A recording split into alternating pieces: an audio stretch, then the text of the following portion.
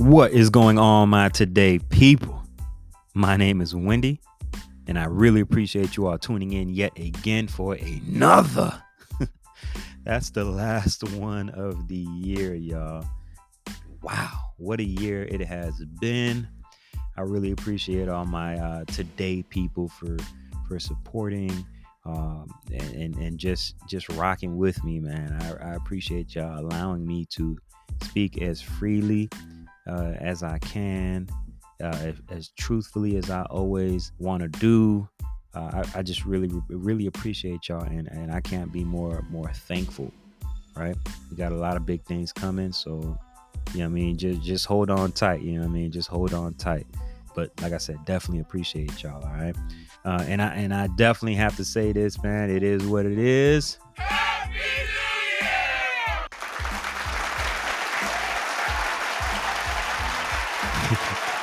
Yeah, no, we could not avoid that. It's been a great year. Great year. We're marching right up, right into 2024. And man, what a year 2023 has been. A lot of the ups and downs, but again, man, we are here. We are still kicking. So, hey, give yourselves a pat on the back. All right, that applause was for all of y'all. But yeah, I don't want to keep y'all for too long because I don't know if y'all caught the time here for this episode. I wanted to make it as close to 5 hours as I can. As you see from the title, the marathon continues, year-end Pod-A-Thon. That's exactly what this is. So expect that.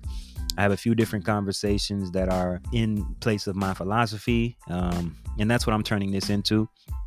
And I also have several conversations or several different episodes worth of the Scrap Metal Media segment. So, man, this is a lot. A lot of good conversation, good topics. I did a lot of this while honestly on vacation out of the state for the holidays. So a lot of this is going to be through the phone. You know what I mean? You'll hear people, they may sound a certain way. You know, that's because it was recorded or they were coming through on the phone. And you'll even hear some of this, and I'll talk about it during that segment, but some of it sounded a little robotic. That's because I was cutting hair during portions of it as well. Something different, but yeah, it's still a lot of great conversation. Yeah, 2024, we're looking forward to it being a great year, not just for our, in our personal lives, but for the show as well, man. But without further ado, like I said, this is almost 5 hours, so I want to get right into it. All right, so y'all already know what we have to do. This is nothing new. All right, dear future robots. Our calendar is very interesting. For those that have spent any kind of time looking into it, you'll see how interesting it is. There's even an episode I have called All Fool's Day, The Origins of Our Calendar. A very short episode, but very informative at the same time. Now, with that being said, do we see a day where AD and BC are no longer something that we base the dates that we use on? Is there even a possibility of us being accurate, truly accurate, with the date and time that we truly are in? Right? Because we have recorded history that still isn't represented by our current time, right? Because it only uses Christian nomenclature, right? So in the future, is that something that's taken into account? I guess that remains to be seen. But let's start the show. Happy New Year. Okay, so what I have for you guys next is a conversation that I had with Danny Huey and Henry Bozier. These two gentlemen have been very active, not only in their communities, but also when you talk about the educational space, right? And just academia in general. Definitely appreciate these men. These are two of the most hardworking and I would say dedicated men that I've mentioned this on many occasions to them that, take time for yourself for sure. Superheroes have vacations as well. But the conversation was very fruitful. I'm hoping that you guys out there can garner a bit from it, even if it's just motivation for moves that you're gonna make or ways that you're gonna attack community work. help the community, just whatever. You know what I mean? It was definitely one of those types of conversations. Now, I will say everybody is in 3 different places, so we did we had to do a video call or whatnot, so it wasn't the best audio experience, unfortunately, but it was definitely a situation where you can actually hear everybody. So yeah, let's get right to it. Without further ado, my today people, thank you once again for joining your boy. It's been not too long since I last spoke to you guys. As you know, this Pod-A-Thon episode continues, just like the marathon continues. Right now, I have 2 good brothers on the platform with me. It is their first time for both of them. I'll let them go ahead and introduce themselves. Go ahead, Henry. Go ahead, start, man. Say what's up to the people. What's good, everyone? This is Henry Jr. It's a pleasure to be on the pod. Looking forward to this conversation. Salute, Happy salute, holidays, everyone. salute. All right. Good evening, everyone. My name is Danny Hui, and in Ohio right now, so we're looking forward to having this conversation. Happy holidays. Happy holidays. Happy holidays. Happy holidays. All right. All right. So that is who you guys are. If we can start with you, Henry, what is it that you do, just for the people out there? And how would you what would you consider yourself as? Cool. So what I do as far as my profession, so my profession is tied into, I would say, like my purpose, right? Mm-hmm. What I do, it involves community work. So I'm basically a business advisor for nonprofit organizations down in South Florida. And I specifically work with after school programs. So working with youth, working with educators, the staff, just implementing quality and after school programs, advising the directors. And I would consider myself as a man of the community. I coach youth basketball. Mm-hmm. Like to empower my community by being involved in different spaces through just financial literacy, mental health. Somebody that just loves pouring back into my community. That's beautiful. That's beautiful, man. All right, so let's see if you can one up that. Good question. I am a senior executive at a community college in the state of Florida, and I've always recognized that my life mission was to be a voice for those who are voiceless. And our mission is to also make sure our communities are set in education, whether that's through a credential, through a transfer, credential transfer. So my job is to really make sure our communities know that our knowledge is there for them. Hold on. I'm sorry to interrupt. We're having a little bit of signal issue right now. So for y'all out there listening, Danny just went out a little bit. I'm sorry about that, bro. A few signal issues. Yes, we can hear you now. Yes. All right. So start near the top. Well, I'm a senior executive at a community college in Florida. Yes. And again, my mission is to ensure that we create these spaces for people to get educated, generational wealth through a credential, through transferring to universities. And I always see it is our job and my job to really to give back, right, and to make sure that I'm creating pathways for folks to find a way to have a better life, right, via education. Right. That's beautiful. And from the community, I definitely want to extend a thank you to both you gentlemen, because I see the work firsthand and definitely appreciate y'all, man. Y'all are appreciated for sure. Now, just to slightly switch gears, it's still the beginning. I want to ask the both of you, and now we'll start with Danny since you just ended. What does peace look like to you? Peace. What does peace look like for me? That's a really good question. I'm at peace when I can hit the gym, unwind, and also just like have people around me who don't cause confusion. Right? So peace for me is being able to be myself, be my full authentic self, have folks in my life who appreciate that, who understand that, and I don't have to worry about those things. So peace for me is really being my authentic self in spaces that value that. All right, man, that was deep, bro. That was deep. Jeez, I didn't expect that. Was deep. That was deep. I like that. Salute. All right, J Bo, man, go ahead, Henry. Yeah, for me, man, I would say peace for me is a level of calmness. I would say intertwined with love, family, no worries. Just a level of putting myself in a space where I would say like a safe haven, right? Okay. So I'm able to be vulnerable. I'm basically able to be my authentic self, right? No judgment, open freely. I would say to me that's what peace is. I love it. And I can't really. I don't think if I were to come up with an answer, I could elaborate any deeper or better than that. Man, if I could just put y'all answers were kind of similar. I don't know if y'all noticed that they were really pretty similar. But I definitely fall in line with that. So hey, salute. Now I really hope y'all are ready for this question. This is going to be a little left field, okay? A little bit.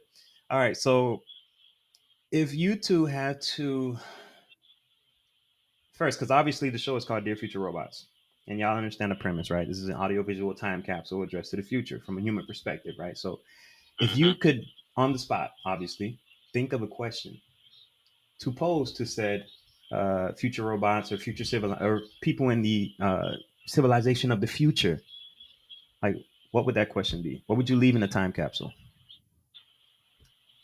Whoever has it, whoever has one right off the top, go ahead, man. Let's start with you, Henry.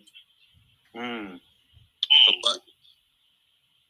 got one? You go if you got one. I don't. That's that thing. I do have one. Clutch. What made you the happiest? Ooh, that is a good one. Real succinct too. That was nice. I like it. All right, now it's on you, bro. No pressure. Got you. Yeah, no pressure, man. Rapid fire. Yeah. I would say the question that I would leave is, what made you you? Can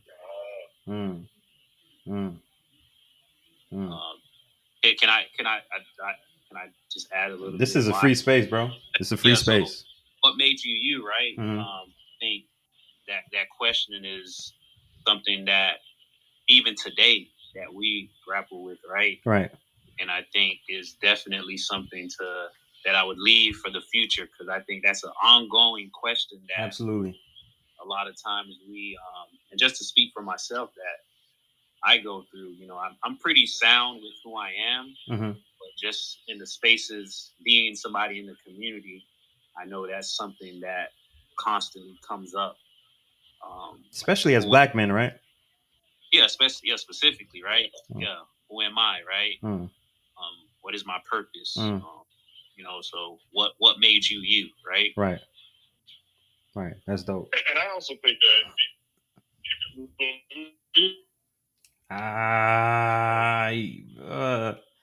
can you hear him?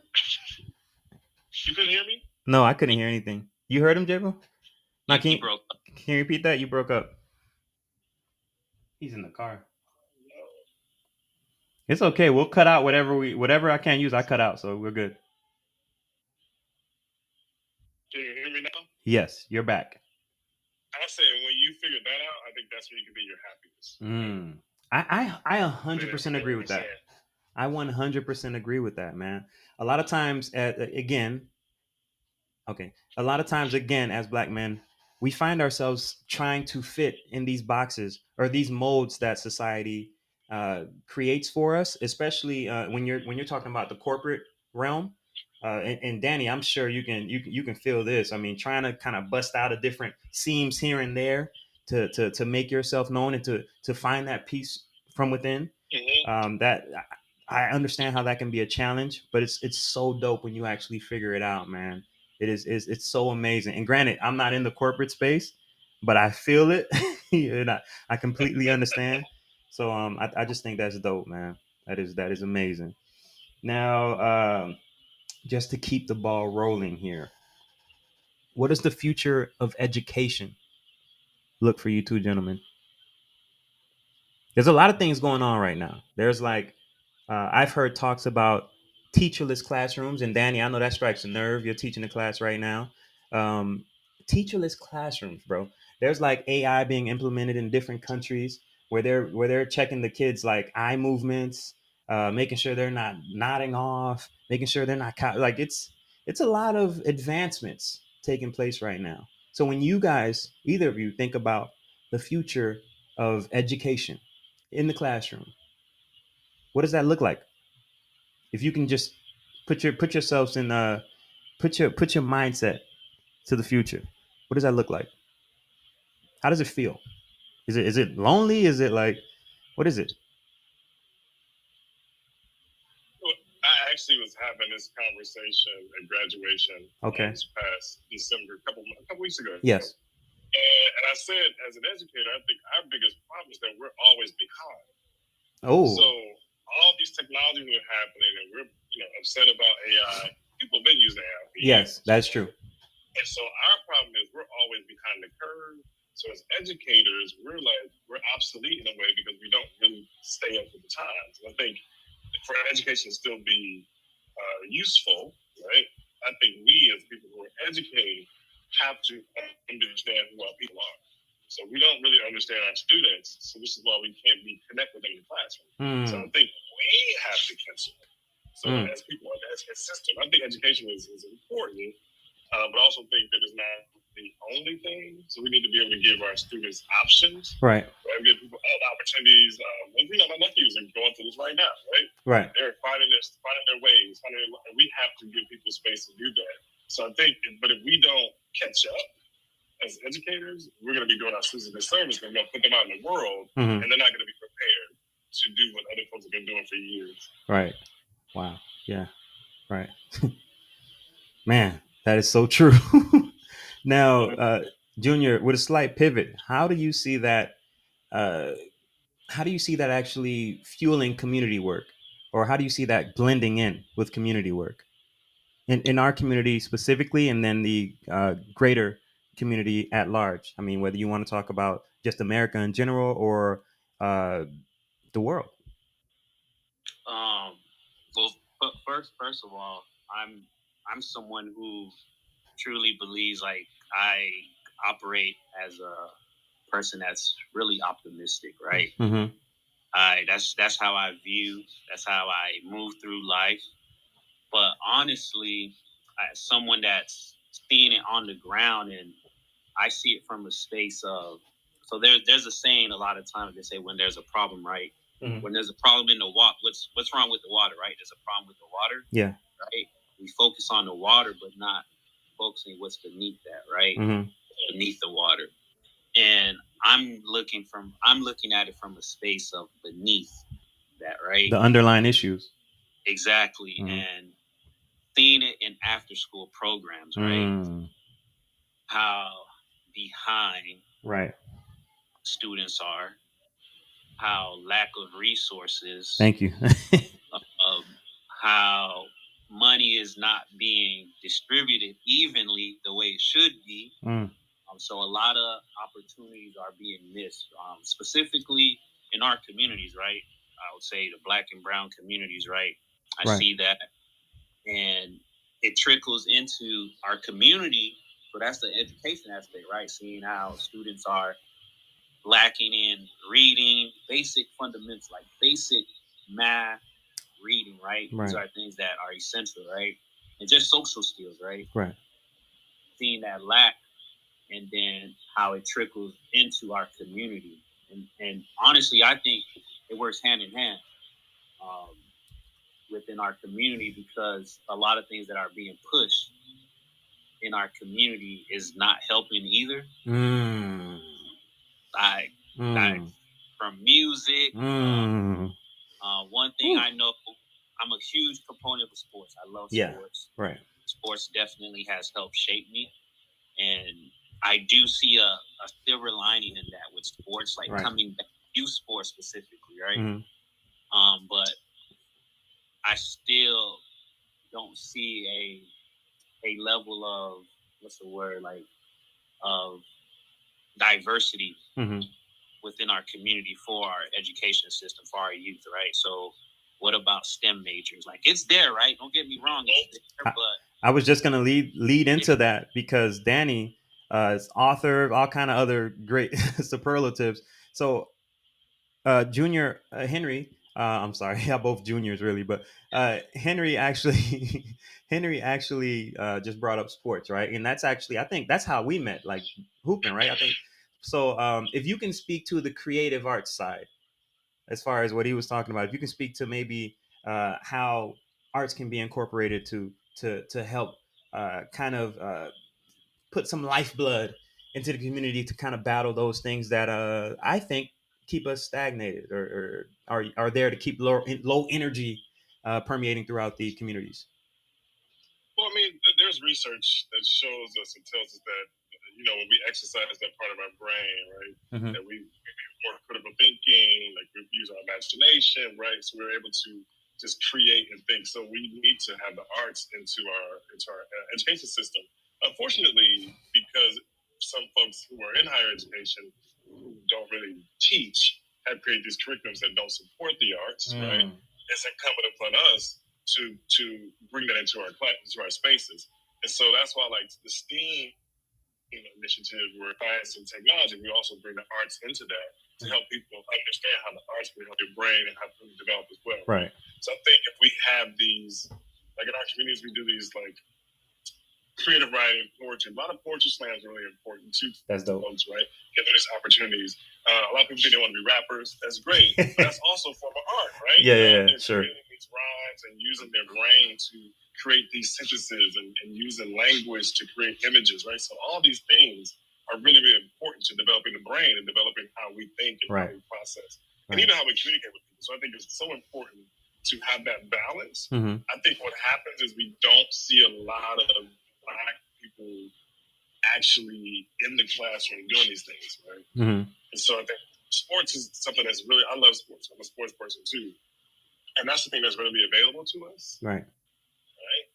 So, but if we have these art centers, like when I was in high school, I went to a summer camp where we did art all summer. They don't have stuff like that readily anymore, right? So I think the issue is that those programs aren't in the faces of our Black and brown youth. And so if they were, that would give them an alternative. And I think we have to do a better job, especially at the community college where I work, to create those spaces where we give them all the options that they can explore.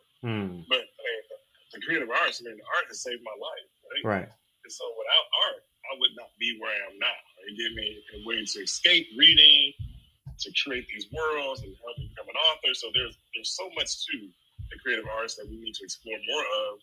But we also have we need the people to come back and communities and do that work. Right. And so a lot of times we get college educated and we leave our communities, and so we're missing that richness because we go to other spaces. So we have to do a better job of coming back into our communities and doing that work. And that's and I feel you, man. And that statement that you just finished off with is such a complex one, and it's definitely nuanced because every community is not the same. That's very interesting, man. Now, you both actually brought up resources. Okay, that was kind of a central point in both of your responses. If in a hypothetical situation you two were granted unlimited resources, what would be the biggest tool you would use, or weapon, against this current situation that we're in, all right, we see our communities in? Bottomless pit of money, bro. Resources, whatever that resource is to you, whether it be manpower, woman power, finances, whatever. This is completely freestyle. Go ahead. Definitely. This is something that's been on my mind for a while, right? Just as we're having this conversation and in the spaces that we're in, just thinking of solutions, right? something I'll share is just if we fund schools, fund after-school programs, we'll watch a drastic change. And when I say funding, we have to fund it correctly. Like, because schools, education systems, they receive money, but I believe it's not being distributed the correct way. So, with that being said, it leads to a lot of lack of opportunity. So, a lot of opportunities. I'll use this as an example. Like for me, right? Okay. Growing up, inner city, parents didn't have the means to, they had the means just to, I'm going to go to school and come back home. Right. So I didn't have the opportunity to go to after school program, and within that after school and summer camp program to be able to take swimming lessons. Fast forward today as an adult, jeez, I don't know how to swim. That's wild. Yeah, that's wild. So that's real. Imagine if, there's more layers to that. Yeah, right? Absolutely. Imagine if I was able to be in after school program, right? That's the opportunity, like the YMCA, free swimming lessons. My friends that had the opportunity to be able to go to the Y, they know how to swim because they're a part of that, right? So for me, it's money, it's the proper manpower, right? That you could have somebody in as an educator, in their mindset, they're not equipped to support. Right. I think that's something that we're facing now. There's burnout, but we do have people who are not equipped. Right. So it ends up being a detriment almost. Exactly. It's like a Band-Aid. Putting on a Band-Aid. You're just putting a Band-Aid to cover it up, and eventually it doesn't heal, right? Right. Eventually it doesn't heal. That was good.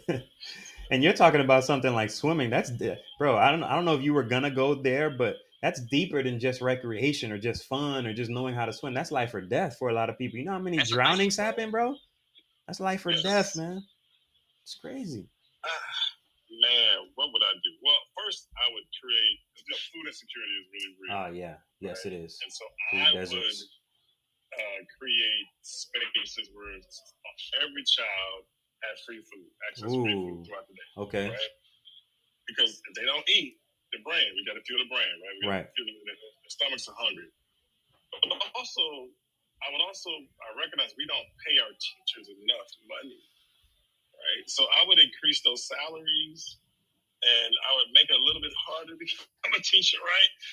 Facts. I think sometimes people become teachers because, this is the last thing I can do. Yeah.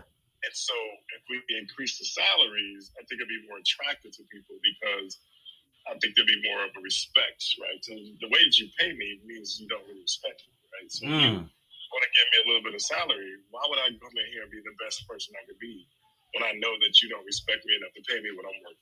Right. So I think I would do those things to ensure that we had the best people, right? Because without teachers, none of us would be here. Right. We wouldn't have doctors. None of us. Right. So why do we shortchange the folks who are actually educating our babies? That they see them every day longer than we see our kids. Right. One of the most important professions, or should be one of the most important professions to humanity. But unfortunately, like you just mentioned, it's one that is unappreciated, underpaid, understaffed, all that.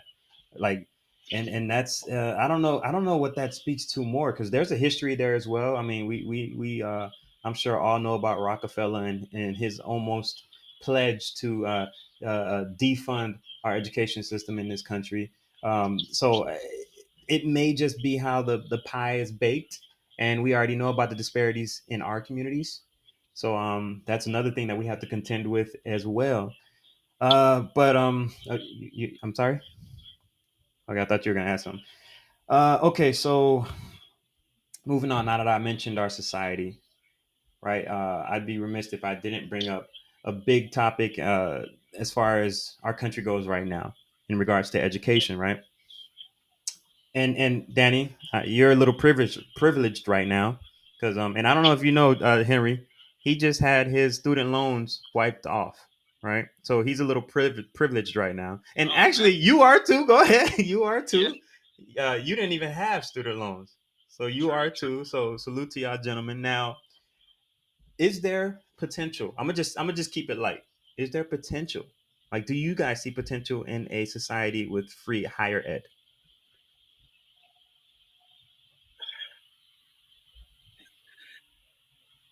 That's how it should be.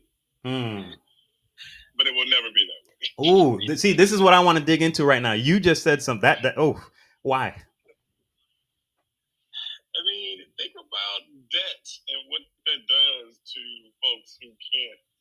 So if you're in so much debt with loans and you can't really buy homes, you can't create generational wealth. I mean, there's certain things that you just won't be able to do because you're saddled with this debt, right? So I think it really stops some certain folks, particularly Black folks, right? Because we know that interest rates are higher, right? Right. Shout out to Navy Federal to achieve wealth, right? Yeah. And if they tell us that the American dream is owning a home, and that's one of the definitions, but we can't get a home because we're saddled with this debt, and we get treated differently with interest law. Like it's like a never-ending cycle, right? Right. So I think that it keeps us in a certain space. If we don't have the money to send our children, some of us send our children to college without them having to pay anything. Right. And not only is the money amiss, but if you just go back into that kid's life a few years, a few grades, that kid probably wasn't being educated the right way.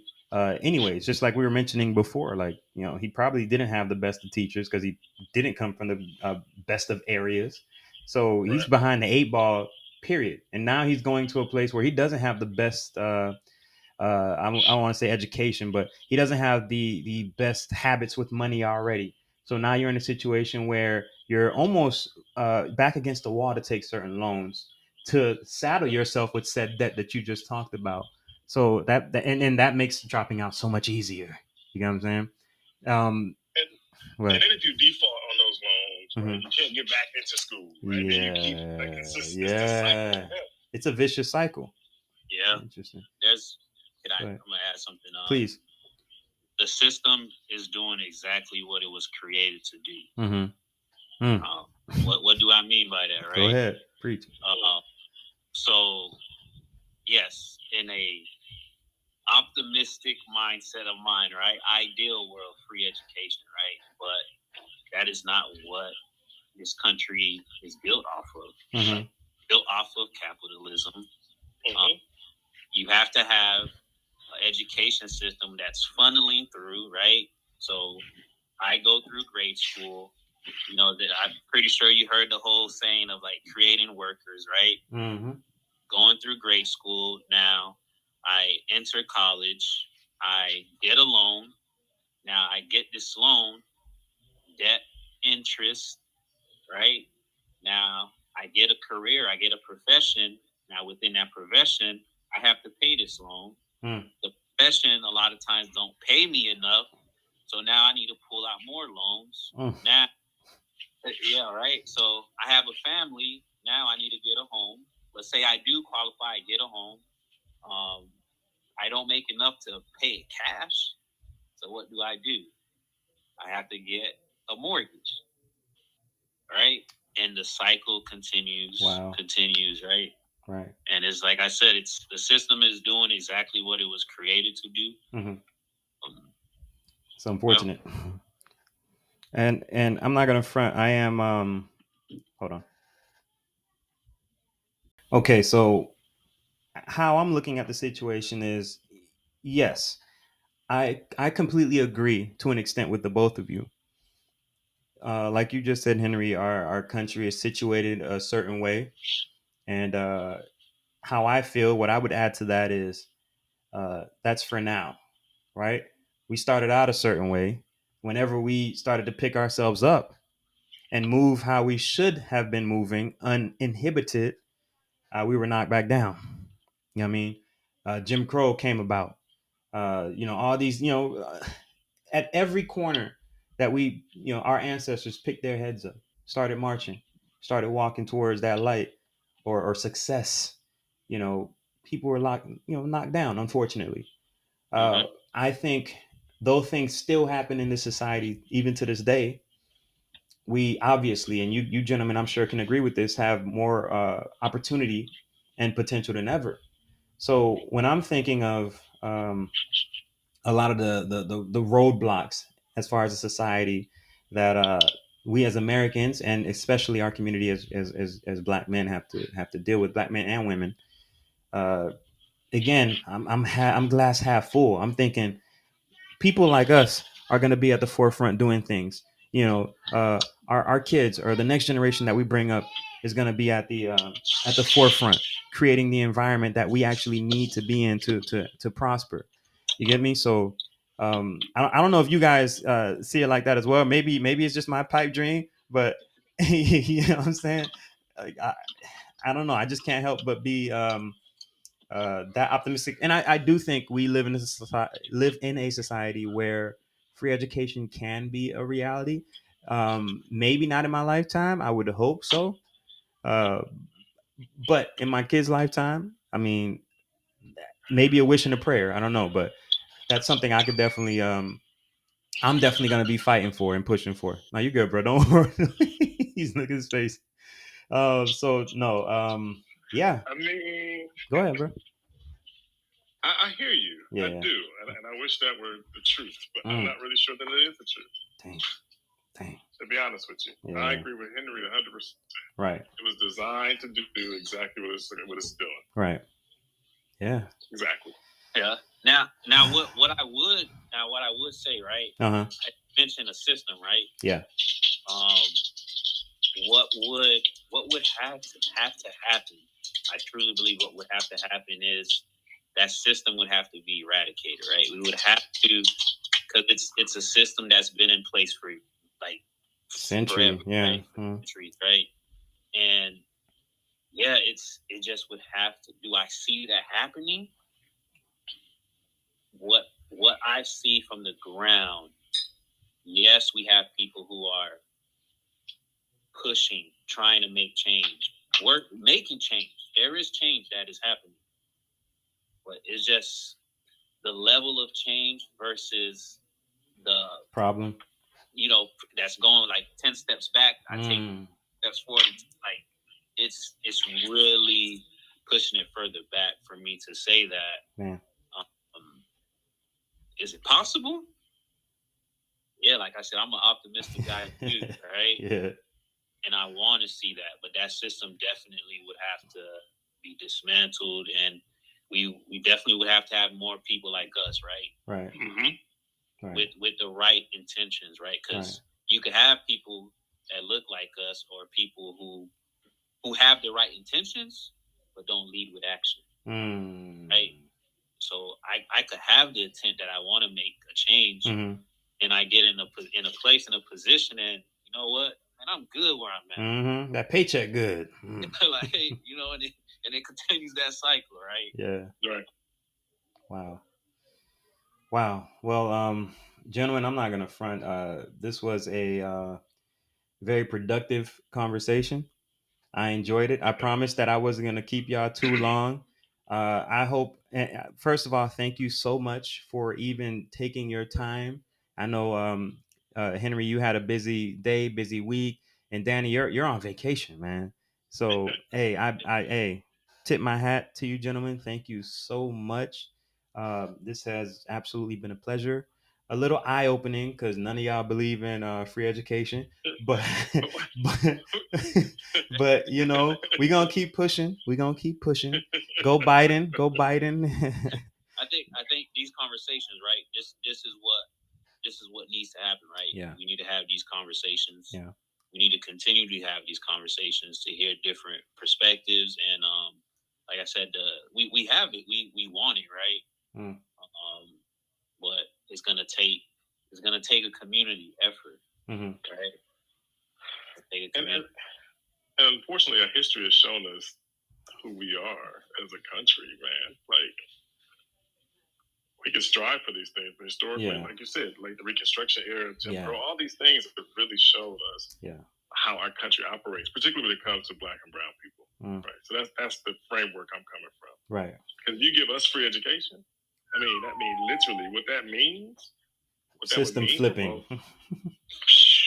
System flipping. Everything's on this head. Up there. Absolutely. Yeah. Absolutely. That's easy. Yeah. Wow. So let's see. Is there anything that you two want to add or leave, not just for the Dear Future Robots community, but for me, for the world? Like, people are going to see this on YouTube, or if they see it on YouTube. I'm not sure if I'm gonna do that yet, but we'll see. But either way, any parting words, I'd say. I'm just gonna echo what Henry said. We need to have these conversations, right? And we need to also really, really build deep connections with our communities and deeper connections with our communities, because if we don't do it, like, how are they exposed? How do they know what's happening, right? And also, we need to listen to our communities, because they're going to tell us what they need. And if we listen, like truly listen, then we can create these spaces and pathways and opportunities for them to be successful. I think that's important. Yeah. Man, I think I'm good, man. You got anything to add, Junior? Yeah, I'll just add awareness, man. Awareness. It goes hand in hand with this, right? Conversation. Right. Awareness. Let's build the awareness. What you do frequently becomes your frequency. Bars. So let's focus on that. And yeah. I love it, man. I love it. And on that note, ladies and gentlemen, this is Dear Future Robots signing out. Happy New Year, you fellas. It's been a pleasure, as I said. Definitely appreciate y'all. And that's it. We out. Same here, brother. All right, brother. Peace. Likewise.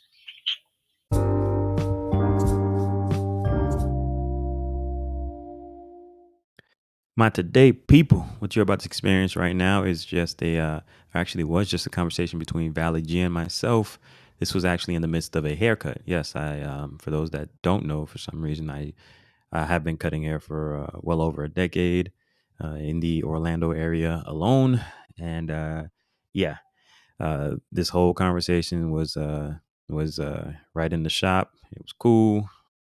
As you'll see, we talked about a broad range of topics, from society, politics, even holiday plans. But it was definitely a fruitful conversation. And without any further ado, I'll go ahead and let you guys experience that. All right. Oh, and again, apologies for the sound quality. I know it was not the best. I'll do my best to help it out in post so that you guys can get the full experience. Actually, I might leave the Mr. Roboto. That's the full experience. But either way, I hope you guys enjoyed. All right. Definitely a lot more to come. This is just one part. All right, let's go. Yeah. Maybe the third. The third might be my first day back. First day out. But I'm excited, bro. I'm really excited. Y'all driving or flying? Driving. It's easier with the kids, bro. At night. That's the caveat. At night. Drive at night. Other people drive in the daytime. Right? Driving in the daytime, it's a 10-hour, 12 plus hour trip. Yeah. And it's probably more with kids, because I did that drive when I didn't have kids. And driving at night, it's 10 hours at the max, 10 and a half, depending on how I'm driving. Well, I mean, less cars on the road too, man. So less chance of accident, delays. Easy. That's normally what I do, man. If I'm driving somewhere like super far, I might leave midnight, 1 in the morning. Yeah. Idea. Yeah. I'm doing a rough 8 hours. We get there by 10 a.m. Right. Left at 2. My supposed to be bringing my boxing gloves. I don't know if my because my aunt, we were staying with my aunt, my wife's aunt, for a little bit. Okay. And her son just got into like working out a little bit. He's in college age right now. So I don't know if he's trying to get into boxing or if he just got a bag at his house. But either way, it should be fun, man. We're gonna have fun. It should be fun. Yeah, I'm excited about this trip, man. Virginia. I thought make sure you dress warm, man. It's cold up there. So we make the trip every year. Cold up there in the DMV. I'm looking. I know, right? I'm looking forward to like snow. I want the kids to see it this year. I'm hoping they can see it and we can have a snow fight. Either they gonna love it, or hate it. Yep. Now, I'm gonna tell you, my first reaction was I hated that shit. Walked outside, turned my ass right back around, went back inside. It was like, oh no, man, it's cold. I ain't with that. Happy holidays to everybody listening. Yes, you are hearing Dear Future Robots. My name is Wendy. For those that don't know, I am here with Valley G. Sup. Right now, this is something new that we're trying.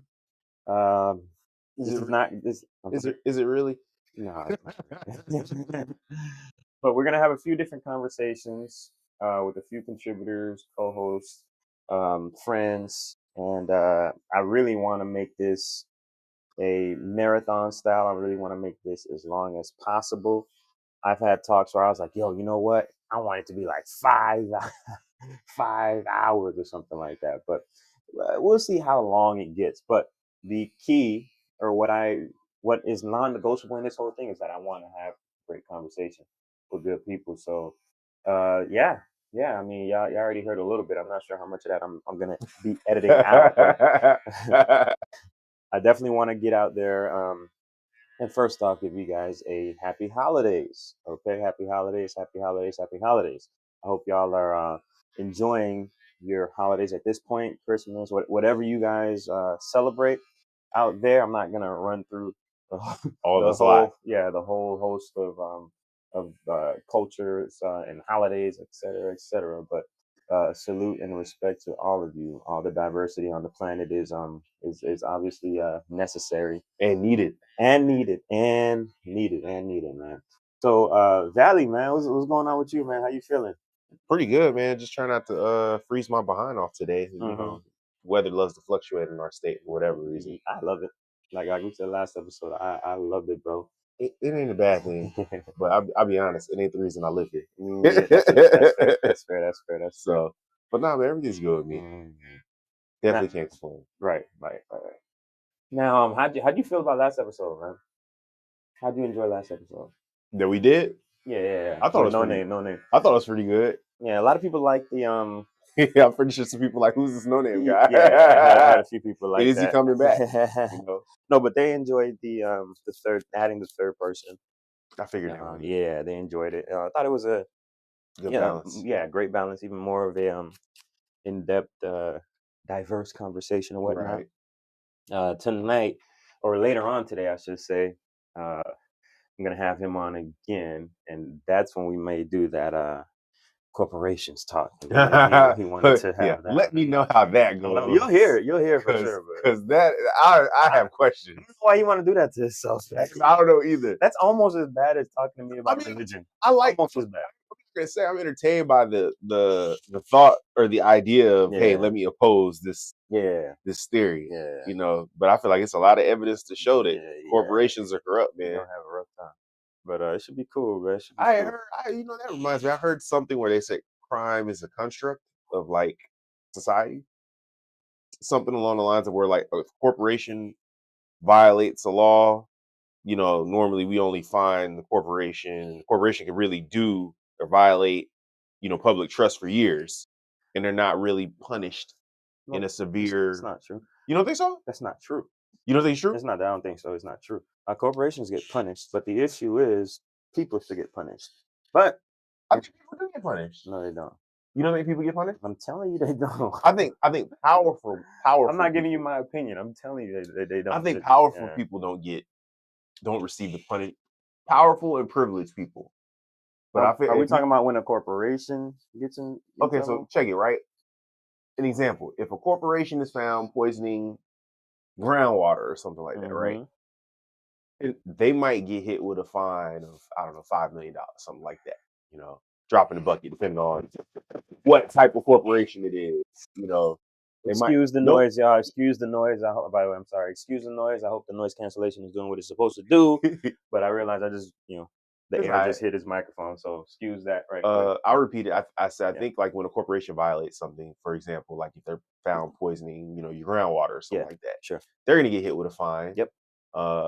They get fined, sanctioned, all that good stuff. But does anybody actually lose their job? Maybe heads will roll. Maybe, but nobody's held criminally liable. Right. That's a result of the system. But as opposed to if we catch an individual poisoning the water, one person, right?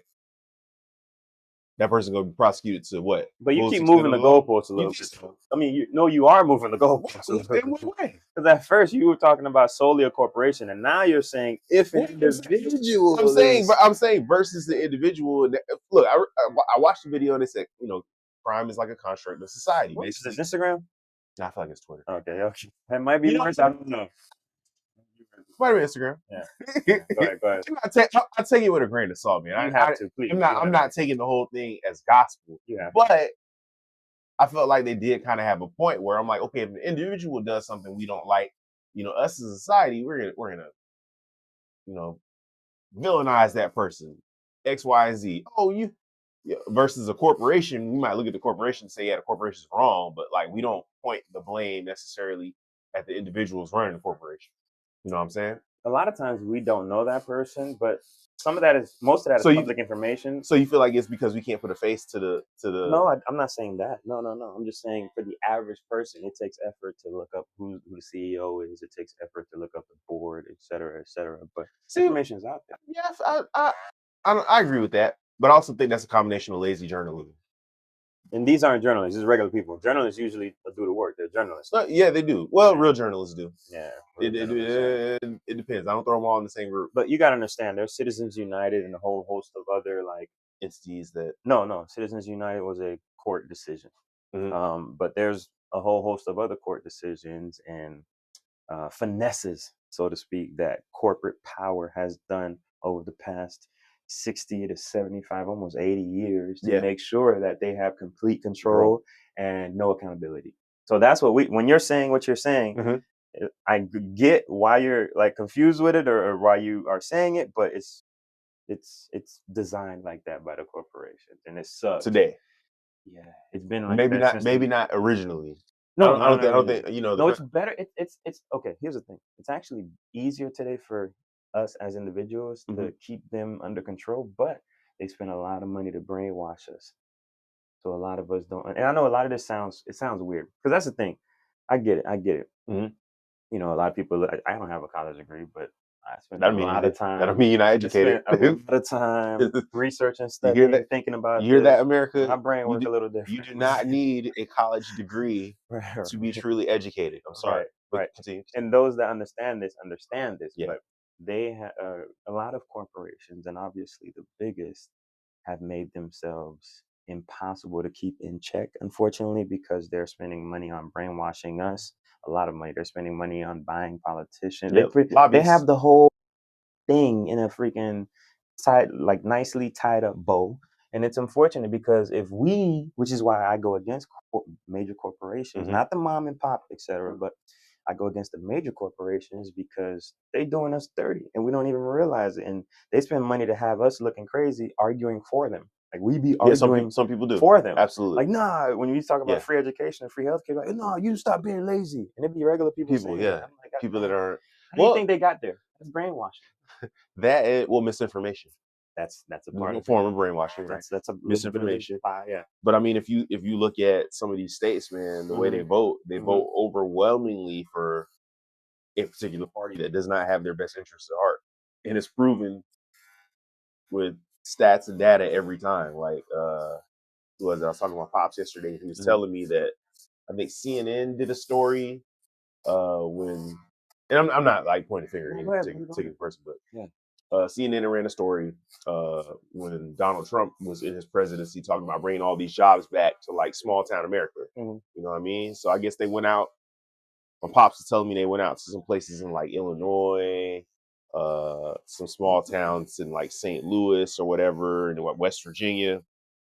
And they touched base with those people to find out, hey, you guys voted overwhelmingly in support of this president that made this promise to bring your jobs back. How's that going? Factories still closed. Come to find, not only that, more factories closed. Those people actually ended up losing more jobs, and I'm like, that's some wild. You want to know? That's wild. It's wild to me. That's unfortunate because those people, whoever got tricked by that, obviously doesn't think much. Well, it's inevitable. There's no. This show is the Dear Future Robots. Ain't no way. Ain't no. So like, coming back. so like, it's so when I hear them like, oh, we're gonna bring coal mining back, like, nah, man, that's not really. It's a wrap. Yeah, that's over with. Like we about to hit 2024. We evolve as humans. That's like saying let's bring the horse and buggy back. Like, yeah, I'm like this is backwards thing. But in that state, and not to shoot at West Virginia, I think people from West Virginia are nice people. I don't listen to this podcast. I don't know too many of them, but I know a few. But it's just like this is not something that's feasible for us to think we can move forward with as a society in the future, man. And I feel like that's what that state, that's what really needs to be echoed and stuff like that. But just goes to show obviously you make these promises to your audience, and it's like, hey man, if we really look at it, did you follow through on any of this stuff? It's like, no, in fact, we lost. Right. We lost more jobs. Crazy, right? Right. It's just funny, man. It's crazy. But in a lot of these situations, when you're doing it's called a stump speech, when you're making your rally cry or whatever, you're not talking to people who are going to challenge you. You're talking to fans, and fans pretty much, right? It comes from sports. It's the same concept. Fans are like the simple-minded. You already love me, and I can get away with whatever. It really looks like wrestling, or like it is. It's always been like that. Almost like a pregame tailgate. But what does that tell you about us, though? That don't make you feel like me personally? Like, no. What does that make you feel about humanity? Like it doesn't reveal anything I didn't already know. Okay, well, like think about Romans in fighting in the you know what I'm saying? Yeah. And that was a way to distract y'all from how poor we were, or how underdeveloped our economy is, or whatever. Usually keep people distracted so they can make all the rules and the Senate. Hey, look over here. I always say, like, whenever we're focusing on a super big story, Will Smith slapped Chris Rock. They just passed something that we didn't know. That's what I always say. They try to move some legislation through that we didn't catch. It's called the panacea of the masses. But why do you think we still rock with it? Even so somebody like yourself, that. Why do you think we still like? Because people are dumb. People are cheap. I think it's easier to follow than it is to think for yourself. Yeah, man. Do you think? I mean, obviously, the country showed you at this point. Sure, I agree with that. We don't want independent thinkers. Not really. We never want independent, and it's the funniest thing because you're like, okay, let me give you my personal experience. I'll say something, and it'll be different from what most people understand, but that's only because I like to make my own thoughts and conclusions on a lot of things. Not that they're not aided by other thoughts and conclusions, because we're human beings. We build upon the past. We build upon whatever. Yeah, thoughts can change. Yeah. Opinions can change. Absolutely. You know what I mean? But then you'll get somebody who's like just hardcore on the regular statement. And I'm like, bro, like on the regular party line, on the regular thought on a thing. Let's go back to the corporation stuff. Like, NoName, I'm interested to hear how you're going to defend this. That's like the thought of the day is like the one that always loses. Like, especially when you talk about the big thought, the big corporate thought, the big entity. It's always the bad guy at the end of every story we've ever heard in life. The big entity, name a story where the big entity wasn't the bad guy. I guess it kind of comes down to that, what absolute power corrupts absolutely. I guess. Something to that. I'm just saying. Long it's always the new thinker. It's always the new thought. It's always the new idea that's going, like, that's a classic theme in every freaking story, bro. Somebody gonna come with something different to watch. Somebody listening to this is gonna be like, oh, they're gonna give us an example. I hope so. I can't think of one now, but I feel like there's one out there that exists. I can think of a few. I was trying to see if you could. I really can think of a few, but still, they don't. Aware a big corporation wasn't on the wrong side of. I can see the argument, because somebody could bring up COVID-19. They benefited. Okay. Corporations took advantage of that. Somebody could bring up COVID-19. Hey, the government said this, and the government was right. Somebody could fully believe that. So you heard the joke where it's like first of all, I don't trust everything the government says. You better not. And yeah, I mean, I know that. You know that. I mean, I think if you're Black in America, you probably don't trust the United States government. That's really. You better yeah, not. You probably don't trust them really much in any capacity. Be a little wiser. Or at least you do. You probably keep them at arms. You know what I'm saying? Yeah. But like with the COVID thing, right? Mm-hmm. So during that time, do you remember this time during the year where or sometime during 2023 when eggs kind of went crazy? Yeah, I remember. Price, and bacon and all that stuff was like $12, $14 or whatever. I remember. Yeah, so a lot of those companies that produce those, products or food, price gouging. Of course. They hit. But we allow it though. We shouldn't have. I mean, they get hit with lawsuits right now. They're getting fined. Back to my crime is a construct, right? The society. Yeah, but do you know the president's name? Is the president of that company? Is he the one about to go to jail? Nah, is he the one getting sued personally? I don't think any. Bingo. Yeah, the company's just getting hit with a fine for price gouging. I think it's like several companies too. They did it. They created a system. But it wasn't even inflation. You know what I mean? And that's a lot of times what we tried to tell. No, it's a version of inflation. No, but we tried to. Don't believe. Here's the thing. Don't believe what you heard in economics class, because a lot of people are like, "Oh no, I heard this in my economics class." No. When you say construct, I think you're using the wrong term. Okay. Construct is what's taught to you in school so that you follow it. That's kind of like brainwash. So when people learn in economics class, oh, this and this and that. No. Economics class can be summed up in maybe a semester. Inflation is greed. That's it. Human greed. But because you're in school and because they're training you to be a businessman and fall in line with the system, they're not going to tell you that. They're going to make it seem like inflation's a natural thing that just happens. This is greed. Yeah, absolutely. We can have a more macro view of society. So an example of that is I seen a clip of, I guess, what Burger King and McDonald's looked like somewhere like the early 90s when they were just introducing being able to use your credit card to pay for credit card authorization to pay for a purchase. And I want to say like one of the McDonald's meals or Burger King meals like $3.76. And it's like, yeah, you can charge your credit card just to pay for it. They started looking at the prices and said, man, remember when McDonald's was this much? So I guess I don't know if it's the Washington Post, one of these journalism agencies did a study, and they're like, hey, we found that not only fast food has gone up exponentially in the past 20 years, but it's the highest it's ever been right now, to the point where it's not cheap anymore. Like, that was the whole purpose of fast food at first. We want to get something fast, cheap, on the move, right? Fast forward, we about to hit 2024. Not even a thing anymore. Greed. Yeah. So and I have to sit there. Like, that's exactly what it is. Because the cost of a burger, like the cost of making a burger, and what you're putting on it, you can't justify why that stuff is up. It doesn't cost more. It shouldn't cost more to make a bun now. You know what I'm saying? Here's the thing, though. It's greed because, one, you got to understand, when people, if you a unscrupulous person, if you see, hey, y'all making billions now, okay, I'm the guy who has a mechanism that helps you. I created the mechanism that cuts the buns. Yep. Now, because y'all making so much money, I could charge y'all a little more. So what I'm gonna do is charge y'all 32% more to get over the next incrementally over the next 20 years. Yep. And that continues to happen all across your whole supply chain. The person that you get your cows from is now charging a little more to the point where they gotta buy it. And now the person who takes care of the cows is charging a little more because they know all the money. It's a whole chain. It's like a domino effect. It's a whole chain and domino effect of greed. But none of it is necessary. No, it's not necessary. None of it's necessary. Greed. You just want more money. That's all it is. It's all it is. And it's funny, but it almost starts from the top, because they're the ones making the more money. So they're like, we got to raise our prices. And they're like, we got to raise our prices. Then now we got to raise our prices. It just continues to fall, and it ends up hurting the consumer. Yeah. It falls on the consumer. You know what my theory is, though? I think these, especially fast food companies, are going to kind of like shoot themselves in the foot and push people back to eating healthier. Because it's going to be too expensive to eat there. It's expensive to eat healthy. For now. For now. We'll see what the future looks like. Yeah. That's a great Dear Future Robots question, man.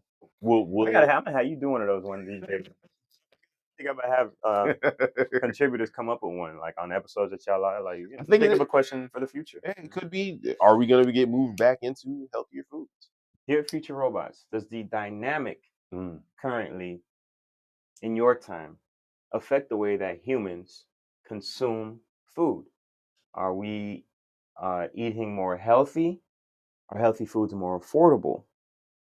Or does the current trend of skyrocketing food, especially healthy food, make it nearly impossible to do so? That's a good question. That's a good question. That's a good question. I'll be just coming with these little. That's a good question. I like that. But that's the Dear Future Robots question. I feel like it could push us back into eating healthier potentially. Eating healthier, eating off the land, salads and okay. I see. The fresh produce. Mm-hmm. Well, more likely is that they're gonna move us towards like space food, like fake meat. That's what the clone stuff. Clone stuff, yeah. That's I feel like that's more likely that'll be what it is in the future, and they'll slowly inch it towards us. And you ever had a whatever burger or whatever? No. Me neither. But at some point in our lives, we probably will. I've unknowingly maybe. I've never had one, but it's easy. They slowly get things through to us, bro. Like it's like these corporations are very slick. But we'll see. I'm hoping whatever's good for humanity prevails. So whatever's the healthiest for humanity, I hope that prevails. That's if we're smart. That's if we're smart enough to vote for it. And right now we demand it. We haven't shown that. We got to demand. Yeah, but a lot of us are brainwashed by corporations and brainwashed on a lesser note by politicians. Shouldn't be at this point, but I think that whole game. Come on, dog. Come on. You can't. That whole game is changing. Come on. I don't think it's gonna look the same in another 30 years, bro. I try to. I'm always glass half full, but like sometimes it like my faith in people and their not intelligence level, but yeah, you can say that amongst other things. But a lot of times my faith in that kind of takes a dip. Time. Like, damn, like, y'all don't get it. Like how else do you want me to try to say this? Y'all don't get it. What don't y'all get? It's like pulling teeth, boy. Sometimes it's very interesting. Very, very interesting. I mean, but social media makes us think all our voices are equal. They're not. It's not true. I be hearing some people say stuff, and I'm like, what the hell are you talking about? Yeah. But I think it does it more of revealing how. Yeah. But people, I don't have the clout, bro. I'm not a doctor. I don't have the. I think your brain works better than yours. If anything, a lot more people get exposed now, man. How many times have we seen something? Somebody said something, and we say, "Is this you?" Like, yeah, very true. And it's something contradicting totally what you just expanded on, and right. what you So, right. I mean, has that benefit now too? Right. And yes, but and it's been cool because I'll say something on like a bit by bit, or I'll say something in another segment, and then a few weeks later it happened. Yep. You know what I'm saying? Or it'll come true, or a story will break or something like that. So I feel good about that. But humanity, bro. Humanity, bro. Very interesting. At some point they'll get this thing figured out. At some point. Yeah, we history shows that humans always do. We always do. Life always figures it out. I'm gonna say that. Life always figures it out. So I do have faith there. We're gonna figure it out. Now how hard the times are gonna be. That's what I'm saying. Like what we gonna have to go through gotta go through hell to get to heaven, man. Yeah. Or so they say. I don't know. Right. That's gonna be the concerning part. Like how bad is it gonna get? Do we hit another world war? There's a huge freaking huge earthquake in Iceland sparked I think it was the earthquake that set off a volcano. So it's looking like Hades right now in Iceland. Wow. Yeah. I didn't know Iceland had a damn volcano. Yeah, I mean they can pop up anywhere down there, right? But yeah, I wonder if it's like this fire is able to move. The fires that are started are going to be able to move quickly due to all the greenery, and I don't know. Have you kept up with that? No, but so wait, Iceland is green and Greenland is ice. That always just boggles my mind how that. Maybe they were being maybe they were looking at these places when they found them, and maybe they thought, let me think positively, or I don't know, because I don't get how the names are like that, but that's not something I've researched before. So like where did the name Greenland? Why would they name that? I don't know. I have no idea. But I might look that up now. Actually, why was Greenland named that? Why was Iceland named that? Because it's backwards, definitely backwards. But maybe it could be a situation where Greenland used to be icy, or used to be green, and Iceland used to be green. Yeah.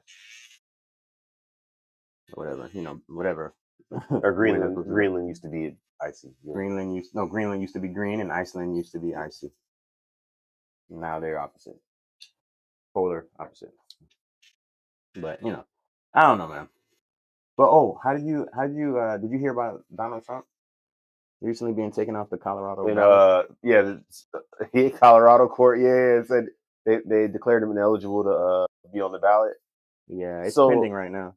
Yeah, do you think it's gonna stand? Do you think it's gonna hold? No, I don't think it's gonna hold, man. I feel like if it does, could you see other states doing it? Yeah, if it does, but they got until January 4th. That's right around the corner. I was like, why do y'all need that long? January. It's right around the corner, man. It's almost like a let's see how you play it's like a chess move from them. Like, let's see how you play, Trump. Like, are you gonna listen to us or not? Because we're giving you till January 4th to make up your mind before we solidify this. Because once they solidify it, you think dominoes falling? Dominoes gonna fall. It's gonna be more places. Yeah, and then we might be stuck with President. I mean, Biden would be the best choice, I think, if we stuck with those two. So somebody said something to me where they're like, man, I hope. They said they wouldn't have a problem if at the last second Biden kind of falls out and gives the reins to somebody else. Like, so he has a vice president. No, I mean, just in general, like, hey, I'm not going to run for second term. You know what? That ain't happening. We're just going to let this, we're going to take this one person and let them run with it. Because he what, 80? Is he 80? Yeah, I mean, he's 80. Like, man, it's a little scary, man. Like, he ain't stepping down. No. Probably not, but I don't think it's a bad idea, man. He's 80 years old, and this is really... I said he should have gave it to Kamala. I said, let Kamala do it. Let Kamala be herself. It's just that, like, man, you did 2 terms with Barack, so that's 8 years. Plus, you came back and did another term. But vice president is different from being president. I mean, it is, man, but that still weighs on you. Like, nobody seems to come out of office looking healthier. You know what I mean? That's stress, bro. Yeah, everybody comes out with more gray hair. Or you're more stressed out. Like, nobody. So I'm just like, man, you've already done 4 years. You're 80 years old. Do you really want to be walking out here 84? Like, you closer to the end than yes, he does, and he has to keep his son safe. Yeah, he definitely has to keep his son safe because they trying to throw Buddy in jail. Yeah, he be wilding, man. Though he be doing. They trying to throw him in. That man with the drugs and the hookers and all kind of shit. I was like, yeah, man, you need to chill. Also, when Surprised got a handler for him, but I guess he's not like he's a handler. I'm so serious, man. Yeah, but he gotta want that. He gotta he's probably don't respond well to that. Like, he probably doesn't. Order. But hey, guess what? I'm the fucking president of the country. No, Dad, you leave me alone. You know how you do. Like, hey, man, guess what? I'm the president of the country. The Secret Service guys, hey, watch him. The 16th most powerful person in the country. You know what I'm saying? Like, I don't care how you feel. Remember, they all work for him though. So. Or you know what? I can just let them lock you up, and that's really gonna keep you behind out of trouble. I don't think he'd be willing to do that. I mean, nobody wants to lock up a child. Nah, I'm saying no. I couldn't see any parent wanting to do that. Here's the thing, and Buddy, it's I get why people are looking into him like they are because it's a situation. I don't know if you kept up with it or seen it, but it's just real shiesty, bro. With the Burisma stuff, and there's this thing called Burisma. It was an oil company or a gas company. I'm sorry, in the Ukraine, and it was tied to a lot of crooked stuff. And he happened to be on the board. Oh, really? For some reason, this guy who is not any kind of gas, oil, even a business expert, right? For some reason, why is he on the board? Yeah, on this Ukrainian gas company? That would raise some questions. And there are probes that are going into leaked audio where he's talking to like people who had already been implicated in a lot of illegal activity or been stamped as, hey, you're crooked, having conversations with them. And he's saying, oh yeah, I'm gonna link you with my pops, essentially, like, oh, for favors or like crooked stuff. Like that's on record. Like, you know what I mean? Like, so I get why. In Ukraine, if you hear talks with Vladimir Putin, it ain't like Ukraine was the best place in the world. Right. but again, it's easy to set narratives. That's going back to our last conversation with Cuba. Mhm. Most people don't know the real stuff. Most people know, we're not there. Most people know the lies. It's not something that's taught. So You it's know, like, that's why I was like, that's why at the end I was like, yo, thought exercise. Put yourself in those shoes. What would you do? How would you handle it? that's true. Because it's complicated, bro. It's not easy, bro. And the history kind of only remembers the person that won. Or it's written by the victor. Yeah. Right. So I'm gonna tell the story the way I want to tell it. Yeah. Makes me look godlike. I came and saved these people. Bingo. Yes. Even if I came and conquered them. No, I saved them. I came and conquered them. Even though that's what I did. No, we came and saved them. Mm-hmm. We gave them resources. We gave them structure. We gave them religion. Bingo. So that's what I was trying to get across. I did a decent job of getting that across. They're civilized now. Yeah, they were savages before. We had to come and save them from themselves, man. That story is completely false. Yeah. That's the one that we are taught as kids. They're gonna sell it. They're gonna sell it. Yeah. And then call it history. Mm-hmm. Seriously, you know how many times I've gotten into conversations with Dominican people, like Dominican grandmothers, aunts, and they don't even know their own history because their history was lied to them. I mean, it wasn't even taught to them; it was lied to them.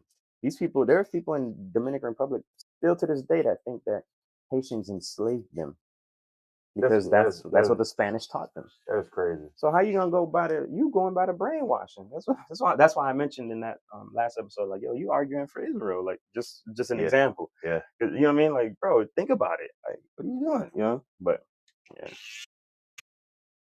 That's the very interesting aspect when it comes to history, because there's gonna be what you can find on a 5-minute Google search and what you can read on the top selling book, but that's usually going to be the BS story. If you want to know about a subject and you haven't read several books about it, because you ain't learning, there's no way you learned enough. There's no way you've learned enough varying details to be able to put it together and make it make sense. There's no way. It just don't work like that, unfortunately, especially if you're talking about a complex thing. Like if we're talking about the Civil War, you think you could just read one? If you read one book about the Civil War and then you walk in a room with Civil War expert, get out, walk out. Yeah. Just sit down, be quiet. Yeah. Just listen. You got to sit down and listen. Yeah, you don't know enough, bro. Just one author, and if somebody writes a book, that's that person's perspective. Yeah. They could be wrong. It's not the full scope. That could be completely wrong too. So you got to read more. Or they just could have saw what was going on over here. Yeah, like maybe not. History is very complex, and it ain't for the faint of heart, bro. It's very complex. I like you said, it ain't for the faint of heart. I'm just saying, it's very complex. It takes years, bro. Like some of this stuff I talk about, I don't talk about it just because I want to. I've earned my stripes to be able to talk about it, even though I don't got a college degree. Like I've earned my stripes to be able to talk about this stuff, bro. Like I did my studying. I know what I'm talking about. So yeah, we're in an interesting time right now, bro. We're in a very interesting time. Crossroads, maybe? Nah, not yet. I wouldn't say that yet. Okay. I wouldn't say that yet. Because we've been here before. We've had world wars. We've had tumultuous times where presidents have been lauded or looked down on, or whatever the case is. We've been here before. This is nothing special. It's just 2023. So it's just the year. Yes. The number's just a bigger number. That's all. Give me a few. Okay. Yeah. So definitely an interesting time, but I don't think it's the end of the world. And like I told one of my guys, man, the U.S. is going nowhere. We're the new Egypt. We're the new Kemet. Nothing's gonna be changing drastically here. But hey, and more people are anticipating the downfall, man. If anything, it won't happen. You think so? It won't happen. No, not even that. It's just there's a reason I said we're the new Egypt, because there's a historical. If you just look at the history of Egypt was a great place that a lot of people were able to eventually go in there and take advantage of it once the culture that was there slowly, I'd say, decayed, culturally speaking. Like when Egypt was Kemet, like you got the Greeks that went in there once the power structure started to fade, and you had the Romans, and you had fast forward the French, and that was, like, it's many people were in that one place. You know what I'm saying? Mhm. And after the Greeks went in there and changed the name, that's where, when it was Kemet, the world was more isolated. By the time the Greeks went in there and the Romans, like, the world is more, there's more power around the rest of the world. There's more societies built up, so word travels now. It's not just like isolated to the Nile Valley region, or, so people would hear about it, and cultures would grow and hear about this, and people would want to come and see what was there. But Egypt went through a lot of different hands. What I'm trying to get people to understand is we're the new Egypt. So we've gone through a lot of different hands. And we're gonna be going through more hands. Then we talk about episodes ago. We talked about China. Yeah. We talked about Saudi Arabia. Yeah. What are they doing now? Famously, they're buying a lot of everything. Everything, and they're impacting our culture. Like, you seen Netflix recently? You seen the shows on Netflix? It's Asia this, it's Africa this, it's India. Like it's the same thing happening, but for 2023. And I know it sounds crazy. Just hear me out. This is history. I'm talking about history. Mhm. Like, I'm taking from my historical knowledge and applying it to today. Mhm. This is how things work. Like, we're the new Egypt, bro. America is the new Egypt. It's too valuable to let die. Like, all these people, they believe the stupid movies. They think it's gonna blow up and they're gonna come get us. And no. Already here. It's just a slow walk. Like, it's just a slow grind. It's chess. You got to take bit by bit more. Than I made a prediction on Bet by Bit, saying that Saudi Arabia was going to own a movie studio. Yes, I believe that's coming. They're going to own a sports team. Coming, they're going to own several. I'm just saying that's coming. Yeah. Like, we're the new Egypt, bro. We'll be fine here as the consumers, as the regular people. We'll be fine. I still laugh about all the that PGA tour, PGA and Live, and then for them to just turn around and buy them. Yeah, America. No, America will still be here. America's not going anywhere. But for those who have keen eyes, for those who pay attention, for those who love history, you'll start to notice our culture slightly change. When our culture slightly change, when we don't praise Sexy Red and that kind of behavior, when we don't praise LGBTQIA+, meaning the big letter organization, not your cousin or friend that's gay. It's not what I'm saying. Listen. But when we don't praise, when you slowly start to notice that they have less power, that means this country probably has new owners already. Because the old owners, they're getting old. Yep. A lot of them died. Eventually they will die out. A lot of their kids made mistakes because when they died, they passed it to their kids, and money has been being depleted, and power ain't being cemented. They say it only takes one generation. Right. Yeah, I'm talking about that. Yeah. So those people don't want the headache, because there's a lot of headache dealing with a lot of like, you know what I mean, like 300 million people. That's a lot of headache. It's like trying to master and figure that out, and then you got other countries you're trying to finesse. They can't do it like they used to. I talked about General MacArthur and the smart men of old days. Yep. Like, I know it's a lot. It's heavy on the history. I get it. It's heavy on the history, but just listen to what I'm saying. Like, those people are gone. Yeah. Their kids don't want the pressure. They don't want the stress, and the new people that are in place ain't that like sharp. They ain't that bright. Because they ain't have to be. So other places had to be. So that's why they're beating us on almost every stage right now. Does that make sense to you? Yeah, in my mind, yeah. So we are the new Egypt. But it is what it is. I mean, again, we may not see anything that really hurts us. And in a lot of ways, it may benefit us. But hey, we'll see. Yeah. It's very interesting when I look back and think about it. I'm like, it's going to be very interesting to see. But yeah, that's my prediction. Yeah, I guess that's me rehashing a bit by bit, because I think I already talked about it. I believe so. And if I didn't, and if I'm wrong, then there it is. That is my bet by bit, man. But yeah. So as far as you go, man, what do you got going on this holiday break, bro? Still got to do some final Christmas shopping. Okay. Got to send some stuff back for my siblings, younger brother, older sister. Okay. Do y'all do Kwanzaa as well, or? We have before. I don't think we're doing it this year. Gotcha. Like, I don't know. I'm not a super big Christmas guy. So, like, I don't know if I really celebrate this time more so for just, I won't say I celebrate the holiday really in any kind of capacity like that. It's just kids for me, bro. Yeah, I just get the gifts because, it's a gift giving time of year. So it's like, okay, it's expected, and you don't want to be looked as the that'd be cheapskate. that'd be the perfect way to describe it. It's But expected. I've never been the happy-go-lucky. Oh, it's Christmas time, my favorite holiday. You know what I'm saying? Nah. You tired. Now I think about it, even when I was a kid, man, like it wasn't that for me. Yeah. It was it's something for the kids, man. Like I want Oh, to make sure absolutely. the kids are happy. Yeah, that's really it. It's a consumer holiday. All man. holidays are consumer holidays, that's for But sure. I don't think all holidays sit on the same level. I think That's very true. This is like the ultimate consumer holiday. They call this the holiday season. Yeah. We have holidays all year. all year. This is called the holiday season for a reason because they make all their money at here. least 6 months out of the 12. I'll pull your lip right quick. All right. For those that are hearing a little bit of silence right now, that's because I am in the middle of a haircut. Yeah. I told you, I think months ago that I cut hair as well. I'm a barber. Been doing it for well over a decade in the Central Florida area. So I'm giving my guy Valley a nice trim right now, shape up, line up, haircut, get him ready for the holiday season. But yeah, this has been fun. This is something different. We didn't get into anything too crazy. Nah, nothing too wild. Yeah, we didn't get into anything too crazy, bro. I mean, like we could have. I mean, unless you want me to touch on the the Charleston White statement from last time. Hold on. Yeah, you can do that right quick if you don't mind. You sitting while my next one coming. You can just pull a seat or something if you want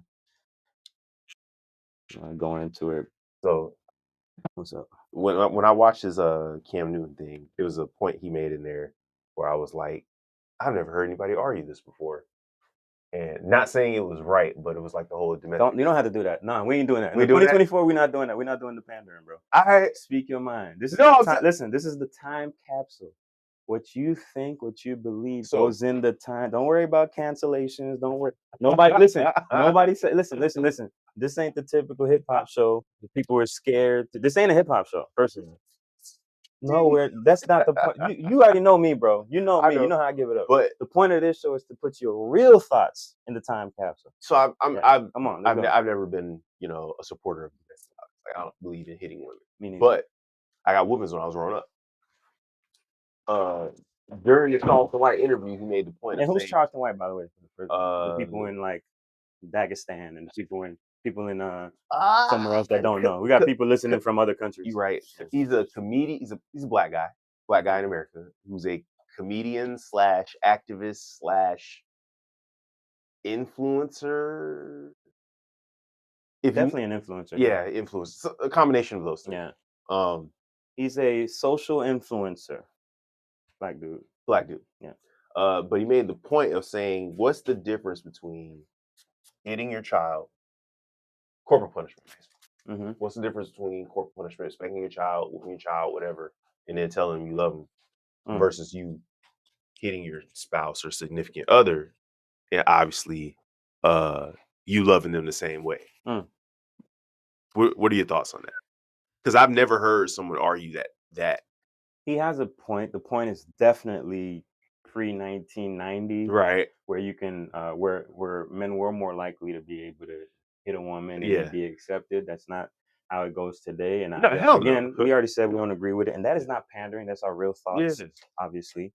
The point was, it seemed the real point was, can I not love this person and physically correct them? Yeah, it's pretty much what the draws similarities between. That's where it was drawn. That was the correlation. Not that we want to be out here hitting. No. Nobody wants. I don't think most people are out here trying to. It was a valid, logical point.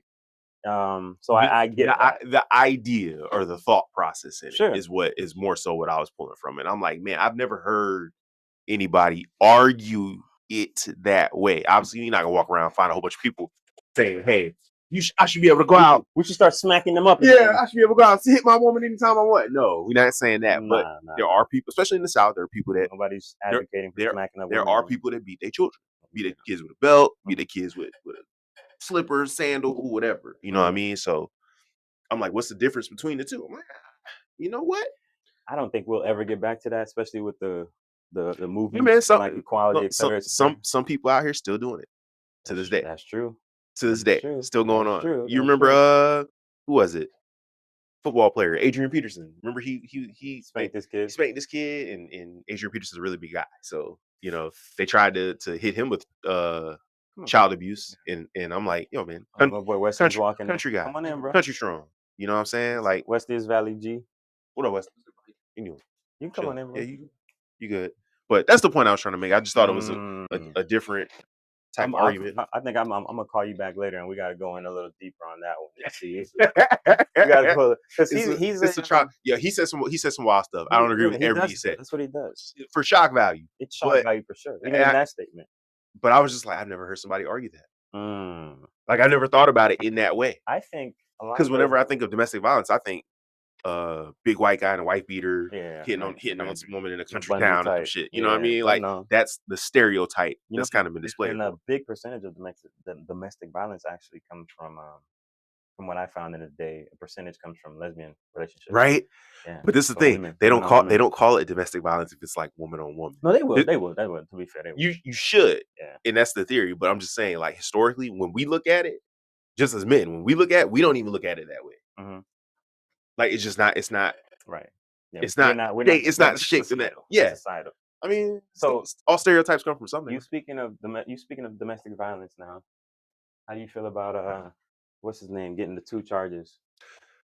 Jonathan Majors. I thought it was kind of some bullshit. For those who don't know, Jonathan Majors got found guilty of 2 charges. I thought it was kind of smaller charges. I thought it was kind of some bullshit. But why? Because I mean, from what. And it was the lesser charges. I don't even know if he's gonna have. So basically, essentially, well, he can face up to 1 year in jail. But essentially, he was too aggressive in trying to get away. Yeah, and I'm just like, man, these are all the things that I like. I'm not gonna sit here and act like I've never been. Yeah, that sounds wild. Like that's what you're gonna act like you never been what? No, I'm saying that's all the things I've been taught. Like anytime I've been, I used to play. Yeah, like hey, remove yourself from the situation. Hey, get up out of there. Yeah, you know what I'm saying. Do whatever you got to do to get away, so you don't commit an act of violence. You know what I mean against somebody. Hey, I'm heated, I'm mad, whatever. You know what? Let me go ahead and remove I saw the video clip. This girl chased him for blocks. But it was the weird thing is, if you're looking at I don't know what the jury was. I think they said the jury had like 2 black people or 1 black person because they gave a breakdown of the jury. But they did. That's interesting. When you're seeing him like walking back and looking back, maybe they felt like, oh, you ain't really scared. I don't know. Like I can see how the jury was positioned by the prosecution to think or see it a certain way. I can completely see that. But there was no winning for Buddy in that situation. No, not at all. We know that he's good. Yeah, he's gonna like real people, but yeah. It sucks he lost the Marvel role. We knew that was coming. People anticipated. With that being said, fake as hell. With that being said, I think Marvel kind of takes a hit within all that because, like, I don't know. No, they've been taking a hit. You don't know how bad they're doing right now? Yeah, I do. They're doing terrible. But I mean, I wasn't gonna harp on it too much. See, remember, I've been talking about Disney since the beginning, so I'm good on that. I've been right about that. They got their work cut out for them, man. Disney's been doing terrible, man. They need to continue to put money in some damn theme parks. That's what I would tell them to do. Like, continue to do that. That's your bread and butter. You know what I mean? And that I don't know, that's one of their things where that only hurt us as the consumers in the long run because that just means that price is gonna go up because they got to now cover the losses that they're making on the. I'm here to tell you they have gone up. I at this point I avoid those theme parks, bro. I don't know. There you go. Yeah. At this point I avoid those theme parks because I feel like a sucker. I feel like a sucker, bro. That's real. Mm-hmm. Thank you. It's been a pleasure, brother. It's been a pleasure. Indeed, you want to say Happy New Year's? Happy New Year to everybody, man. Until next time, appreciate you having me on. Appreciate the cut as well. Always. Yeah, like I said, I'll give you a call. We'll finish this. Add a few more people to the group. You said Jerry, and yeah, we'll do that. But yeah, all right. That's it for this piece, y'all. Peace. Take care. All right. I'll see you. As you have a youth, I believe it's under 5. Under 5. Oh yeah, if you want baby, if you're baby and stuff. So all you have to do is add them name. All you have to do. So that's all him do is just add my name. I'm gonna get the same time him get theme thing. You get mine. Yeah. Okay. So that's why it just happened quick for you and stuff like that. Yeah. Okay, Caribbean pausing, man. Yeah. Haiti and Jamaica. You know? bullet. Yeah. Everybody listening right now is like, what is going on? Like, what? Lick a shot. Yeah. What's going on, my today people? Welcome to my philosophy. Today is going to be a little different. As y'all already know, this whole episode has been somewhat of a marathon or a telethon, so to speak. And it's not going to stop here. It's going to be a little fun. Right now, I want to go ahead and, like I said, do a little different. Go a little different with the my philosophy, right? We're going to have a conversation that is kind of a run-on from last episode. Between a conversation that I had with NoName, right, in regards to corporations. Now, on this, you already know. Now, on this segment, by the way, I have two fine gentlemen with me. One, as you just heard him, NoName. Go ahead and say what's up to the people. What's going on, people? What's going on? And I'll let this. In the building. That's what's up. And I'll let this other guy introduce himself. What's up, everybody? I'm back again. All right. That's Chris, aka Twin. Go ahead. Appreciate y'all fellas pulling up with me today. So just to catch you up a little bit on the last episode, NoName had a disagreement with what seems like my running theme with corporations being evil. Yeah. Now I'll kind of give a synopsis essentially of my thoughts or my ideas on that, or where that even comes from, because it's like tongue in cheek, but I really feel that at the same time, right? Yeah. So I think if you look far or deep enough, every bad thing or most bad things that have ever happened on this planet, or almost all ways that human beings have been manipulated, taken advantage of, goes back to greed, money, and the way that greed, money, and corruption manifests itself in our current society today is through corporate greed. That's the biggest way. Obviously, within individuals and stuff like that, you have situations, but we're talking about mass damage and casualty and stuff like that. So you can talk about like illegal dumping and stuff like that, where companies were doing certain things throughout history to save money and the damage that caused. You can talk about child labor. You know what I mean? Like, you can talk about the ravaging of a continent in Africa, or the ravaging of South America, all for corporate greed. Just it's nonstop. And that's more so what I have an issue with, because I feel like if people were to come together and speak out for the greater good of humanity, as opposed to this chasing the carrot ideal that is created by said corporations through brainwashing and all that manipulation and stuff like that, I think we'd be better off. That's it. So I know how it comes off in the show usually is, oh, just corporations are bad. Yeah, to an extent, I do believe that. It's definitely way more complex. Like, I can go on for days talking about this, but like we mentioned last episode, I got on Nike right now, dog. I'm brainwashed like everybody else, and I get it. Yeah. So I'm not trying to say, oh, damn it, like we should still be in loincloths and stuff like that. But for the greater good, it's a message that I stand on. You get what I'm saying? So I say all that to say, or ask you, better yet, go ahead, please. I mean, let me just hand you the microphone and let me hear your take or your position, and where it even stems from, first of all. So towards the end, it was, I think my challenge on it was more tongue in cheek, right? I was like, it's a necessary evil. Corporations are a necessary evil to push forward society, right?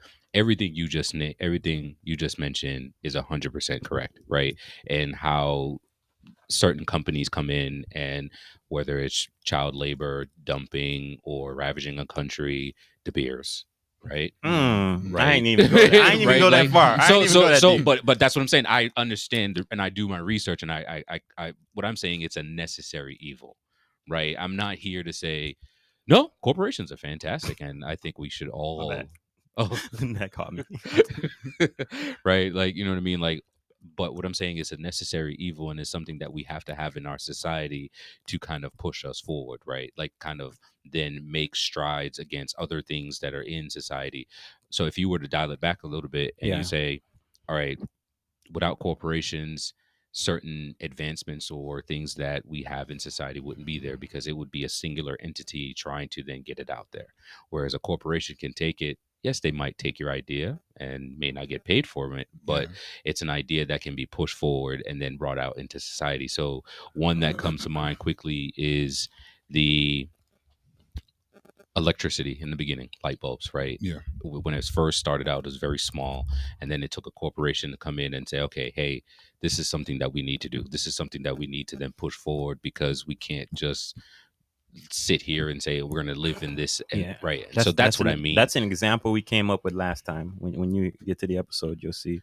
I brought up to him the essentially light bulb cartel that was created when back in the 18th 19th century, when light bulbs were freaking amazing. They worked forever. And these people came along, greed came along. Like, light bulbs are fine, like people had light, but these people said, we can't make no money with this. So my take last episode, what I mentioned is, because you said something about it being something that can push innovation and stuff like that, and I'll posit to you, do you not feel like innovation can happen without that level of greed? You know what I'm saying? No. And you can chime in whenever, dog. No. I was just gonna say. I was gonna wait until you said because I want you to get it out. No. I don't. I think the greed needs to be there for the innovation. Yeah.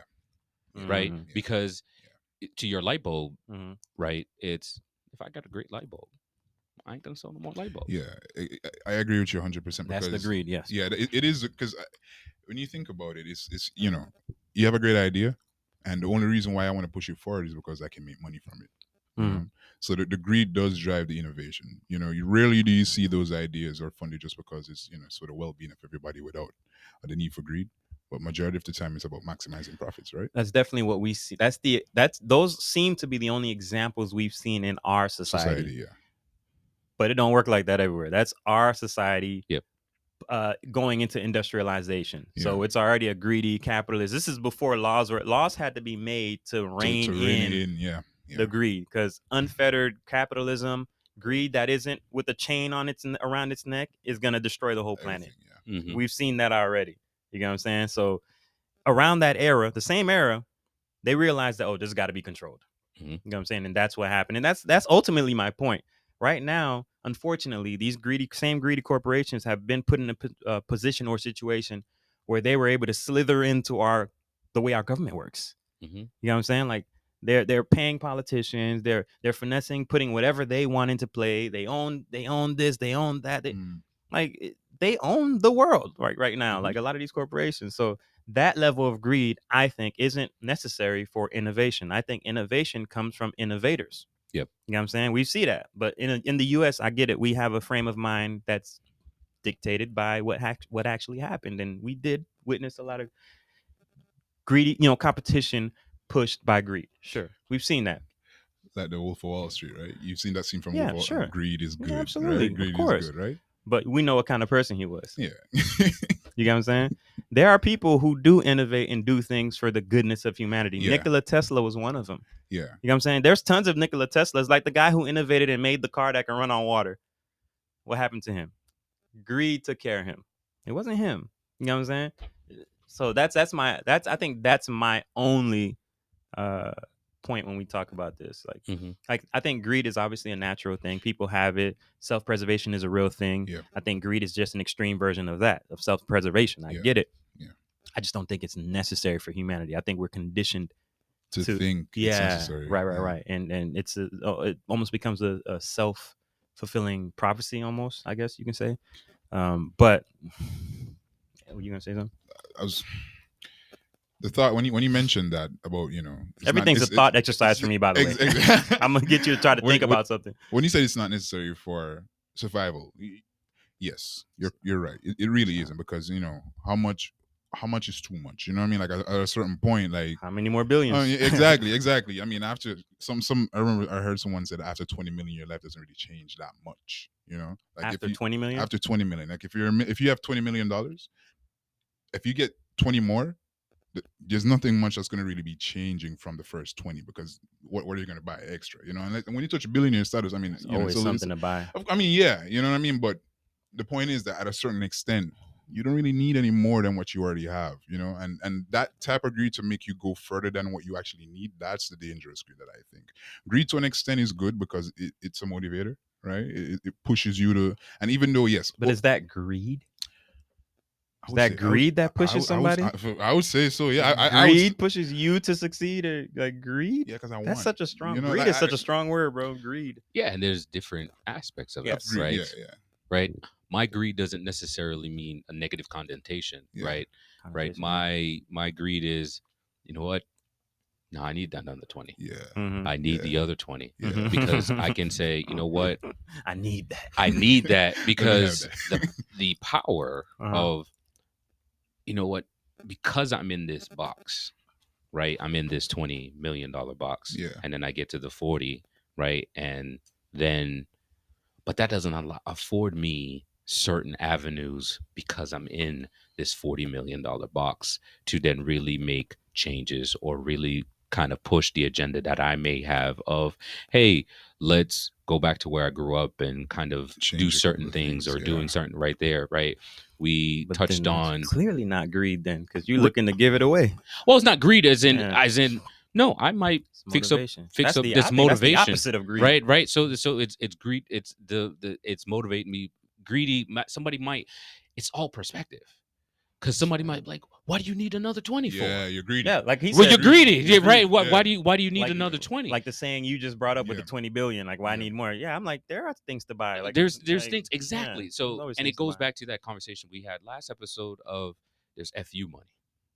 Yeah, man. Right. So I'm in this $20 million box. That person with FU money is gonna be like, FU. Like, but here's the thing. What are you doing? You with 20, you ain't gonna be stepping over people. You ain't about to be doing people super dirty. Like, there's a certain like character trait in certain people that's like, F you, I'm kid. Like, hey, you got 8 bricks in that bag, or what is it? You got 50, you got 13 bricks in that bag. There's that personality. Yeah. And then there's the personality, like, let's get it together. There's the personality that, you know what I mean? And that don't stop that. I just don't agree with it stopping innovation or it not allowing for innovation. I think that's like I feel not necessarily a myth, but we've seen it already. We have seen it, but somebody created the light bulb. Yeah, but we have seen it. But your discernment might be, you know what? NoName is cool. Like, he wouldn't do this, but someone else, Chris, might say, yo, he just did that for another 20. Yeah, I ain't messing with him. Yeah. Right. He just did that for another. So it's all perspective on who you're talking to. Right. So that's what I mean. Like, right. So I may not kill somebody, but I might be like, you know what? This building, I just bought this building and there's a bunch of people in there that ain't paying rent. Yo, get out. And you might be like, yo, that's messed up. Yeah. Like, you kicking them out in the street. That's for sure perspective. Right. And then I'm like, nah, they ain't paying rent. I need to renovate this building to get some people in there that's going to pay rent. Then I can then sell it for a profit and then buy something else. Yeah. But that ain't greed though. That ain't. If you getting done, you just said, and I don't think you moved the goalpost on purpose, but you just said they ain't paying rent. Well, but that's what I mean. You have money. What I'm saying is a person might come up on me like, yo, NoName, you just bought it for 10 mil. Mm-hmm. You clearly got it. Yeah, you should let those people live there for free. Exactly, right? That's what I'm saying. So that's what I mean. You greedy, man. You greedy. That's what I mean. Like, so anybody's perspective, and that's why I say corporations are necessary. Hey, put it like this. Right? Put it like this. I'm gonna say this. You know what I'm saying? If I won the lottery, everybody I love is eating. Everybody I love, your life is changed. If I won the lottery, everybody I love your life changed right away. Quick story. What's up? If I won the lottery, these motherfuckers he disappearing. Ain't nobody getting nothing. No. Oh, I'm giving you a meal though. No. Good. But what I'm saying is, I'm not, because I see what the problem is gonna be. Right? Yeah. I'm gonna still break people off, but you're not gonna know. I'm gonna try my best for you not to know it's me. Oh no, I'm a good judge of character. It's gonna be the people I know aren't really like that. See that? No, but that's the problem. Is money change people, yo? No, money doesn't change people. I believe that money. I'm sorry, just to jump in like that. No, go ahead. No, but I believe that money allows people to have the avenue to be who they truly are. Ooh. I don't think it changes who you are. Oh, You've always yes, been like this, yes. but you didn't have the Damn. means It brings to, it brings That's all out it is. it brings it to the That's all surface. it It's like is. when people drink. Yeah. They either get really happy Yeah. or they get really angry. Bro, I don't think people lie when they get drunk. People be like, "Oh yeah, I was just drunk." No, you told the truth. No, you told the your truth. inhibitions. What's the thing? A drunk man's words is a sober man's Thoughts. There you Yes, go. There you right. go. So I 100% agree. 100% agree. So by me, they're like, "Oh, NoName just caught that." Yeah. So you only gave me a million. Yeah. Oh, You got okay. more. You won 100. Yeah, you went there. We won 100, but they don't know I won 100. Uncle Sam just took Half. whatever Yeah. percentage. Plus, then I have to file it on as an income on the next following year. That is Yeah. another percentage. So Right. I really ended up with probably 40% of the 100. Yeah. Mhm. They don't want to hear that. Yeah. But again, too, that's a certain type of person. Yeah, That's no, it's a certain type of person. Like, you know what I but- mean? Like that's super anecdotal, because I'm sure you got the people that'll be grateful. Yes. Not everybody that gets a Yeah. Thanksgiving turkey runs back. I need another one right now. You got a Yes. whole bunch Damn, in you that bought box. 10. You could at least give me 2. You got Yeah. You know? yo. I Yeah. need 2 turkeys. Like they Yeah. take No, it and I- they're great. But you do have that person You that do have will that person, take advantage of you. and And that what I depends on do- who you are too. Can you and say the- no? And what I want to do is alleviate that fact. Mm. I don't want to even have to bring it to you. Yeah. I don't want to see that side of you, because Yeah. then now I may just cut you off. Completely. Right. Yeah. Right? Yeah. Right. So I just rather just leave that. So I rather, hey, reach out to a lawyer firm. These are the people that I want Yeah. to get the money. Put a I'm trust up for them. Yeah. And there, they And- get contacted. Right. They say, oh, hey, so-and-so, this is, I can't tell you. If you want to accept the money, If you accept the money, you Yeah. will not know who's giving it to Yeah. you. Right. Yeah. Or you can say, oh, right, giving them a choice. Mhm. Yeah. You'd be like, Yeah. "Oh, I got some money from somebody too. I don't know." Yeah, I don't know what it is, exactly, too. right? Like, like that's what I'm saying.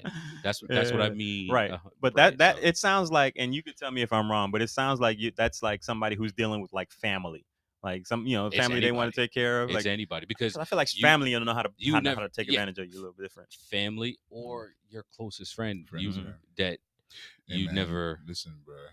Judas walked with Jesus, man. You know, like if you think about it like that, the people that hurt you the most is not the people farthest from you. it's People closest. closest. Mhm. You know, Closest. so yeah, trust me, man. Like, So you don't want to see that side. I don't want Yeah. to think about that side. All right, so we're gonna handle it like this. Right. Yeah. Right. We're gonna handle it like this, and then we just keep it going. Hey, I feel you. I don't disagree. I just know, like, if I won, I'm gonna figure a way. Just like you said, that's a creative way to do it. I like that idea. Like, if I were to come up off some bread like that, like crazy bread, like FU money, so to Yeah. speak. money.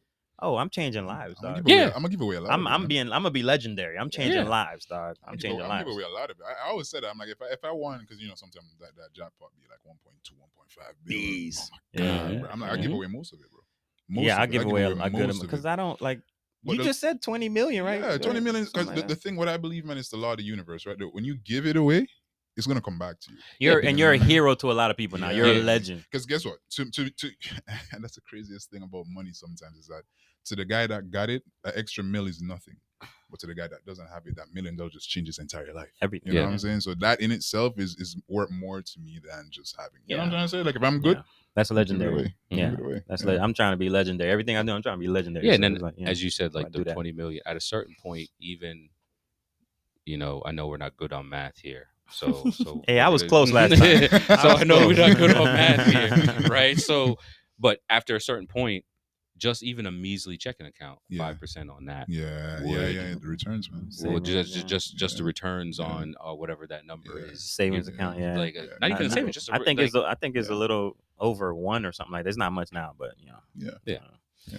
But yeah, all right, you how you feel about that that dialogue? I mean, No, I think we can dive into it deeper, but I think that was my gist of my yeah, point. I'm right? cool, Was yeah. what Yeah. meaning like if Valley wants to challenge me on it. He was excited. He was excited to hear it. I don't know if he's gonna be disappointed or if it's gonna satiate his thirst for the because he was here last time with Yeah, us or yeah, whatnot. And So I could go a lot. I could go. a no, lot yeah, deeper. and I I ain't think gonna I front. think could, we put it. to but bed. it's not as much pushback as I thought. So it's like okay. Yeah, no, I think what that's where I It's told it. joke, Like, we it's started not- to yeah. tease it at the end. Was it was like, a no, tease, Yeah. it's a necessary evil. Evil, I'm not yeah. saying it's not evil. Yeah. Mhm.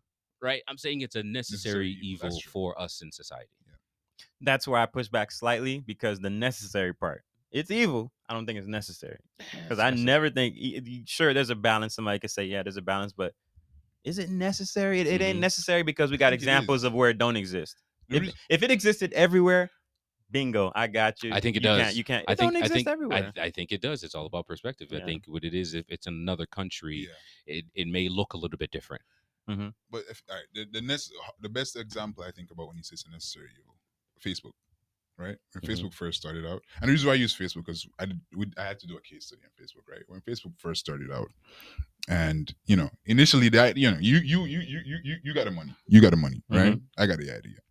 And the innovation, of course, can help a lot of people communicate a lot quicker, blah, blah, blah. Yeah. 3, 4 times, right? You got the money. Mm-hmm. It's a great idea. The only reason why you care about my idea is because you know that, if this gets big, I can make a lot of money. You know what I'm saying? That evil, that greed inside of you to want more money, it's necessary, because if you didn't have that greed, you wouldn't want to fund what I got going on right here. I feel you. And I don't want to get into the weeds, because I'm not talking about that, like, just, oh, yeah, that's different.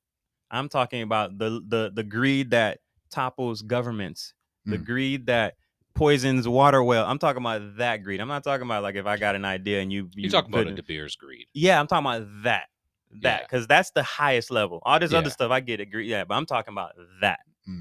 That's different.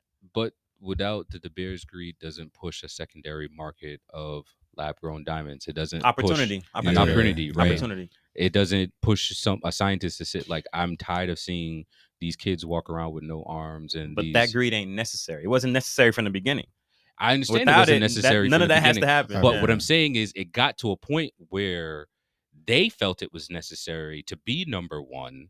So for the people out there who doesn't know, is every diamond, I would probably say 90% of the diamonds that are available in the world come from one company. De Beers diamonds come from one company. And the whole market is regulated. They set the market. Yeah. So that greed created innovation of other people setting out. It was like, what if we take this diamond and then enhanced it and blah blah blah, hence lab grown diamonds. Now that market is it's very new. Competitors, right? They're trying to step on it. They're putting their people out there to step on it. Have you seen the prices recently? They don't have to try to step on it, because the competition is such as to where lab grown diamonds, they finessed it too. I wouldn't be surprised. There's no way to prove this. I don't have any way to prove this. I wouldn't be surprised if that's also De Beers. True. I wouldn't be surprised either. The prices have been going up. When they first came out, it was all super cheap. And prices for lab grown have been going up. I wouldn't be surprised if it's De Beers, because that's the kind of genius idea. Yeah, because what they're saying I own is that too, and you don't know I own that. That's for the cheaper people who don't want to spend. That's for the people with conscience too. Right. So I own it too. That's the level of greed. Like, listen, I own that too. That's crazy. I would do it. No. Crazy. I would do it. I would come up with another one. Like, what you doing? But that's crazy. Bro, that's how that level of greed, greedy gene. That's how that level exists. Yeah. That's how. That's all I'm saying. And that's the level of greed. What we were talking about. We talked. I know, right? This guy. So we were talking about what we mentioned. We mentioned what you call it? What country were we talking about? We talked about a lot of different stuff. That was damn. We should have just finished this conversation then, but we wanted to. We were tired and we wanted to go home. But there's certain levels of greed that are just like genius, like where it's like a chess move. Like I'm laying this down right here, and I'm causing this. Like when you topple a government or something like that. When you're not cool with a leader or something like that, like Gaddafi or something like that. They had to first allow him to be demonized. Yeah. Oh, Castro. That's what we were talking about. Castro. Castro. You didn't hear that conversation, right? No, I didn't hear that one. Yeah, Castro, because he confronted us about a conversation we had about Castro on a previous episode. Was that? No, you weren't on that. I don't think I was on that one. I think it was Valley. But I said, I like Castro because of who he was, like who he became. Like that's why I said you either die a hero or see yourself become a villain. For what he did, based on my long, extensive research and understanding that situation, you were a legend and you were a hero for the ideals that you held, what you attempted to do. You just went against a behemoth. You know what I mean? Like, so the chess moves is, we're gonna poison the cattle. We're gonna poison the livestock. We're gonna limit the food. You're already on embargoes. Nobody will trade with you because they're gonna be defying the big bully, right? The big boss, right? Right. So now you're in a desperate situation. You have to try to out chess maneuver this giant that has all kind of allies and stuff like that are all bowing, and the Soviet Union's gone. Yeah. Right. Because that was also a chess move. Right. And now, since people are getting upset, we got a situation where we can cause a powder keg. Either these people are going to get you and you got to deal with that level of stress and pressure, or we going to get you. And you got to deal with that level of stress and pressure. There are stories where they sent women after him. Like, it was like women he was supposed to like have a night with. And then he just being smart, because the dude was very intelligent. Nobody can argue that. He was ahead. Something's not right with you. There you go. Why are you moving like that? Yeah, and she ended up being a spy that was sent there to kill him. Like, this dude, who wouldn't be paranoid in that? That's why at the end, towards the end, I'm like, yo, put yourself in those shoes. Your senses are heightened too, because you look at everything, bro. Everything. And Castro is extremely intelligent. Like, you know, like you went against America, dog, by yourself, essentially. Like, you got to be you ain't no slump. Yeah. Right.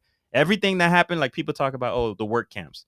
Yeah, I would feel a kind of way if I'm Cuban, right? Cuban descent, and I have an uncle who was in a work camp, and he's now in Miami, and he's telling me all these stories. I don't know any better. Like, I don't expect most people to be history junkies like me, so I'm not expecting him to even understand or know the situation. But if I'm hearing it from my uncle, oh, that's my uncle. Yeah, man. Of course it happened. Emotionally, it happened for sure. Yeah. I don't even need to know why it happened. It happened, and that's my uncle. Yeah. And unfortunately, I ain't gonna say unfortunately or fortunate. It is what it is. A lot of that did happen there. I can't speak on that because each situation is different. I don't know what some of these people did versus others, because there were some people that were big members of the previous dictatorship, and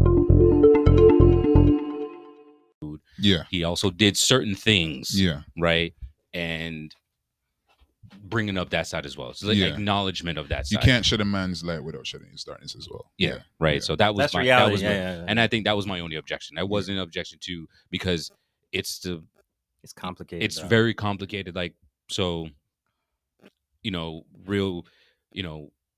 we're both from the same place. Yeah. Everybody know Dodos. Yeah. Yeah. So who's Dodos? So Dodos was our Escobar. Yeah. For Jamaica. Yeah. Right? Yeah. So depending on which side of the fence you live. Yeah, man. So actually, what was that in? Was it 2010 and 2010? I think it was 2010. Remember when the U.S. sent to extradite him, and then oh my God, man, war! Because I was in Jamaica. I was in Jamaica when all this happened, man. Yeah, you didn't remember, like, so it was a big thing. It was a big thing. So I think 100 people died. 2010 or 2011, I think it was. Yeah. I think 100 people died. Yeah. In about Obama sent in U.S. troops to pull him out, and his supporters went crazy, and they could not move. They were fighting. It was war. It was just fighting the U.S. military. Like, you're not taking him. Like, you are not taking him. Man, people came on the news. I never forgot this, because, you know, Jamaican news is a little funny. Like, it's comedy to watch Jamaican news, right? I remember this one lady came on. She's like, "Jesus died for us on the cross, and we will die for others." You know? Like, yeah. But so that's what I mean. That's what I mean. So, like, if you listen to certain people, like what you just mentioned, right? But you listen to others on the other side, like, yo, Dodos killed my whole family because they owed him money. Right. Yeah. Not my one person in my family owed him money, but because he was proven a point, he killed my whole family. Yeah. Right. Yeah. So that's what I mean by, yes, he did this for Jamaica. He did this for the community that he lived in, for the people that he cared about. But on the other side of it, he was ruthless. And that's why I say it's complicated. It's complicated. Definitely complicated. Yeah. But when Jamaicans talk about Dodos, you have to bring up both sides, because there's been many of cookouts I've seen where it's been like people split like that. On people Dodos? split. Yeah, people are split like that. Yo, he was great. No, he wasn't. No, he wasn't. No, good man. He did a lot for the community. He did enough for the community. Yeah. What do you usually hear on the other side? Well, bro, because when I was in Jamaica, a lot of the people had good things to say about him, because a lot of my friends were from that area too. You know, so it's like they had good things to say. It's like, yeah, Dodos gave my mom money to send me to school. The only reason why I'm in school is because of Dodos. You know. Yeah. And you got some of the older people would be like, yo, he's kind of a evil guy. You know, Yeah. he's done a lot of bad things. A lot of people died because of Dodos. You know, so He's it's literally the Escobar. yeah, it's He's mixed, literally. it's That's what I mixed- said. He's literally the Jamaican version. Yeah, man. Of you know, mixed he's use, man. Escobar for Jamaica. Mhm. And what it was, so from the little I know, what my family told me was it was his rise. Mhm. Just like Escobar, Yeah. I had to show that I had power, and how I had power Yeah. was flex my muscle. And Yeah. Right. you cross me, I'm not just killing you, kill your whole family. I'm killing your whole family. Yeah, yeah. So then it was okay. I'm not going to mess with this guy, and so his power came. It's like the His shower power posse. And Yeah, he yeah, was yeah, that was that's him. That's Oh, him. That's him. Oh, I do know about that. That's him. So that is his crew. Gotcha. So he was the one that rose out of all of them.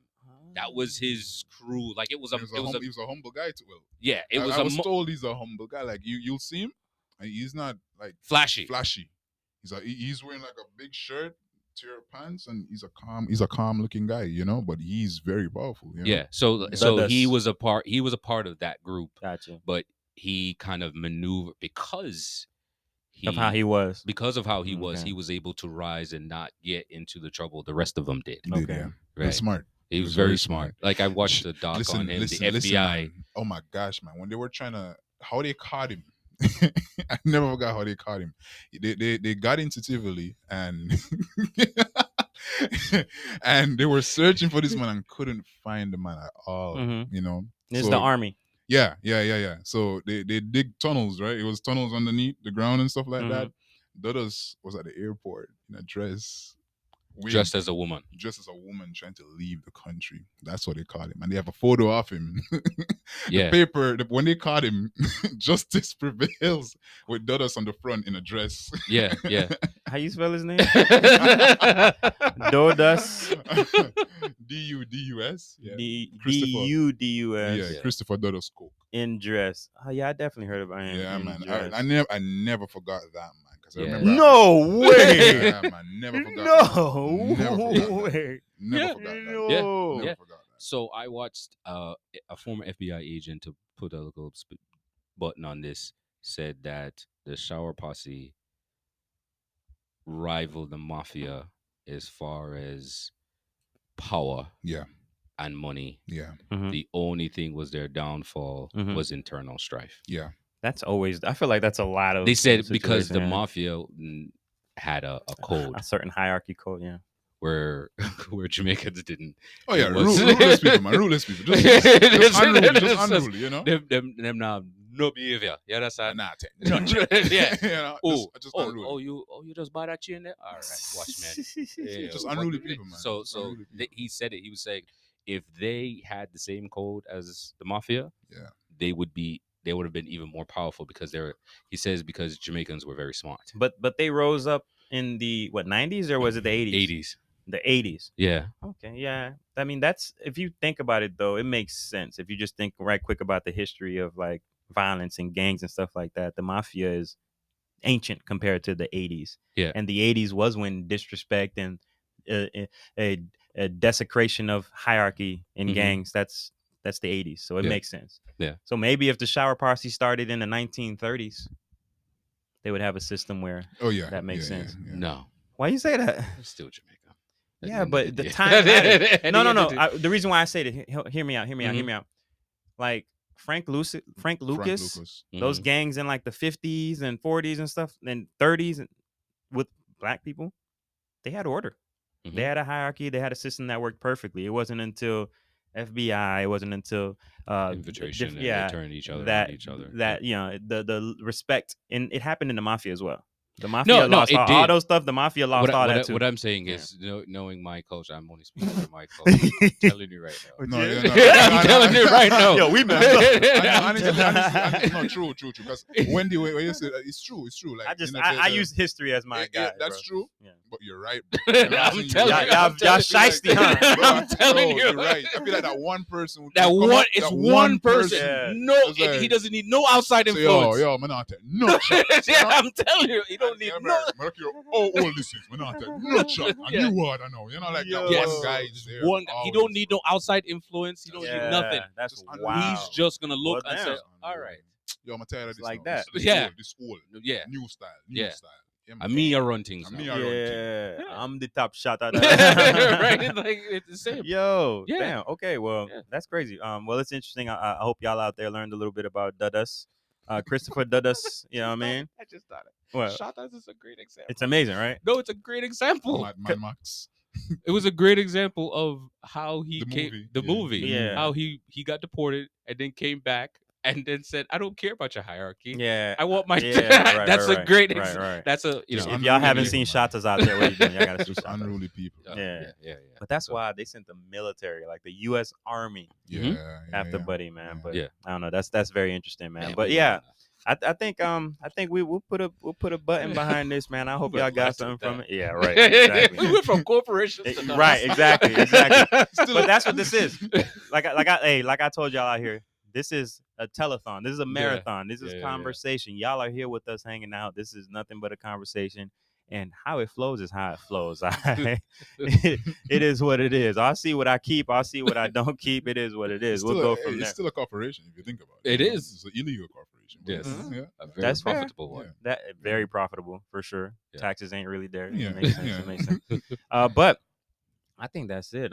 This was somewhat of my philosophy, but really it was just a conversation, man. You know what I mean? But yeah, we'll go right into scrap metal media. And again, we're gonna be meandering through that conversation as well, and as far as some of the top stories recently, it is.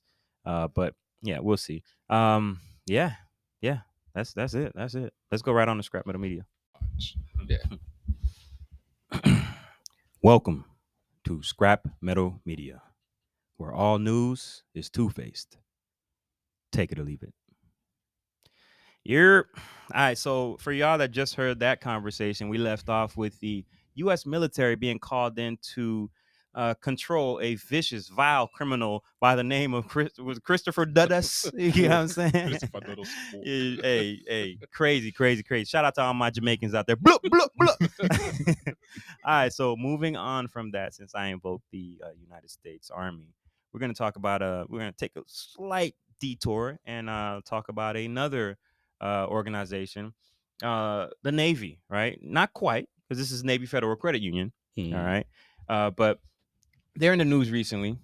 Not sure if you guys have heard this or whatnot, but they're saying that right now there was a study that was released that 50% of the loans that could have gone to Black people were completely just flat out denied, whereas they were essentially one for one with other groups of people. You know what I'm saying? So I'll just flat out just ask y'all, man, just for the sake of time, is Navy Federal racist? Is the Navy Federal Credit Union racist? Now, let me just throw a little history in there, because y'all know I love to do that, right? The credit union was started by 7 former naval officers, right? And they felt like the government wasn't doing enough for them, so they needed a way to help each other, right? This was the exact date. Y'all got Google out there, but I believe it was 1938 or something like that. You can double check. 1936, 1938. It might have been 33. It was the 1930s, right? Navy Federal Credit Union, 1930s. And just a little history for y'all. All the armed services before Harry Truman, all the armed services were segregated. Our military was racist for a very long time, right? So if you're telling me men were able to create a bank, pretty much, and these were men, we know these were men. We don't have to. We know the times. The odds of them not being racist is very slim to none, essentially. Yeah. Right. Men of their time. It is what it is. They're men of their time. Yeah. So I think this is something that just could have been in the blood. Like redlining, like this could have been in the blood of this company, of this credit union. That is, you know what I mean? It just could have been in the blood of it, bro. Yeah. It is what it is. Was it 38, by the way, or 33? 33. 33. Yeah. Okay. When you asked the question if Navy Federal is racist, that's what came to my mind as well. Like, I don't think Navy Federal is racist. I feel like the banking system in America is built. Oh, you going on farther? racism, you know? So why is that, by the way? Why'd you say that? Just like you mentioned, redlining, like everything that Navy Federal, what they did or what they're being accused of doing is not new. They're not the only bank who's done stuff like this. Yeah, I was you just know, about so to it's say, like how is this news? Because this is this has this is been still going on today. Right. It happens. That's with, crazy that we know this. Though. Like, it that's happens crazy with we know appraisals. this. Like Yeah. It happens with this appraisals, is- man. Like if an appraiser Yeah. goes to a house and it's a white family, there's a high chance the house will be valued more compared to a black family. You know, Yeah, we've seen. Remember it's those not- stories from a yeah. few years ago? Yeah, it's not new stuff. It's this been happened. There's a book actually written about this stuff called the Color of Law, I think it is. yeah. The Color of Law. Yeah, I have that. Yeah, You know, so it's not new stuff. that's man. mainly about redlining. Yeah, redlining. Yeah. But you know, it's honestly, man, it's just the old stuff happening all over again. You know, so it's nothing new. It's nothing new. Is there a way to sidestep that, or is there a way to not necessarily fight back, but remedy that, so to speak? Is it just social pressure on these institutions, like, hey, we know what y'all doing, fix it or else, or is it like Greenwood? Y'all know what Greenwood is, right? The No, it's all digital for now, but it's a completely black owned operated bank. Killer Mike was big. Okay. Yeah. That essentially is, to me, I feel like the way out of situations like this is just more education to black people. And what I mean by that is, okay, you know, there's many different avenues to get what you're looking for, right? But if you just don't know, you only go to what you know. Right? Yeah, that's true. So I feel like education is the first thing, because we can't force these corporations to do what they don't want to do, right? They can find ways. You seen Target? I mean, yeah, of course, social pressure. You is seen real. Bud Light? Yeah, you know, but still, I feel like it's not gonna. The only way around these things is educating ourselves and finding different avenues to get what we want to get, right? Because I feel like education is at the root of all of this. In my belief. Yeah, I feel like we have a as a people, this box of people called black that they put us in. There's a tough history with banking in general. Exactly. Like the run on the banks in the late 1800s, when people used to be in the You've seen? I don't know if you've What's seen up? the movie called The Banker. Yeah, seen that movie? I like that movie. Yeah, Apple. Right. Yeah. So it goes back to like what I said with education, right? Because what was happening at that time, it took him knowing how the system worked, understanding how real estate works, to start his own thing. You know, I'm gonna buy a bank. You know, education to me is a solution too, because once you know how things work, you can find a way around it. That's all it is. It's just who knows more And does more. he only got thrown in jail for it, but I got you. Yeah. Well, I think too, it's the, as you said, it's the education, and it's, you ask if they're racist, they're gonna say prove it. Mhm. Yeah.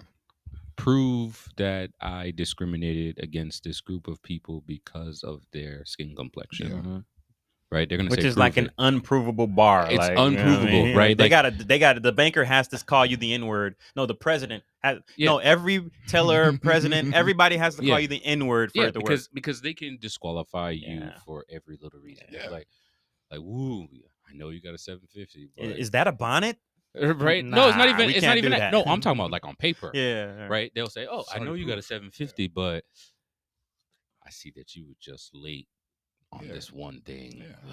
Mm. I'm sorry. Yeah, they can find anything to They ding can against find you, anything yeah. too. So I think that's the problem. I think it is the education, Yeah. as Chris mentioned, Okay. understanding, because But education ain't gonna do nothing if no. there's But what I'm institutions saying, what I'm saying to you is education from a standpoint of, I check all the boxes for this loan. there. Yes. Why am I being rejected? Not Yeah. just I walk into your office, Right. I hand you all my paperwork, you review it and go, sorry, unfortunately, Yeah. we made a Yeah. decision. We See, can't that's give you like the those, loan. right. Then there's some what uneducated people would be like. The first thing they're gonna be like, why? Mhm. Well, because you don't have meet the Okay. necessary requirements. Mm. Okay. Mhm. Whereas an educated person is like, which necessary requirements? Exactly. Please outline show them. me. Please show Exactly, me. Please because outline them. I know Please. that this loan, you need this, and This this, and this and and this. the last time I checked, you know, Yes, you can, exactly. when you're educated about the matter, you ask the right questions, which can unlock a next door. Because sometimes when they're trying to close the door on you, Mm-hmm. you know, and they play on your ignorance because they know Oh, you yeah. don't know. I Oh, can yeah. tell you this shit, and you Oh, just, yeah. Oh, yeah. okay, you walk away with Right. it, you know? Yeah. And what that usually leads to is the threat of a lawsuit, which is great. Like we've Mhm. seen that tons of times. Like Benjamin Crump, Ben Crump has a lot of lawsuits right now from people who are done dirty by banks or different institutions. So we definitely see that. So I completely agree in that regards. Just even if maybe the word education was bugging me, because I think that just comes down to tenacity. Like the person that will say why, what's going on, because there's a lot. I thought you were gonna say this, but there's a lot of people that would just accept it. No, Just walk there's out, you know what I'm there's a saying? lot of people that would just Yeah, accept it, right. but I That's think more if like you're tenacity. tenacity and understanding, Mhm. because I can say why, Yeah. but if I'm smarter than you, I can tell you, well, you see this right here? Yeah. You fell right out of this range. Just right. Just I right can't do there. anything. My hands are You know tied. what you can do? Yeah. You know what you can do? Here's what I'm going to tell you to do. I need you to go over there. Come back.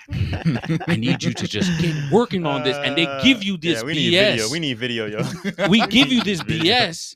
This is And then they'll be hilarious. like, an uneducated person or Yeah. uninformed Yeah, I got you, person yeah. would be like, you know what? Chris is trying to help me. Yeah, such a good guy. Yeah, he's a good Such a guy. great Right. He's like Yeah. he told me I was out of the range. That person don't and if belong I in the only bank. work harder, And then guess what? You're gonna tell your friends. Yes. Yeah, man, And and you're you're gonna so helpful. He told me what to to do. do. Exactly. You know? So that's why we say Yeah. That's interesting. informed and educated is so you ask the right That's questions hilarious. to get the right answers. That's hilarious. That's Right. hilarious. You can push the needle because I saw it. I don't want to get too deep into it because it's kind of unrelated to what we're talking about. But it was a situation with a police officer and a law student. And when the police And a what? and a law student, they were in he's in college, and the police officers came to his dorm, asking him a bunch of questions. But because he knew what he was talking about, he asked the right questions, and you could see that when he's asking the right questions, you could see the police officer got flustered. And Yeah, he's they like- know. And it's Yeah. the only difference between him and the regular Jew is that he knew what to say. Knowledge is power. Knowledge is Yeah. power. That's fair. really it. And that's the same, similar to a couple years ago where the black lawyer was behind his business. Dumpster. Yeah. The Oh, dumpster. yeah, The African guy. And the African Yeah. guy. Yeah. And he started asking him, and he was just like, by law, you can't ask me. And right, so that's Yeah, just a that- similar, yeah, very right. similar situation that makes Christian sense. just mentioned. And they hate it. They hate it when you know, man. They hate Oh, it yeah, when they you do. know. Oh, yeah, they Yeah. Yeah. Yeah, Right. I don't disagree. Now that y'all expound a bit more, I definitely believe that is one component. I think the other component is having our ish together. Like right now, we're in a situation where there are other banks, there are other credit unions. Is Other the loan products. is that level of community gonna be there to where people feel comfortable with that though? You know what I'm saying? Because there are tons of quote unquote black institutions. Are people gonna trust it? Because we always have that. We also have that thing since Jim Crow where it's like we feel like the things that quote unquote white people have are better. You know what I'm saying? Like their ice is cooler. You know what I mean? I'd rather go over there. I don't trust. Nah, y'all rude. I don't like. So it's a very peculiar or interesting situation to be in. I think this is not the last time we see something like this exposed because we continue to see it. You know what I mean? I don't think this is the last time. You know what's funny? What's up? We can go super deep into if we We'll see how expound on interesting this. it is. I think the bigger problem is the other way around. Ooh. Where Okay. they're predicated, they're predatory against us, and we're like, oh no, Chris, you meet all the criteria, and give you this outrageous loan, That's a bar, yeah. right? And then that now they're like, Yeah. come on in, Yeah. right? Okay, yeah, Come on in, yeah. and then Predatory But loans. you Yeah. know, Predatory and loans. you know what it is? It still goes back to education too.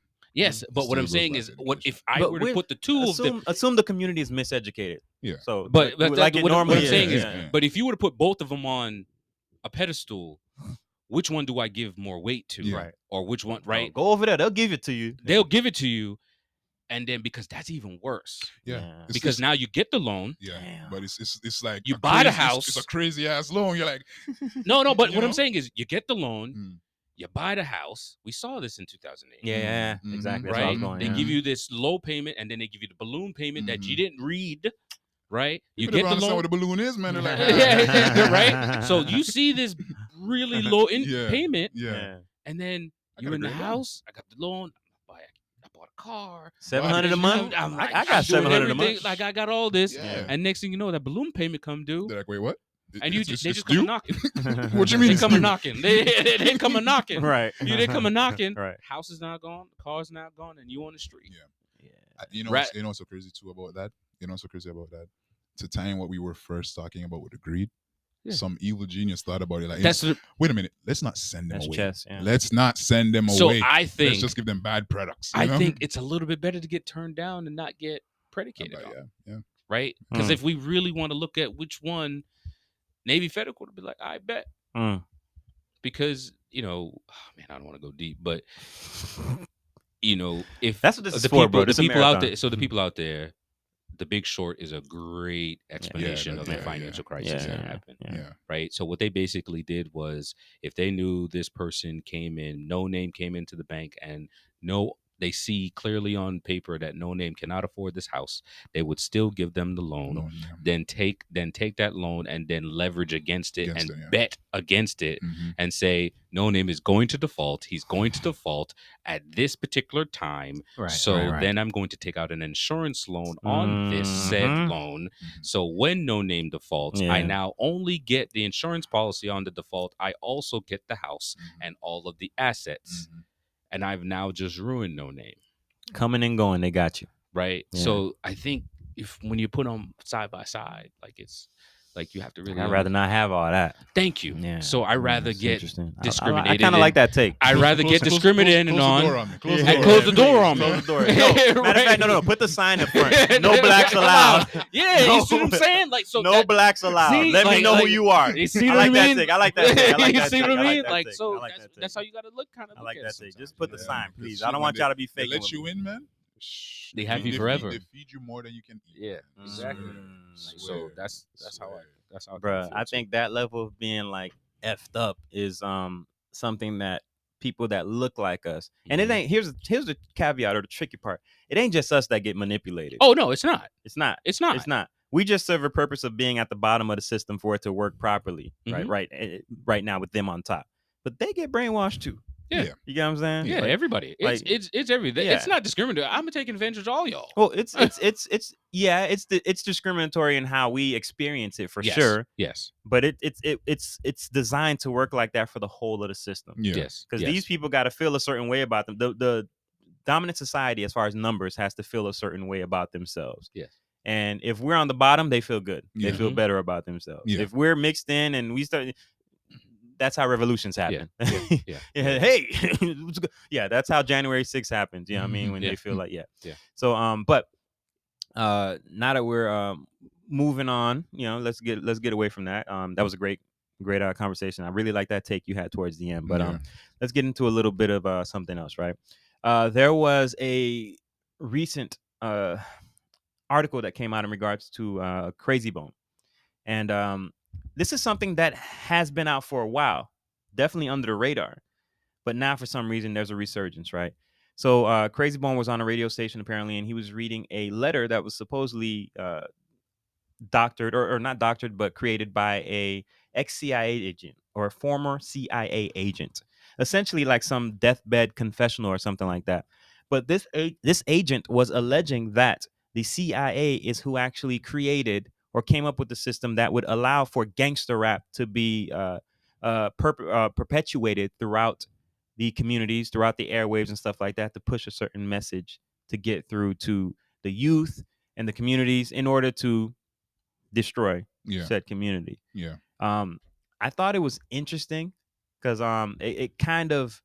it's one of those things where if it's real, I got it. I believe it completely. Right? If it's real, it's like, oh, that makes so much sense. If it's fake, it's like the Willie Lynch letter. The Willie Lynch letter. A lot of people believe the Willie Lynch letter is real. It's not real. Yeah. It fits perfectly. Like the guy who came up with it in the 70s, it fits perfectly. But it's also not real. You know what I'm saying? Does that mean that things like this didn't happen? No, because things like that did happen. But just this here is fake. So I don't know. How do y'all feel about that situation? Because y'all know I've spoken about rap before. Specifically gangster rap, drill rap or whatever, and how I feel like it's detrimental to the community of people that look like us. Yeah. You know what I'm saying? Because we're the ones, kids are the most impressionable. Very not only very impressionable, but there's a mentality of this is the way I got to get out. Like I seen Young Thug do it. This is the way I got to get out. If it ain't, what Biggie say? Either you got a wicked jump shot. What is it? Sell crack rock or got a wicked jump shot or something like that. Like. So these are some of the ways, So these are some of the ways that that appeal to young, impressionable, quote unquote, black youth, right? So let me get some of y'all takes on that, like how y'all feel about it. Like like I said, even if it's fake, it's doctored, which it can very well be, or it's real. Like how y'all feel? The ideology is like you said, it's not hard. It's not hard. If it was true, I would not be surprised, because it's all about control, man. It's really all about controlling. And my mom would always nag and say, by beholding, you become change. Whatever you're putting in, that's what you're gonna get out. You know. Okay. Yeah. So if you wanna keep said people down, or if you want to keep these people in this box right here, the best way to do it, or the easiest way to do it, is through media. You know, what you listen to, what you watch. You know, and we make sure that you enjoy it too, and we keep it coming over and over again. So not only do the adults get messed up, but the kids get messed up, and it keeps going. It keeps going. It's a cycle of just degradation. You know, no one is going up because we're all fueling in on the same thing. You know, so it's not hard to believe that that stuff is true, especially when you take a look at what happened with the FBI and COINTELPRO. Yeah, you know what I'm saying. So it's not hard for you to that stuff is real.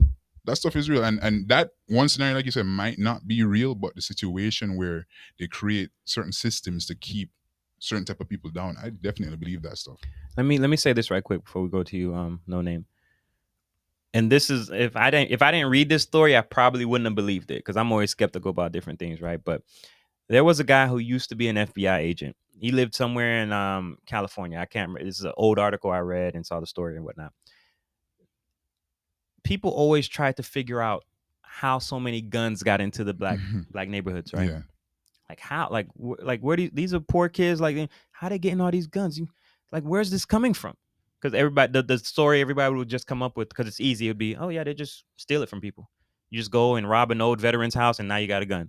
You know what I mean? And everybody just believed it because it's easy to believe that.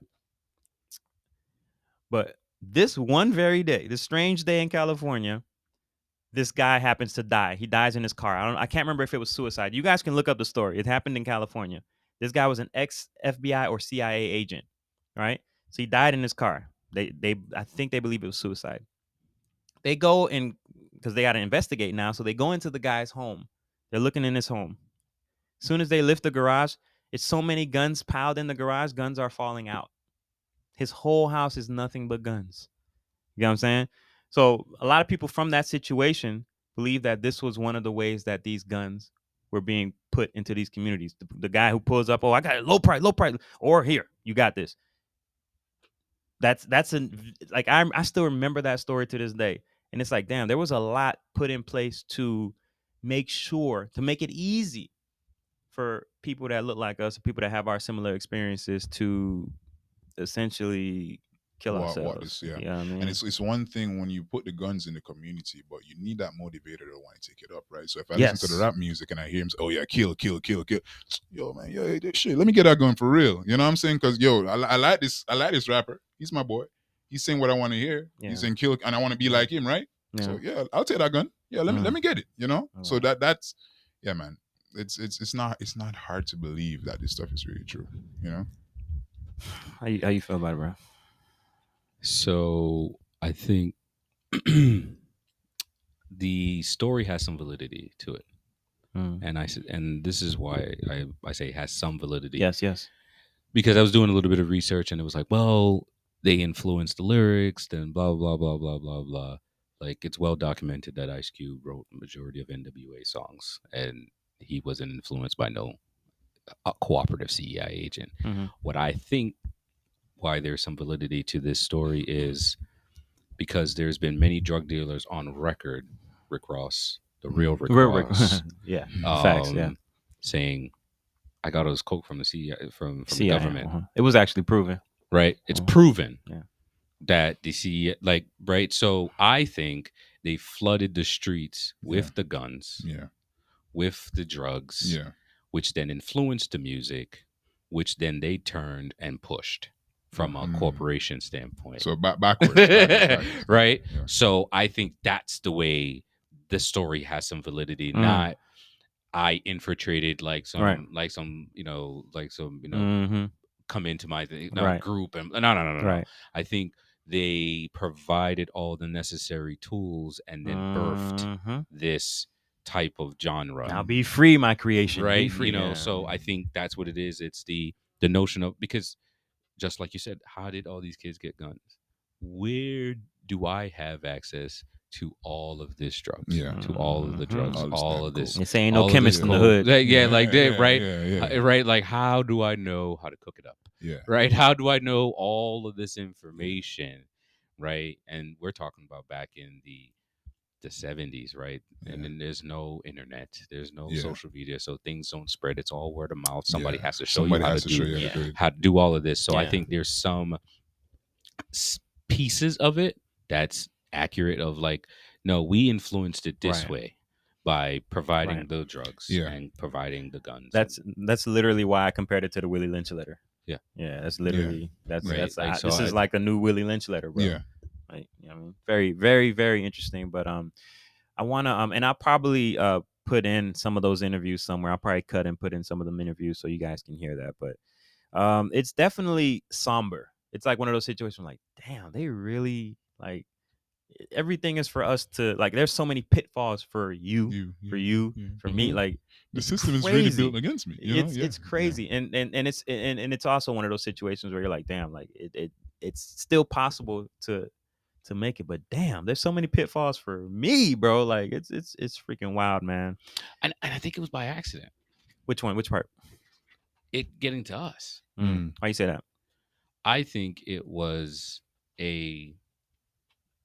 because even Rick Ross talks about it. It was like, this was a rich person drug. We had to cut it. Yeah. We had to cut it for us. And then when we did that, it became more addictive. Yeah. And then they saw, I was like, oh, Wait a minute. Yeah.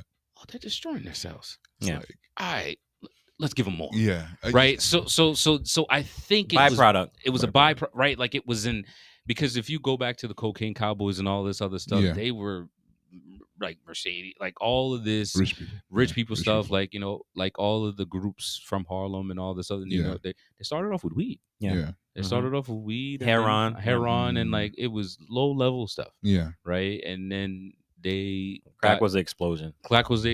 They got the opium they came from, you know, overseas. It's the heroin. They grabbed it from, you know, Vietnam and was like, hey, this stuff right here, bringing it back, doing that, flooding it. And then I think it was a byproduct, like you said, Right. of just, okay, this was a happy accident. We can kill two birds with one stone. Right. Like, so, and I think they was just like, they stepped on the gas and was like, go. Yeah. Right. They stepped on the gas and was like, go. Right. Like they said, Right. like the dude that invented Viagra, he was doing something else and was like, whoa, I got something here. This is hard. Pause. We right? about to blow. Yeah, Right? exactly. Like, Pause. Yeah, that's funny. You know what I'm saying? Yeah. So I think that's, like you said, it was a byproduct. Yeah. I like it. All right, so we're gonna move right along, but not before taking our first non-commercial break. But when we do come back, I'm gonna need y'all guys to help me out with this reggaeton lawsuit that's going on right now, because it comes from y'all homeland. So I'm gonna need y'all help in kind of explaining, you know what I mean, and me trying to just figure that out, bro, because. You know, hey, that's y'all lane right there. You know what I'm saying? Both of y'all Jamaican, so I'm gonna let y'all figure that out. But yeah, like I said, we'll be right back after this non-commercial break. Yow. And we are back from our non-commercial break. So if you're just coming on to the show or whatnot, we are going into a situation where there's a lawsuit right now, right? Mm-hmm. And I believe the lawsuit is brought on by two reggae legends as far as the production side goes, and they're apparently suing all of reggaeton. Am I close on that situation? That's right. One of you guys, please take it away, man. Let the people know what's going on with that. Because man, I've had this conversation probably like 2 years ago.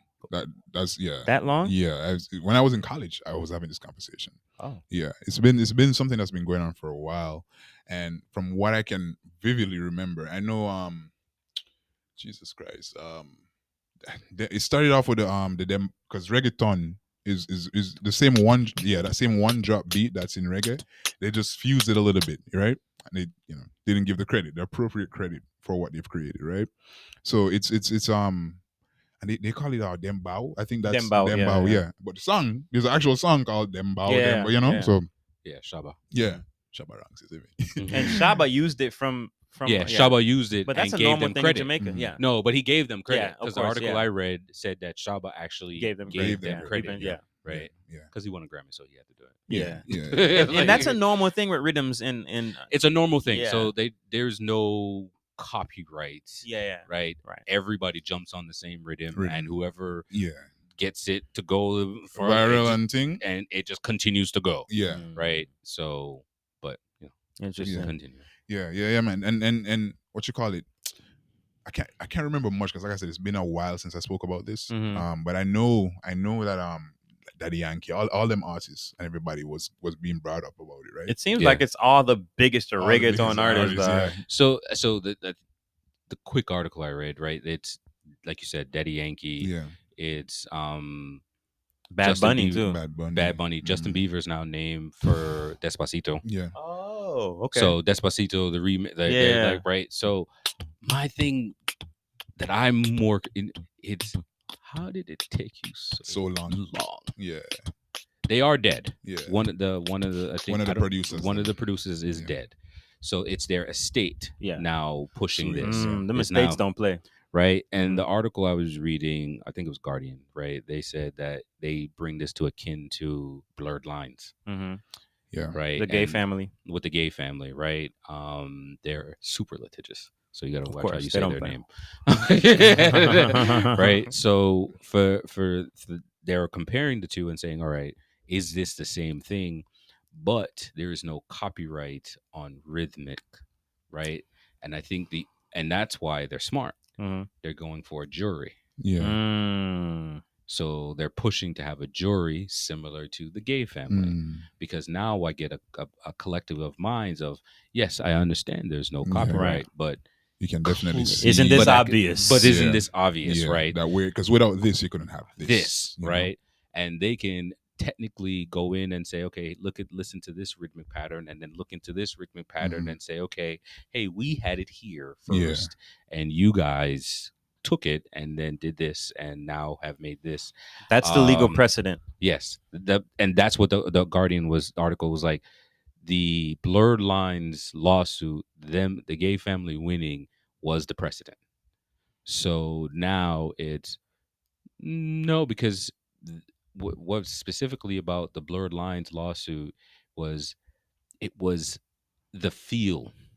It was actually no notes or anything within the actual song. Right. It was the vibe. It was the vibe and the feel. They did a good job capturing it too. So realistically, it's the same song. Yeah. But because you get the right. You get the gist. You get the gist, right? But so Bruno Mars, you hear that, right? Yeah, right. So that's the thing. So that's why this estate is now pushing the saying, all right, hey, we just saw the Blurred Lines thing. Yes. Right.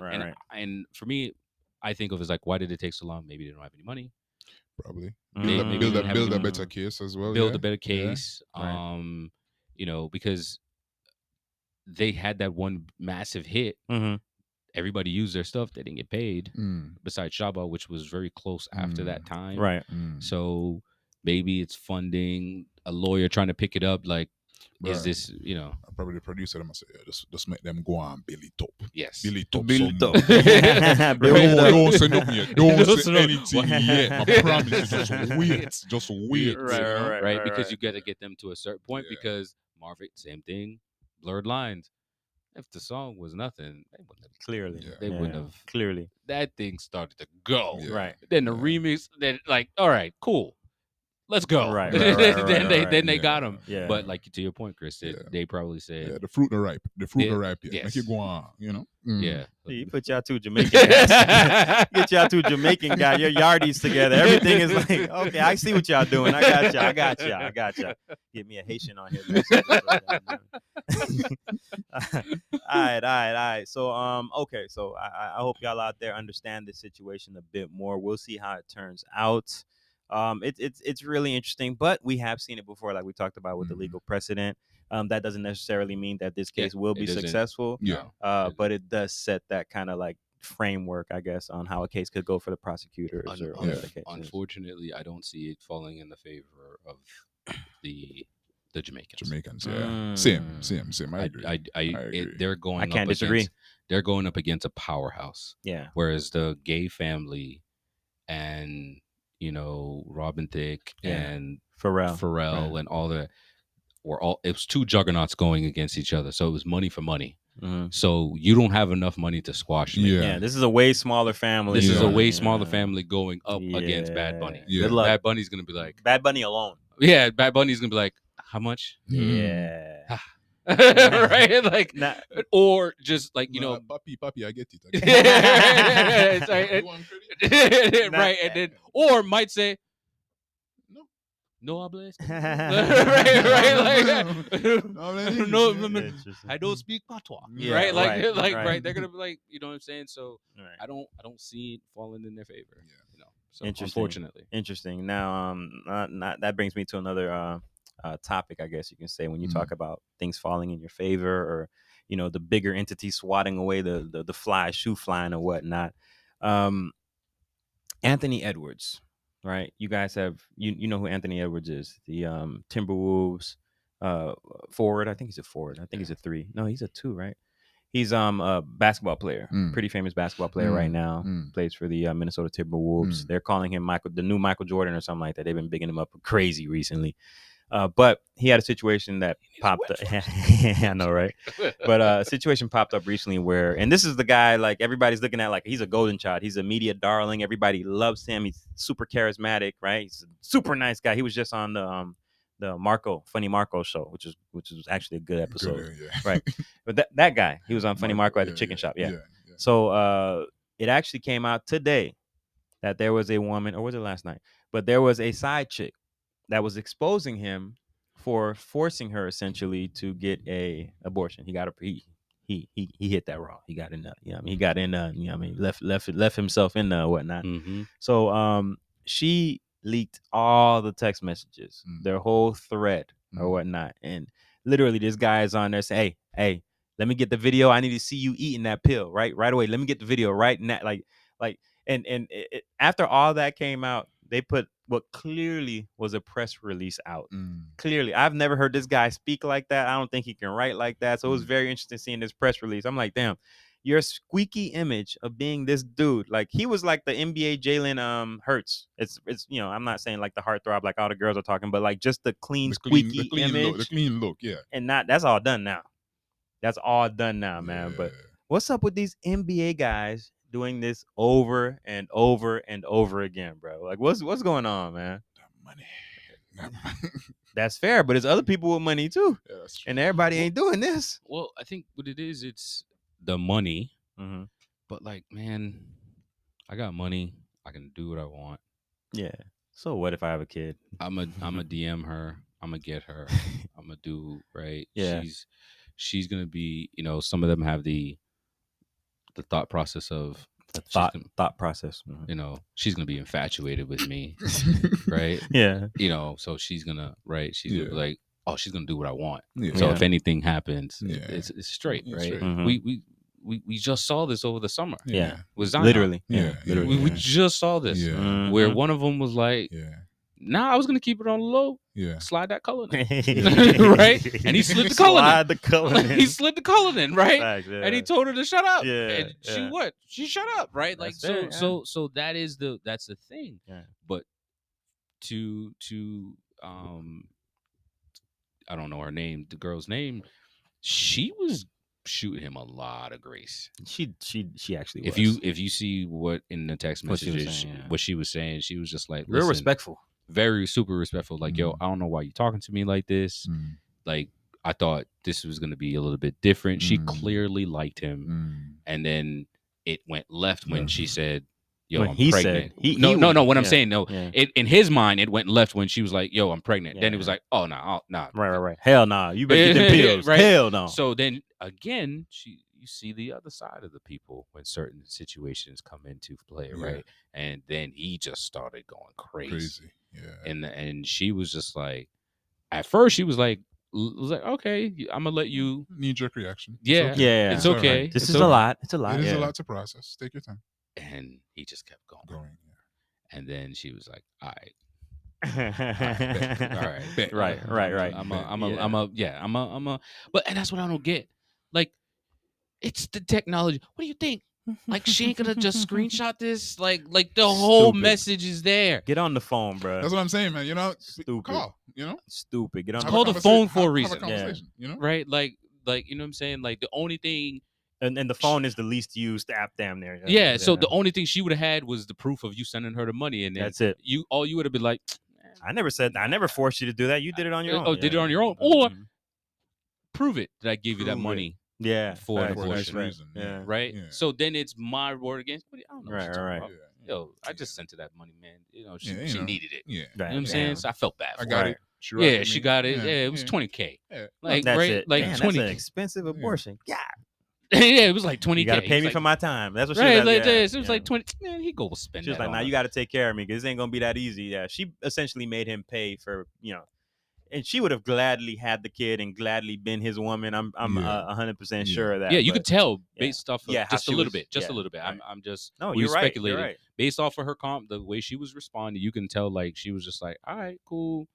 I did this with him. Yeah. I gotta just She fired too. proverbially man up, like and just get it done. And Yeah. and then she was like, and then he jumped out the window, and she was like, all right, okay. She fired. Oh, and you know what? That reminds me. Now that I say she fired, we talked about what's her name, Michaela Andrews the other day, Yeah. and we brought up her sister, and I had somebody else in my head when I was saying she fired. Michaela Andrews looks better than her sister. let me. I need to fix that. I'm sorry. I looked at her sister. I said she had more Thanksgiving. Meaning she was thinking it's another woman that I was talking about, not her. She had one thing. Yeah, it's not Malika Andrews' sister. No, not her. It was somebody else that I was thinking of that I thought was better looking than Malika Andrews. So I'm sorry. That hit me. I'm like, no. I remember I said that last time. I gotta fix that. I'm sorry. I apologize. All right, mistakes were made. It's okay. Shout out to Malika Andrews. Leave that girl alone, man. Leave her alone. Yeah. Leave her alone, man. But yeah, no, she Right. Shorty was, but it is what it is. Yeah. He's gonna have to deal with it now, right? Yeah, like a man. You did what you did. You he's had your gonna- fun. Yeah. She looks like a lot of fun. It's funny because What's up? the difference between the way Zion Mhm. responded in the text and the way Mhm. he responded in the text, Completely different. completely different. Completely Like different. Zion's case is worse. He's the true bad guy. Zion's the nice guy. Like Zion's case. Like if you really put if you put both cases on a board and you look at them, Zion case is worse. But the way he responded Yeah. is just like, oh, Yeah. you a POS, Yeah. right? Like Seriously, you, like this is the you- real you, bro. Like this, you a Yeah. POS. Like you Yeah. look crazy in the Yeah. streets. Like, oh, this is how you really feel. Yeah. But on Zion's case, you could just tell like, he's doing him. Like Right. he knocked up this one, had a baby with this one. He was in Yeah. a shower. Yeah. He was like, yo, He was such a sweetheart throughout the Yeah, whole time. and Like, he's saying some wild stuff, some freaky stuff in the text. And he was just like, yo, like one of them, he had just DM'd her, was like, yo, how much to move you out? Like the first sentence. Like the first sentence, like you just like the first thing out your mouth was how much to move you out. Yo, shout out to Zion, man. Right? Like he was just like you skipped hello. like Yo, shout out to Zion. Yo, Let's man. get straight to the point. It was like- you know exactly what How I'm much? yo, it was like How yo, much? You So know you're exactly forward. what I'm eating. So you're forward. Yo. And so you don't know. Cut the lamb talking. Cut the lamb talking. Right, like- Zion was a lick, yo. Yo, The definition of a He lick. said, "How much to move you?" That was the first thing in the chat. Cullinan, that's it. Okay. Yeah. Yo, you know He what? was You like, know what me then at. he You know then what he me at. followed. Yeah, then he followed up. Was like, all right, I'm gonna set you up with this. Yeah. And then it was like, Yeah. yo, but He literally was turning a hoe into a housewife. that's what I'm saying. Like he Like, did, legit. and if you look on it, like man, but he looked nuts. Like he went in, Mm. and it's sad because like you said, he was a rising. He's a star. He's not a Yeah. superstar. No, he's not a Yeah. superstar. He's a yeah. star. He's close. Yeah. He's close. Like They're calling him Michael Jordan right now, bro. Yeah, So yeah, if he yeah, He's what moves- Jimmy Butler It was. was, yeah. if he moves to another team, like so the rumor had it that he was trying to link up with Jaylen Brown when Jaylen Brown wasn't too happy with the Celtics. Okay. They rumored him with linking up with Jaylen Brown. They rumored having him come to Miami.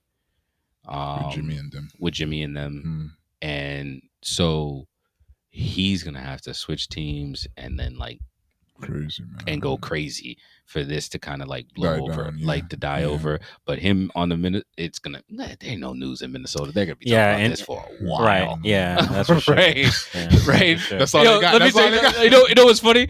OKC like yes. OKC's like yes. Giddy who? Giddy who? Oh, they're like, giddy now. They're giddy about like this. yes. Yeah, They're they're like giddy. yes. They're like Yeah. oh no, yeah. Okay. Did you see what Mr. Edwards did? Right? Like OKC's like Are you yes. guys still looking into the Josh Giddy AE? I mean Anthony Edwards? Yeah. They're like, no. I thought you said Anthony Edwards. Yeah. because that's what. Yeah, Anthony Edwards. Yeah.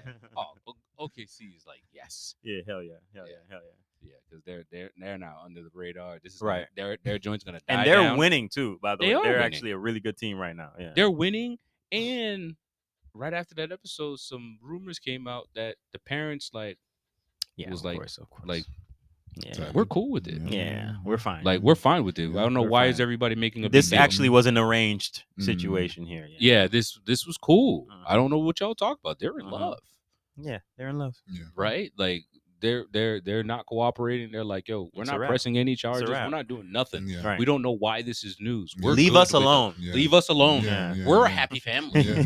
Right? Like they're them. They're like whoa. They're like, you know what I'm Yeah. saying? Like Yeah. on some stuff like that right. for real. So Right, like, right. nah, they're gonna slide. Mm, With this coming mhm. up, they're sliding. Mm. It's a Mm, wrap for that mm, story over there Yeah. at OKC. It's a wrap. Yeah, you're right. Now, just to move on right quick, onto actually another story that's a wrap, and it's this one. I think it's a lot of weird situations that popped up in this one, and what I'm talking about, by the way, is the Jonathan Majors case that just Mhm. wrapped the other day, and he was found guilty on 2 charges, 2 of Mhm. the minor Mhm. charges that they're saying may net him upwards to a year. In jail. Yes. Yeah. How y'all feel about that, bro? Because I guess y'all can surmise how I feel based on what I just said. But how y'all feel about that situation, bro? What's up? Because I saw the video, the whole I video. saw the whole video too, I man. saw the whole video. My boy can run. I'm gonna say, Yeah, my I mean, boy he, can run. yeah. Yeah, She can run too, though. She can, yeah. I'm like, That's scary, bro. like what did Bro, that- she say for you to Bro. do that in the middle of the street? No, she found his phone and he was texting. She her. grabbed his phone, yeah. and he was trying to get it back. That's his story. That's there. She grabbed the phone because she saw a text message coming from another lady flirting with him, saying that she wants to kiss him or whatever. He's trying to get it back. They're fighting in the car, and then they're outside of the car, and Jonathan's a big guy, bro. Picks her up and put her inside of the car. Right? She from wouldn't the- let go of him. She though. wouldn't let go of him. But yeah. but the thing about it is, I understand he picked her up and put her in the car. No. When you watch the video, I watched the video. That's what I'm saying. he didn't even let her get out of the car. She jumped when he was trying to escape and get out of the car because the driver says that she was beating him up. According to the driver's Yeah. testimony, she was upset at him because of something. We obviously know, like Mhm. guys have been there before. Like Yeah. he was obviously he had a Yeah. chick, you know what I mean? hmm And she found that out and started going off on him, right? He's trying to get his phone back. She's hitting him probably or something like that. This is the testimony from the driver or whatnot. He tries to get out as soon as they hit the light. Stop in the middle, or he's trying to get out now. She jumped, and there's 2 seats that separate them, so it ain't like a bench seat. It's like 2 different seats, She jumps over into his to get out with him. She got a tight stranglehold Grip on him, it, pretty yeah. much. Good grip. So he's trying to lift her and put her, like, push her back or throw her back or whatever in the car to be able to get away. Get off. And she like a spider monkey. She just making sure she's Latching staying on. attached to him, Yeah. latched onto him. So he didn't necessarily it's not like she got out of the car and then he just tossed her back in. She's trying to hold on to him and not let him leave. And he's trying to get away. And that's not an abnormal situation, especially when you're in a toxic relationship where you may be trying to get away and somebody don't want you to Yeah. get away. So I can see that makes sense as to why or how. Oh, I just had deja vu. That's interesting. Sorry. Another time. I just had some deja vu. I got to call it whenever it happens. But this situation is complex because from I know you say you saw the video, but from what I saw a dude trying to get away. Yeah. Whatever precipitated that, I'm just going off of the driver's testimony. Like I'm going off of his whatever he say. But from everything I saw, this was a dude trying to get away. Get away. Hey, I mean, let me go. I mean, get off of me. Let me go. I'm out. This man was running, bro. You know what I'm saying? Like this man was running from her and she was chasing him down. And then after that incident, she goes to the club. right? She goes to the club, and the same finger that he allegedly broke, she was in the club wrapping her hair, you know, taking drinks and all them kind of things. So Maybe he shouldn't have pushed her.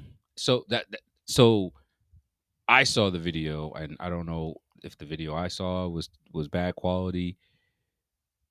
You guys said that he, based off of your perspective watching the video, Yes. mine's is a little bit different. Yeah. Mine's looked like he hemmed her up Against the car?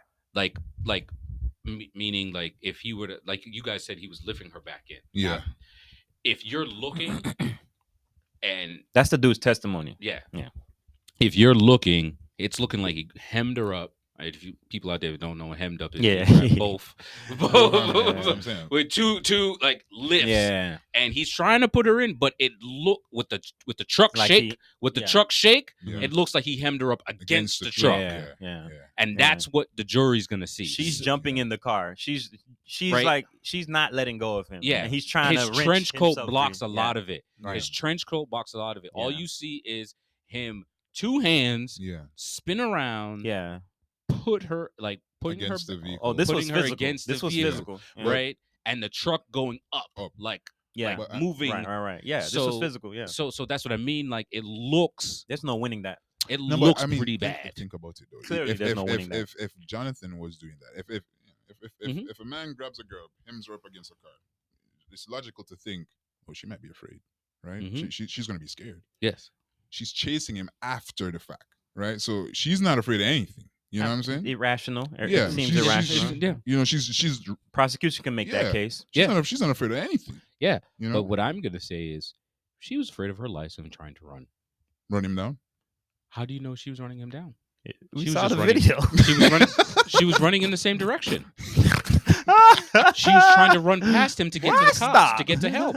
No, what I'm saying is that's what. Yeah. The They- prosecution they, did their job clearly. Yeah. They did a good enough job Right. to get Yeah. him on something. Yeah. Yeah. So that's what I mean. The prosecution is going to be like, no, she was running for her life. Yeah. I Clearly mean, she's and the running. text messages too. Even the text messages, she said, "I'll make She sure to was let them distraught. know." You She know, was distraught. Let them know what she said She was again. just she's like, She "I'll doesn't make." know what She's she's like, saying. I'll make sure to let them know."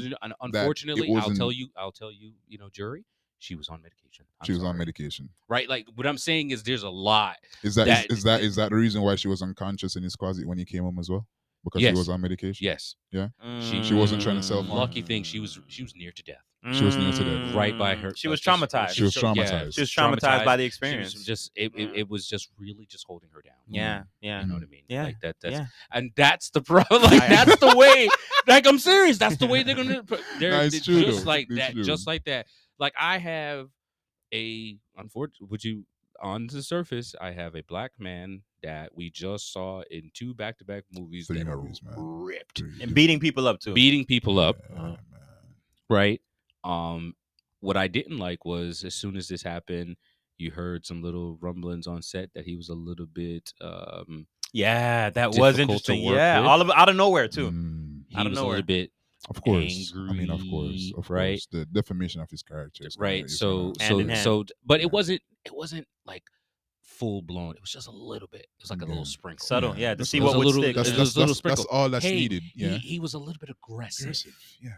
Right? He was like Now that you mention it, I do remember that one time that we had an argument. You know? yeah, right, right. He like, didn't say so- thank you when I handed him the Yeah. coffee. He right. grabbed So, it from so, me. so a little bit of that. Yeah. The video comes out. He's in a trench coat Yeah. with his girlfriend who is white. She does what she does to him in the vehicle. Mm. What we see on the camera is him grab her by her clothes with 2 hands Mm. and tries to force her back into a vehicle. Vehicle. The Yeah. vehicle, so much so, the Yeah. vehicle Shakes. moves Yeah, you ain't winning that. and shakes. Right, that he's not He ain't like winning that. he's not winning that. Nah. Like that, I don't care. Now, if the appeal goes, I don't know. He came out and released a statement. Yeah. He can't wait to prove his name. Blah blah blah. Yeah. Blah, blah, blah, blah. Disney already got rid of him too. Marvel too, man. Yeah, Disney. Yeah. Yeah, Marvel already wrote him out. Yeah. it was Oh, sad. It's interesting. sad. It is sad, man. Yeah, It they is so sad. he was Yeah. supposed to be in season 2 of Loki, So, yeah. and No, season 2 already happened. He was didn't they on there. replace him? Did he have him on there? Yeah, he was on there. Oh, okay.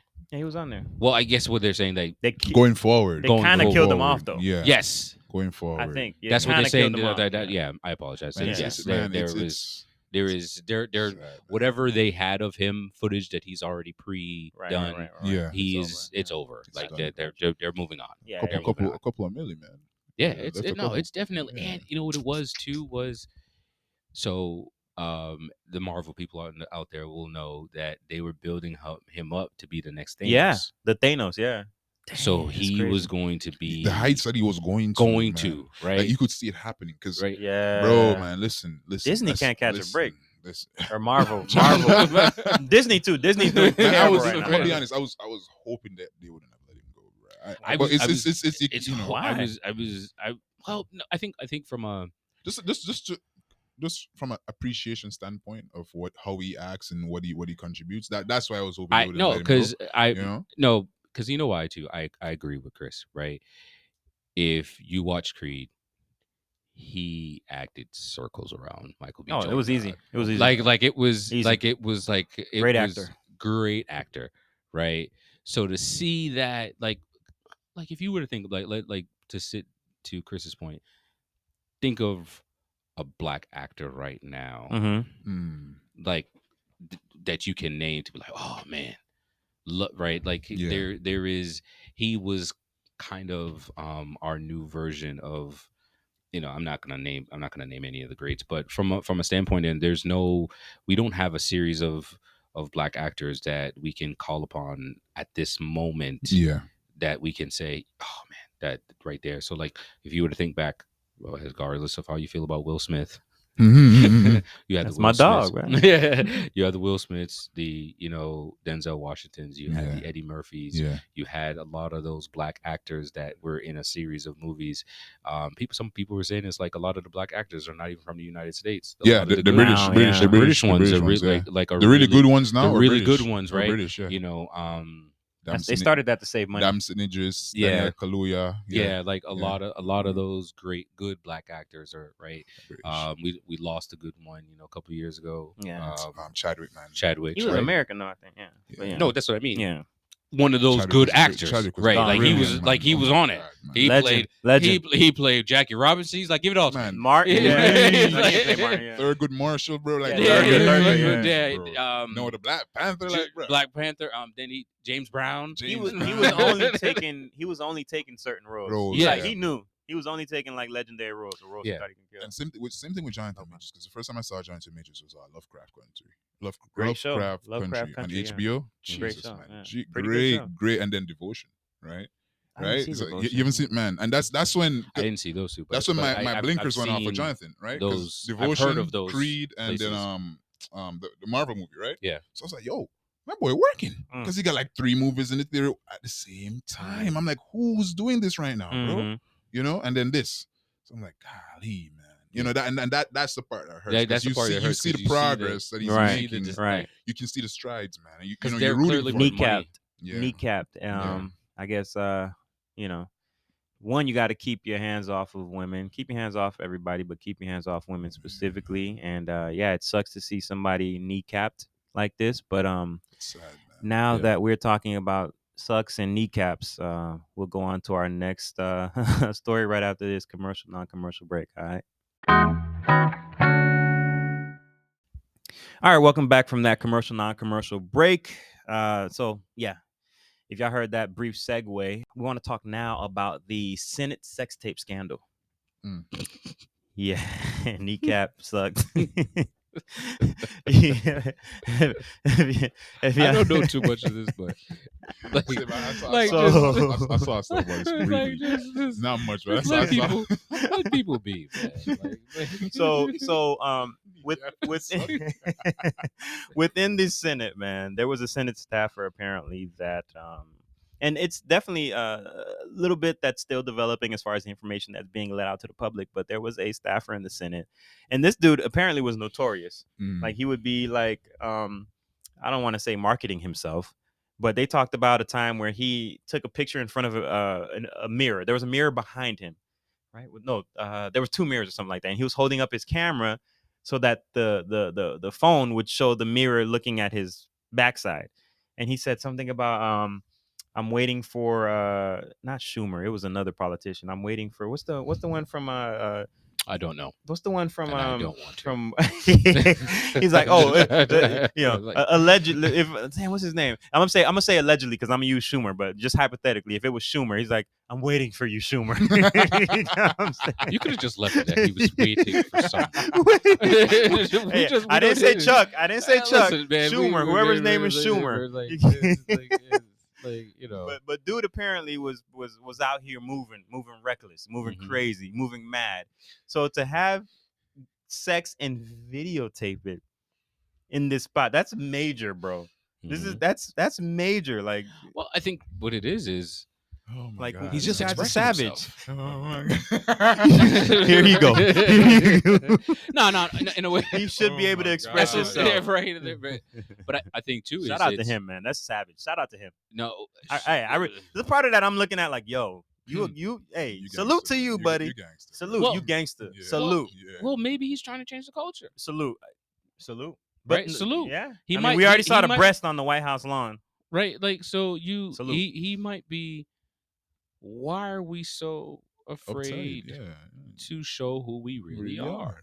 Not This we, is we're America. exhibitionists. Right? Yeah. Right. So he might be like, you know, all y'all in here are like this. Why are you all? Mm. Why? You know what I mean? Brings new meaning to get it on the floor. I mean, Yeah, it's right. you know what I mean, like damn, like right. Like, what so a gangster. I part of me is like, yo, salute, bro, salute. Like you, hey, I don't know if he was giving or taking, but wow, like the balls to like oh, here we go. the balls. No, you know what, man? We're not gonna Bro, do this. the balls to do something like that. You gotta Pause. understand.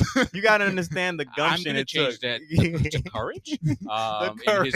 fortitude. That was he was very comfortable within himself. Salute, bro. my I respect God. this guy. And somebody else. I respect this guy. I'm just joking. But what I'm saying is, Yo. he's probably just trying to change the culture and then show what it really is behind the scenes Create a whole there new and atmosphere, and you know? and Yeah. really trying Loosen to everybody up. Yeah, Right? you know. Yo, this is like the more we get like privy to information that's happening in the White House, the more it feels like or just Washington in general. The more it feels like and I don't know if y'all seen the show, but House of Cards. oh House of god, Cards. Seen House of Cards, right? Yeah. Like the more we're privy to stuff, like we did see cocaine in the West Wing. You're like, we- wait a minute. This shit is real. Yeah, real cocaine in the West Wing. We saw like breast exposed on the lawn by a trans person. We saw like the scandals just keep coming, bro. And out, it's like, man. damn, is this real life or this like? Well, the thing about it is we have it on this pedestal like they're not Like, ordinary they're not people. people. Yeah, Right, man. right, They're like Man. come on, like Man. they're ordinary people Yeah, right, that went to right. law school Bro. and Right. was afforded. And I'm sure it ain't the certain- first person that had sex in that room. Exactly. Exactly. Man. So- Exactly. so It's that's what I'm known, saying. It's So known for that. it- They're like, Free him, they did what? Free Where? him. Oh Yeah. yeah, bro. That been happening, Yeah. bro. Yeah, I did like- that 3 years ago. Yeah. and they're like, oh man, Yeah, we Why got did he into a leak tussle, it? and, you know, it just. why did he leak it? I'd Yeah. have been next, right? Like, right? Like, you know That what was I my mean? favorite spot. right? Like, so I think why we put, we got to change. Yeah, it. right, like- Yeah. right. So you know, it's that old mentality. He's probably Yeah, trying to man. change certain things. Yeah. and he's trying to like, Getting no, more this is comfortable. Getting this is out how it there, is man. out there, Yeah. and they're all people. We Yeah. Salute much to as him, better man. we look Sex at is them- sex. It is what it is, man. Love We is look love. at All we that look good we stuff. look Yeah, at them man. and be like, Yeah, oh we man, think you you're all do stuffy this. and thing. Nah, Nah, man. Yo, Nancy came in there with a nice skirt today. What? You know, Yeah, like, I was yeah, like, yeah. golly. Yeah, You know? yeah. I'm not Yeah, surprised. right, It's right, not right, surprising. right. It's not surprising. This is pretty funny. Yeah. It's funny that we're hearing it, you know? But Yeah, it's like yeah, for them, I'm sure this is a regular thing. Right, right, yeah, right, man. They're just. I think they're more upset of it just being. It got out. It got Out out. there. Right? It got out. Right. Yeah. They're like, man, you should have left this at the Christmas party. right. right. So Yeah, man. I'm sure, bro. If the Secret Service guys could talk, bro, I swear to God. Oh they- yeah. they would have some. Oh my. Oh wow. Whoa, whoa, stories, whoa. man. That would be crazy. They would have some stories. Yeah, Yeah. I bet. Jeez. For sure. But now that we're kind of on this topic of politics and what's going on like in the White House in Washington D.C. right now, a hot topic is Hunter Biden. Mm. All right, charges. They're trying to bring charges on him Also, you got at the same time, which stems from it, the Biden impeachment inquiry, which got approved. So we're looking at a situation where we got a previous president that's going through his whole situation and the current president. Going through something. Like this here has never been seen before. Yeah. We've never seen a time like this, bro. Like I don't know what to even say about it at this point. It's like, damn, you're looking at it like, bro, is this really real life, bro? Yeah, man. Yes, again, it goes back to our point. Yeah. They're all human. Right. They're all corrupt. Yeah. He's his dad. He said they're all his dad did, shout out to Biden. Yeah, he did something any dad would do. Look out for my son and get him unjammed and right. But at the time he wasn't jammed. Like because the inquiry isn't about like him helping him now. The inquiry is about the benefits that were garnered by possible business associates of Hunter Biden by the president. Like Hunter was using his dad as like, yo, slide me an extra, this and that. I'll let you talk to him right quick. You know what I mean? Yeah, Big B, whatever he used to call him. He had a code name for him or something like that. But they're essentially, it feels like get back, like or revenge, or so to speak, because of what's happening with Trump.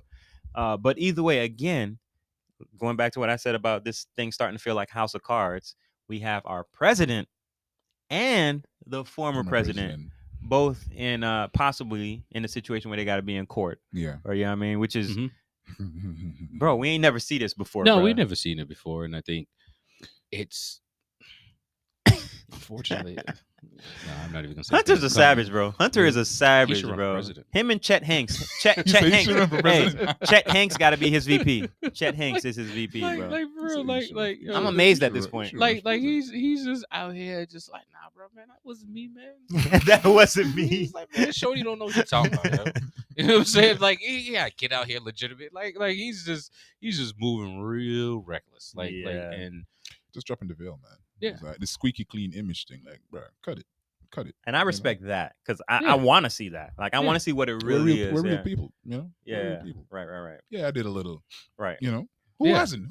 You know. Like, Don't get me twisted. I get it. We're humans, but there is diversity there. There are people who. There's a dude out there that's 40 and a virgin. People are different, so you do have that. But in this case, we're talking about the White House. We're talking about in that case, yes. And I think there is a way you can address it. Whereas you know, in the past there was some my transgressions, and I did these things, but now that I've learned from it, I've grown, and I'm blah blah blah blah. Right. In PR, whatever. Right. Yeah. And I think that's the part of like just not.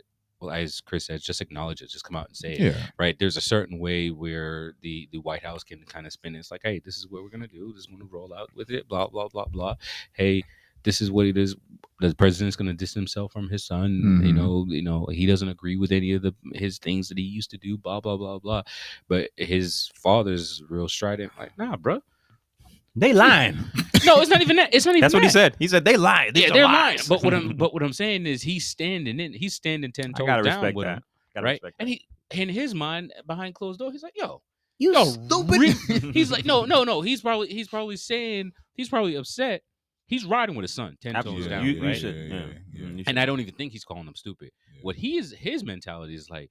Y'all really after him after y'all just did what y'all just did with our former president? Yeah. All his kids, what they do? Yeah. Y'all on him? Yeah. Like my son's an angel compared to them. I don't know if any of that. I don't know if any of their kids are worse than Hunter. I ain't gonna say that. I don't know about it. No, what Hunter's I'm saying on is something else. No, what I'm saying. Remember, is he had a gun in the laptop. Remember the gun and the laptop. I don't know. I'm saying Melania is doing that. I don't know. Nah, what I'm saying. What his Trump sons? No. Well, no, I haven't seen this. We don't got an example. No, what I'm saying is I don't think it's the same. What I'm thinking about, what I'm kind of drawing an example to a slight correlation is you guys allowed him to do all this other stuff. I know. Yeah, you're right. I know. It's almost like, you know what's funny? It's almost like those are the kind of the white collar crimes. Right? And Hunter is doing all of the colored people. Oh, I thought you were gonna say. I'm like, oh, all of the I don't say it. Man. All of the colored people stuff, right? Like, he got caught with drugs. Yeah, gun. He got caught with a gun. Well, he was extorting his father. Holes on the laptop. Yeah, he's like, right? He knocked up a chick and he's not claiming the baby. He's like, ouch. Right? Like, you know what I mean? So like, Hunter Biden. Right? So, and I think a lot of that is the society. Yeah. Like, oh, you're not supposed to be doing this. Yeah. Because That's not what we do. That's not You what are we the do. president's son. Yeah. But if you run a corporation and lie and doing all this and steal from people, Yeah. we're cool.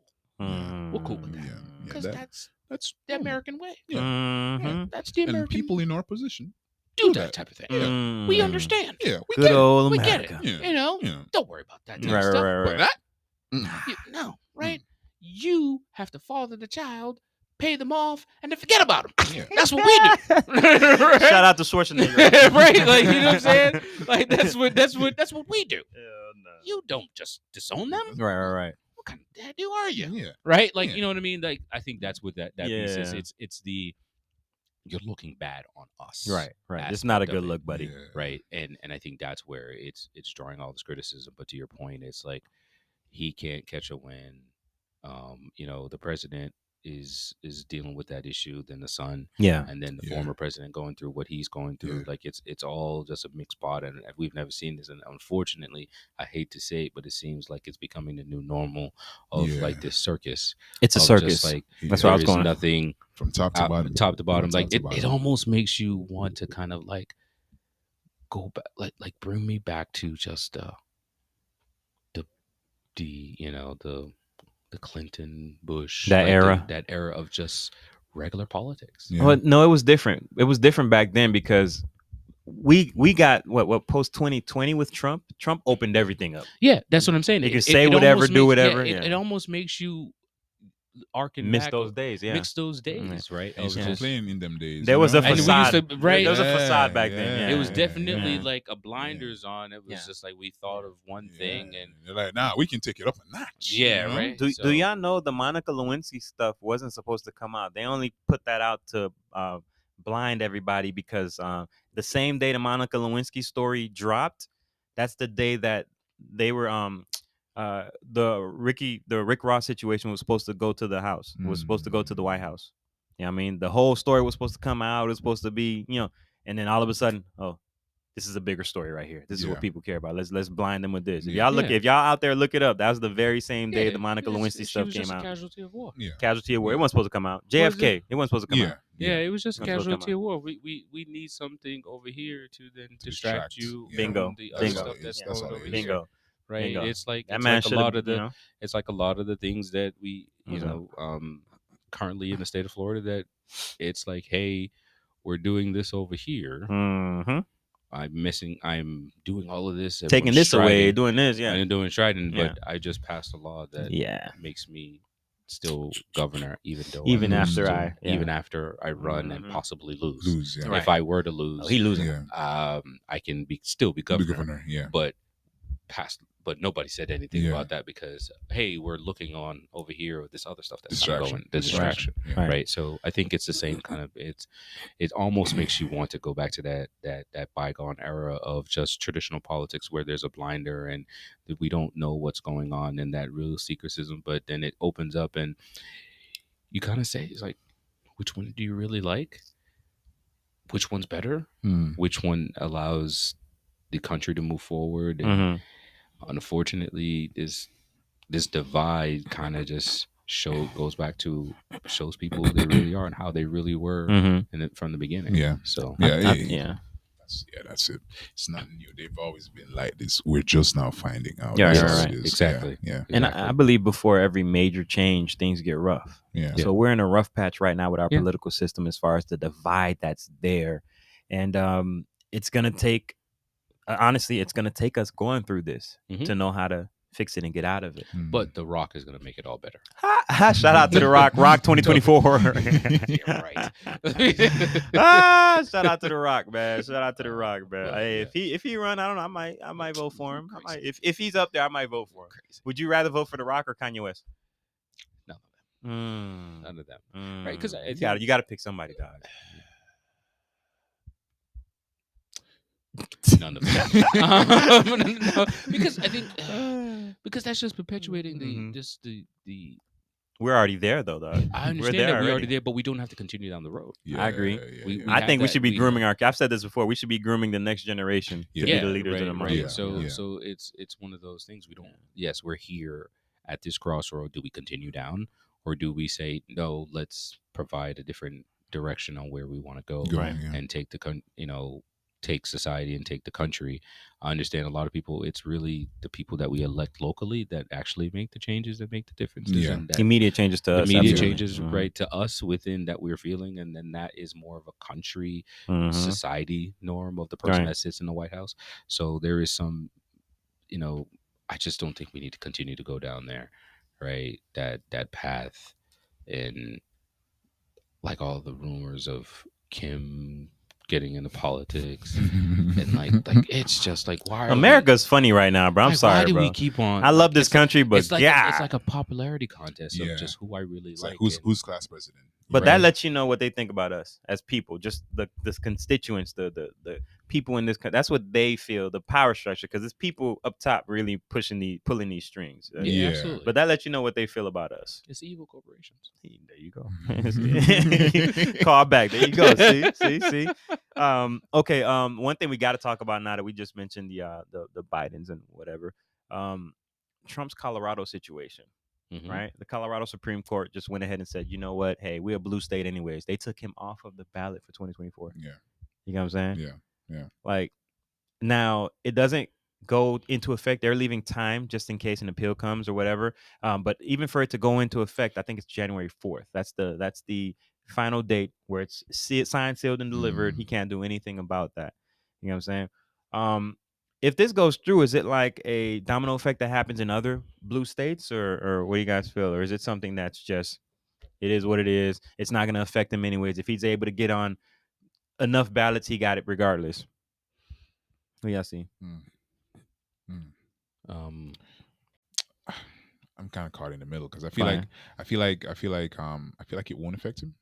Okay. I feel like it won't because of how things are right now. When people really think about it, there's still a lot of Trump supporters out there. Of you know? course, half the country. You know what I'm saying? Like, yeah, you or know, what I half mean? the So, voting population. yeah. You know, so I don't think it's gonna affect him too much.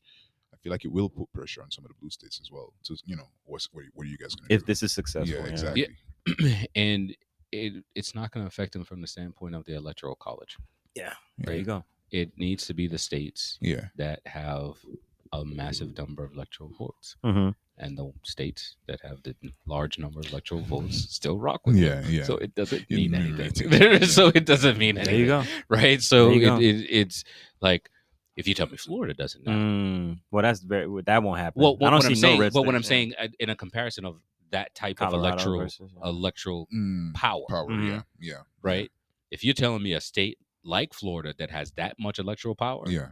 did this, That's a Ooh. different conversation. Mhm. now we're Yeah, now that's- we're that's- talking. yeah, Now exactly. we're talking about right, something. right, Yeah. right. But nothing wrong with Colorado. Salute to them, Mhm. right? For looking into the law and say, per the law, 14th Amendment. Yeah. you did something, so we are enacting something per the law. Yeah. I said from the beginning that's the best way to get him, that whole January 6th stuff. But instead, people are worried about like taking letters home and letterheads and all. Like, what are y'all doing? The January 6th is right there. We all saw the video. What are y'all talking about? That's so, if y'all like- want to get him from the beginning, January 6th. Focus on that. It's similar to the case that just happened in Georgia with the two black election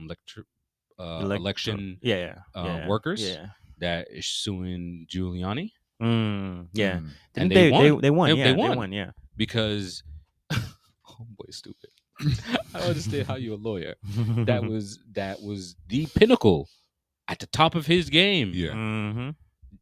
Lawyer, Yeah. right? Mhm. That single-handedly crafted Yeah. something, right? Yeah. If you guys don't know, To get rid of to get rid of them out. Yeah. Giuliani Legend. was crafted the RICO, Yeah.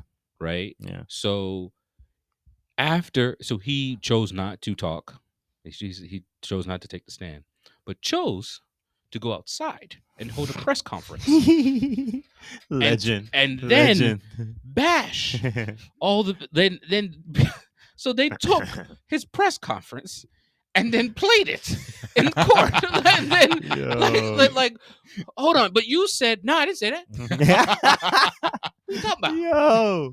You can't use that. Yo, what a Yes, you legend. can. What a legend. You What a know, legend. Like dog. you know what it is? It's almost like he got like dementia or something. Like he He forgot might. law. Like he a forgot brief law. moment, a brief moment. Like yo. He probably does have some issues. I remember when he was sweating his wig out. I still remember Yeah, that. like you know what I'm saying? So Yeah. it's like almost like, so if from that perspective you just get them on the facts and law and truth, Yeah. right? That's the only way. Like, all right, cool. You said this, yeah. ABC. and per the law, Mm-hmm. this is the consequences Yeah, for your for this, actions. Right. So that's how we're gonna move forward, Yeah. and that's how we're gonna do Hey, it. I think Trump would have been locked up if they would have. Oh, 100%. If they would have went with January 6th from the beginning, bro. But for some reason, maybe it just didn't Turn fit a the blind eye. narrative. I don't know Yeah, what the turn a hell. blind eye. because they ousted the person that was leading the charge. Mm-hmm. Dick Cheney's daughter. Yeah. Right. Liz. Yeah, Liz Cheney. Yeah. When she was leading the charge against her constituents for using the January 6th, because clearly she comes from a family that knows strategic moves, right? Right. And they ousted her, Mm-hmm. right? And they were like, all right, no, we ain't doing that, Yeah. right? So they ousted the one smart person Mm-hmm. that was like, all right, if we're gonna do this, we got to do it this way. Yeah. And then they're like, nah, we ain't doing it. Right. It's just a joke, just for show. Yeah. You step, you know what I mean? Hey, they thought wrong. Right? Like, you know what I mean? And she's a dark horse, man. Don't mess with her. She's gonna come back strong. All right, I think so. She's gonna come back. That. She's gonna come back strong. I think the only way she doesn't make a strong effort towards the White House is other people not wanting her. Right. Yeah. Right. Yeah. But she's definitely a part of that. She's cut from that cloth that can really go the distance if people want her to. See, that's why I say with politics right now, we're just in a rough patch. Things are gonna change. They're gonna get better. Yeah, especially when millennials like our age group start to actually get in there and into positions of power. Because right now it's still the older people that are in power. You know what I mean? But I think we will get there, man. We moved through quicker. The politics a little quicker than I expected, but that's perfect. We're finishing up right now, man. But before I let y'all go, man, Draymond Green. Draymond Green, man. Compilation that they made with him, bro. Yeah, Draymond Green, bro. Like, is he gonna sign up for the WWE now, or like he's playing the wrong sport? The wrong sport, man. And they didn't even put a date on it yet. It's just indefinitely. Man, he's just you know what I'm saying? Man. He's just is it the whole season? I feel like it. Yikes. That might seem harsh. Yeah, but I mean, he's nothing new with him, though, man. That's the thing. It's nothing new. You know. I think it'll be the whole season based off of their record. Yeah. After the All-Star break, if they have a push and they look like they're gonna make the playoffs, I think he'll come back right before the play-in, because most likely they'll probably be a play-in team. If they're not seeded, if they are seeded, it'll be super low because the West is stacked. Yeah, right. LeBron looks like he has he's trying to win one. He has a point to prove. And AD heard everybody talking, and he finally decided to play. Street clothes, who? Yeah, right. So they clearly look like they're on a mission. But I think it depends on how well. Unfortunately, I think it depends on how well the Warriors are doing. To make a determination on that. But I think of just his whole mind state. I think it's just something personal going on with him. Yeah. Seems like it, right? I think it's something personal going on with him outside, and it's just him overreacting. Right? Him overreacting. Or him overreacting, and to the point where they're like, we're not going to just take it anymore. Right? Because there's been instances where he's done this, but they were winning. Bro, within 2 weeks, he choked somebody out like a half Nelson, and then he punched the guy. Yeah. Who is this man? They'll tolerate when you're winning. Yo. They'll tolerate when you're on top. This guy's a They'll tolerate a lot of stuff. They'll tolerate a lot of stuff. Yeah, that's true. That is true. That You is know true. what I mean? This When you're guy's winning, wild. Losing and doing all that. yeah. They're gonna So be like, that's you're the distraction. You're the reason why. yeah, Right, You know, right. exactly, You know? exactly. We don't want to make Steph upset. Yeah. But you Yeah. know what? I'm gonna go on record saying this now because I've been saying this for a few years. I think it's the perfect time right now, even before the terms of the suspension. I'm not sure if they can move during a suspension, but I think this is the time right now to They can trade move. him. There you go. Okay, They can perfect. trade him. To move 'Cause Klay that's how Thompson, Draymond Green, and Jonathan Kuminga for AD to the Lakers. Yeah, they can trade. They can trade him Right. because Is the time That's how they traded while a Udoka. suspension? Udoka. He was was suspended, right? He was Was he suspended. technically I suspended? think he was. Yeah. He was suspended. He was Okay. suspended. He was suspended, and Yeah. they Got you. Okay, yeah, so it yeah, can yeah, happen. it can Yeah. happen. Yeah, This yeah, is that perfect time. Yeah, because Value he's is still what a it part is. of Yeah. the entity. He's Still still a part of the the entity, yeah, organization. the team, You know what I yeah. mean? So the team or whatever like that. But it goes back to the whole Jordan Poole thing. Mm-hmm. You know, allegedly, Jordan Poole said, "Your expensive backpack for 30." Yeah. Right, right, and Damn. right. You know what I mean? So allegedly, that's Yeah, what was said. Yeah. So I think he sees it coming to the end. And he's upset. Personal stuff outside possibly. Yeah. Bro, he stomped on Buddy's chest before that though. Yeah, Like yeah. we seen him do the But what I'm saying, you know to what I you, mean? he was winning. That's fair. He was That's winning. fair. All right. That's He's winning fair. when Doing he the uppercut stomp on Buddy's when he pecs, uppercut like- LeBron. Yo, and he got Yeah. suspended. Did you see the time when he eye poked him, right? Yeah. He Where eye he poked what? him. Eye Yeah, poke, yeah. yeah. And Yeah. you see LeBron's reaction. I was like, he said, "Yo, what's wrong with you, bro?" Yeah. like you Yeah, like that's what I'm saying. So like Yeah. when you're winning, we tolerate the BS. Yeah. When you're winning, right? They won 2 years ago, Mm-hmm. but that was. I'm gonna say this. Uh-oh. I'm a Boston fan. I think that was a Boston loss More than a gotcha. more than a Warrior Warriors win, Yeah, Mhm. yeah, because it took Steph to go to God mode yeah. to overcome that. And Right. I think what it was is, Jason getting hurt, Game 7. Yeah. Right. Like all of that had to then line up for them to then overcome Right. all of that. And Like, Brown couldn't hold it together. Brown couldn't hold it together. Yeah. Like, you know what I mean? Yeah. So that's what I think Yeah. about that. Actually, no, I'm wrong. Game 7 was last year with the Heat. That was last year, right? That was What- last year what with the Brown Heat. was, yeah. It was the year before with Steph. It was just them running out of gas. Mhm. And he talked about that. Jason Tatum talked about that. He, went and got a nutritionist because he wasn't Yeah. eating right, Yeah, and everything right, like that. right, So yeah. they just ran out of gas. My fault. Right, And yeah. I don't No, know. you Let good. me correct. Boston fan. Let me correct. Is this that. how the Like, Boston you're not fans a do Boston it? fan if you didn't know that. Let me correct that. Right? I don't want to go that right. Hey, But yeah. but no, man. Salute to the guy, man. I hope if this is in fact mental issues Buddy is dealing with, obviously he should seek some help. And I think this is what the NBA may have had in mind Yeah. when they set this whole situation up, and they said as much. But I think that's all we got right now, man. We're gonna move on to our next sit down. But again, I want to thank you guys. This was a fun conversation. Absolutely. Yeah. And honestly, I might be on something else. I might patch y'all in on something else. But like I said, this is a marathon, man. So we're just gonna do what we want right now, man, and let people have fun with it as they will, man. But that's all we got, man. We out. All right. Yeah. Yo.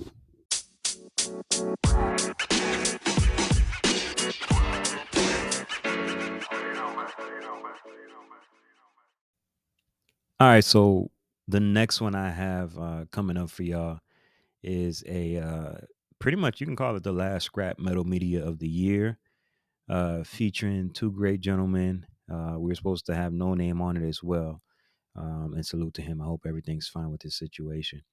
But in this particular scrap metal media, it was Valley G and Chris, aka Twin. It was fun. We talked about a lot of more recent, a lot of the recent things that have been going on. Obviously, there's no way to touch on everything, especially because trying to keep it down to a certain time length. One of the gentlemen was literally still at work. I'm glad we don't say where anybody works, right? But no, definitely was a fun, informative conversation, like all of scrap metal media, usually is. So yeah, this is the last major section of the show. This is almost 5 hours. I am proud of it. It's going to be a little.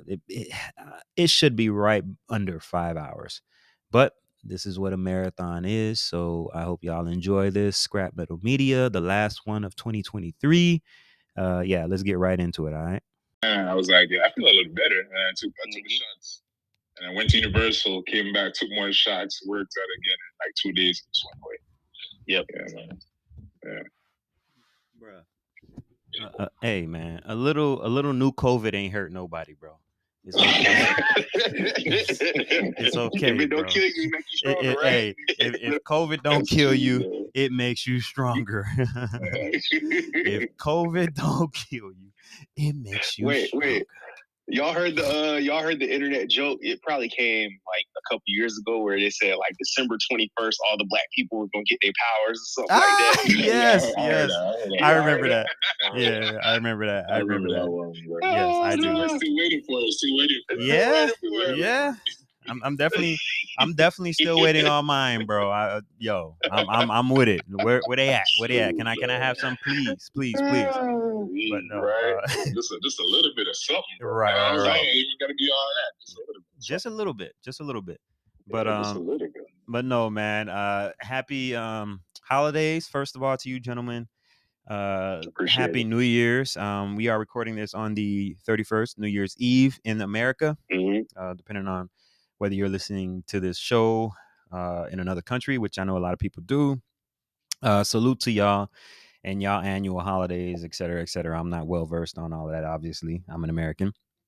But yeah, man, I appreciate y'all gentlemen joining. The reason why I was so adamant on making this work with the two of you is because as far as content, I got pretty much the most content on this platform with the two of you. Very grateful for it. You two have been great guys to work with, and I look forward to where we go in the future with this. And like I said, I just wanted to, at the outset, thank you guys for even lending your time right now. You know what I mean? So definitely looking forward to a bright future where we can break bread together. You know what I mean? So hey, sure. I'll leave it at that. But salute to y'all, man. All right. Sure, bro, for sure. And getting that studio going, man. Oh yeah, bro. I can't wait. You see where I'm at now. Y'all, everybody, this is all audio. Absolutely. Everybody listening to this now, yes, humble beginnings. Yes. But we growing, we climbing. We got great things coming. 2024 is going to be an amazing year. Right. Definitely a blessed year. So, really excited. And honestly, I sent y'all all the essentially the list of what we may be talking about today as far as Scrap Metal Media goes. But since I just said that, y'all already know how I got to start this. All right. Mm-hmm. Welcome to Scrap Metal Media, where all news is two-faced. Take it or leave it. All right. So now that I got that out of the way, it's hard to not talk about like politics right now as far as things that's been going on. Some of the craziest things in our day-to-day seem to be coming from the political sphere, whether you talk about different wars that are brewing, coups that are happening, all kind of stuff. Presidents' kids getting locked up, having hookers, and et cetera, bro. Like I just found out that we just bombed Iraq again a few days ago, bro. Like that's actually starting back up again, bro. Like, which is crazy as heck. Like I thought we were done with Iraq forever, but yeah, I thought so too. I guess I thought we pulled everyone out of there and then left them to their own devices, I guess. Iraq is that one exit you just can't get over, man. It's like you leave, but you always got to go back, you know? Right. And I don't know if it's just money to be had or if it's the whole situation with Israel and Palestine, which I think that's what it is. They're talking about Houthi rebels bombing or shooting at American troops, and that's what our government is using as the reasoning behind it. Which I get it, I understand it, but again, we are jumping in for Israel in a battle that I think our tax dollars have or should have prepared them enough to fight for or fight on their own. But I I don't know. What do you guys see this going, bro? Like, it's I try to not talk about it every episode. I'm not even gonna front. I try to not talk about it, bro. But where does this go, bro? Because it seems like it's only getting worse, and I'm hesitating to say World War III. But damn, how do you like if you're really paying attention? How do you not like say that? You know what I'm saying? Like, how do you not say that nowadays? It's a possibility, right? Absolutely. Like I feel like we've been floating in that range for World War III, probably like the past, give or take, at least 5 years. I think. Yeah, that's you're right about that, because it's that's been the conversation for the past 5 years for real. Yeah, and I feel like the more we whisper it, the louder it's gonna get. Mm-hmm. You know, and it's eventually it's gonna become the reality, man. Because it's like, it's so funny, because I was actually talking to my little brother about this last night, that I don't feel like it's just getting worse, man. It's always something that keeps popping up. It's like it's a kettle that keeps it's boiling up, you know, and eventually that water is going to be ready. Right. So I don't know, man. I feel like we're going to get there. You know, it's just. I think the question is, what are we going to do? Right. You know, when we get there. Yeah. Bro, good question. I said this I said this a while ago, and at this point I still stand on it because I have seen nothing to change my mind as of yet. But it seems like the current power structure that exists, I call it the Eurocentric or the colonialist mindset, or just that whole power structure that was developed over the past several centuries. I think this is the first time they're facing a real legitimate threat. And so we're seeing it try to like figure things out.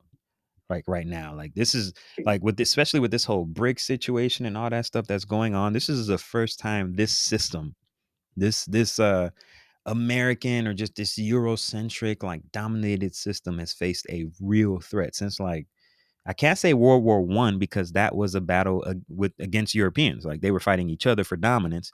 You can't really say World War II because again, the Nazis ain't really like nobody. They just see, I mean, like that whole system right there. They even stopped dealing with Mussolini, and they would, and we know what they would have did with Japan. And I'm speaking for all my history guys out there, but this is the first time for real, like that the U.S. faces a legitimate threat, bro. So this is very, very interesting, bro. Like it's hard to not like I said, say or even whisper World War III, man. Again, I'm American, so I'm hoping we don't have to deal with that. But if I'm being honest, bro, the next question that comes with that, right? When you talk about a world war, like draft is coming right after that. You know what I'm saying? And the question soon becomes, hey. I think everybody has to face that question themselves. Like, hey, right. What are you going to do? Right. What are you going to do if these conditions are met?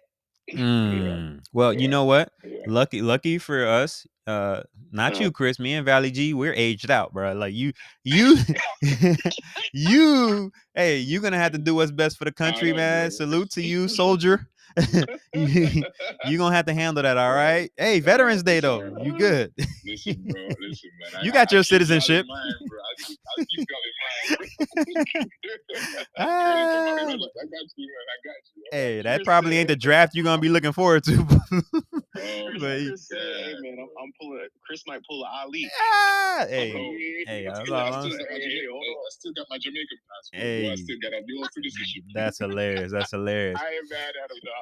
Now, y'all called the draft? Yeah, man. I was out the country. I ain't even know. That's funny. That's funny.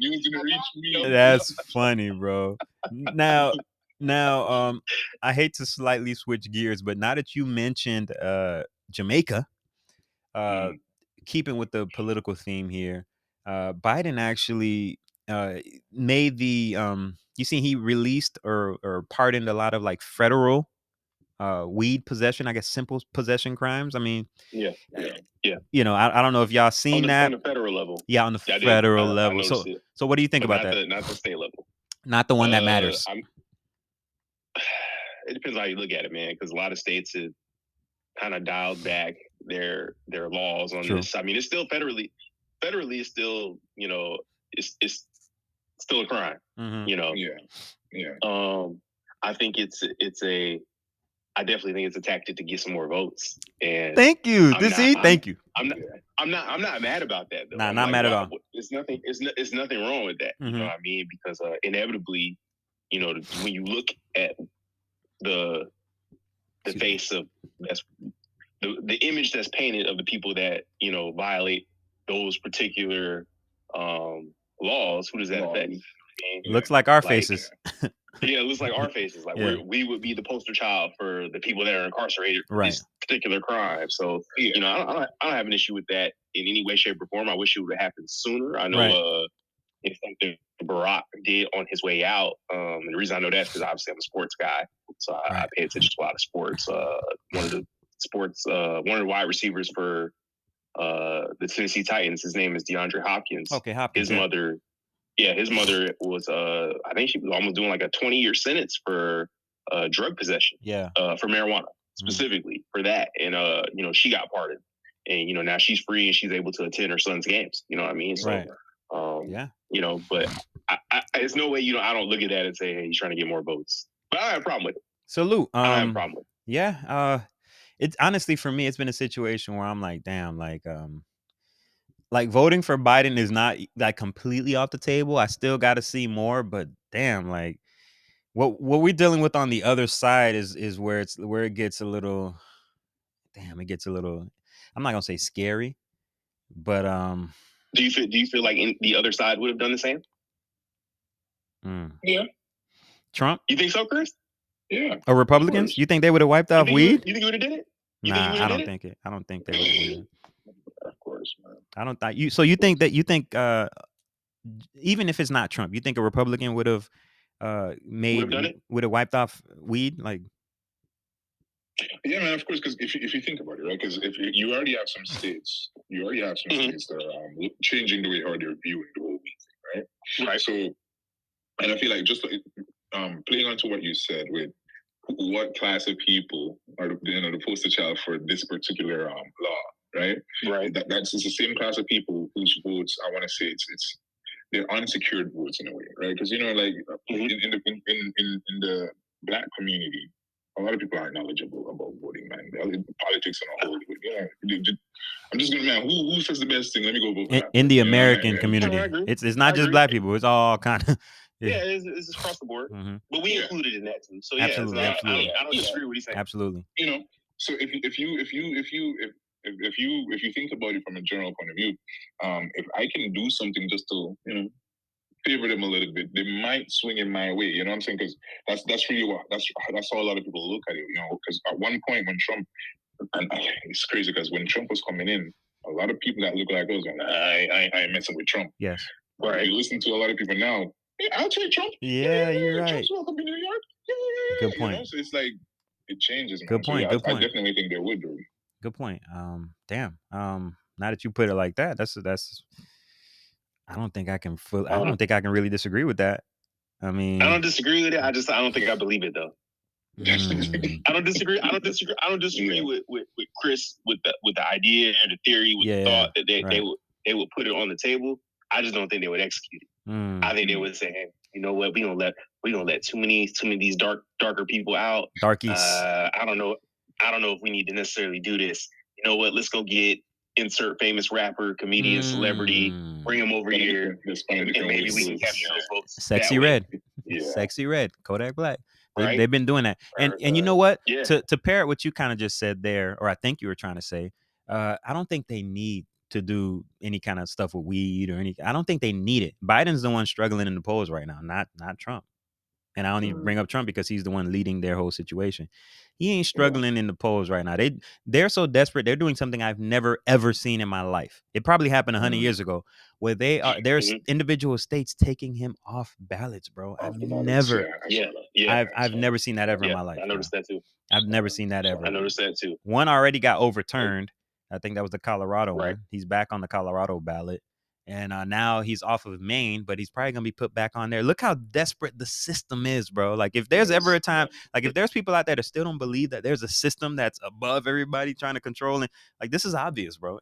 This goes beyond Republican and Democrats, bro. These are the people that pay and control all of that. Did it shock you that it was Colorado and Maine that were the two states that attempted to do it? No, there's gonna be more That states. caught me by. It wouldn't shock me at all. I think it would be too. But it just caught me by surprise that those two in particular. I wouldn't think those two states would be the two that would be the first to try it. You know what I mean? Like that kind of caught me by surprise. I'm not 100% sure about Maine, but I know Colorado is a blue state for a fact. Colorado is a blue state, so that alone. And I think the governor in Maine is also a Democrat. So I'm assuming I'm gonna go on a ledge here. You guys correct me if I'm incorrect, but I think Maine is also a blue state. Or I wouldn't know, man. Yeah, never been. So I'm not surprised. It's not on my list of places. Nah, I don't. Shout out to the people in Maine. No reason to go there. I don't ever want to go to Maine though. Shout out to y'all though. I don't know a whole lot of people from there. I don't know. Nah, me neither. Who is in Maine? Me What's neither. his name? You know what I'm saying? Nah, I don't know anybody in Maine. I don't care to go to Maine. Shout out to y'all, but it's similar to like Wisconsin. Like, yeah, I don't really know anybody in Wisconsin. Like, I know they make a lot of cheese. Yeah, you know, a lot of dairy stuff. I don't really know who's like there. It's one of them places. It's one of them places that if someone confronted you and said, "You look like you're lost," I'd agree with you. You're right. How do I get out of this place? That's hilarious, man. That's hilarious. All right, so I mean, since you just a quick. I don't know if you guys have been noticing with since we're on politics, I'm guessing about to jump, but you notice that the hot question that's going around right now is how come no one can answer? You know, what was the cause or benefactor of slavery? Man, I don't understand how this. Or I'm sorry, the Civil War. Yeah, I don't understand everybody messing this up. Like, damn, and I was just starting to like her. What's her name? She was struggling with that. Nikki Haley. She could answer the question. She didn't answer the question. She lost my interest. I wasn't gonna say. I didn't say I was gonna vote for her. I haven't said that yet, but she completely lost my interest. Because I've talked about her whenever I talk about the Republicans debates that have happened. I talked about how she did great. She looked great. She did great, and I like her from that. But now it's all done, bro. Because to me, now you just proved to me that you're just pandering to get those type of votes, and those type of people don't even want you bringing up slavery. I never questioned pandering. I think everyone does that across the board. You have to pander to an audience or a base to get your support. Just the level of pandering is what kind of is mind-boggling, because you know these are things that these are things that are able to be proven through history, data, statistics. We're able to prove this very stuff. Easy. Like, so I'm very like, easily. I don't really understand how there's a whole lot of questions behind it. And like if this upsets my thing is if they're not answering this question because it upsets their base, then what are we to expect when you get into office? You know, and it comes to doing something that is going to benefit the country or benefit the citizens that may go against the grain of something else. Right. I don't know. It's not really a good look, man. It's really bad look. And to follow up with what you said, man, it's crazy because my thought process on it is that even if let's say your upbringing, you know, and what you fundamentally believe in goes against you admitting what caused the Civil War, you could simply just quote the literature. You know, you can say, well, in the history books, it is documented that this. You know, you could. That's all you had to do. I'm like, and that at least you would have shown what you would have shown is that even though you have your own personal opinions, you also have the ability to look at things for well, this is kind of what it is.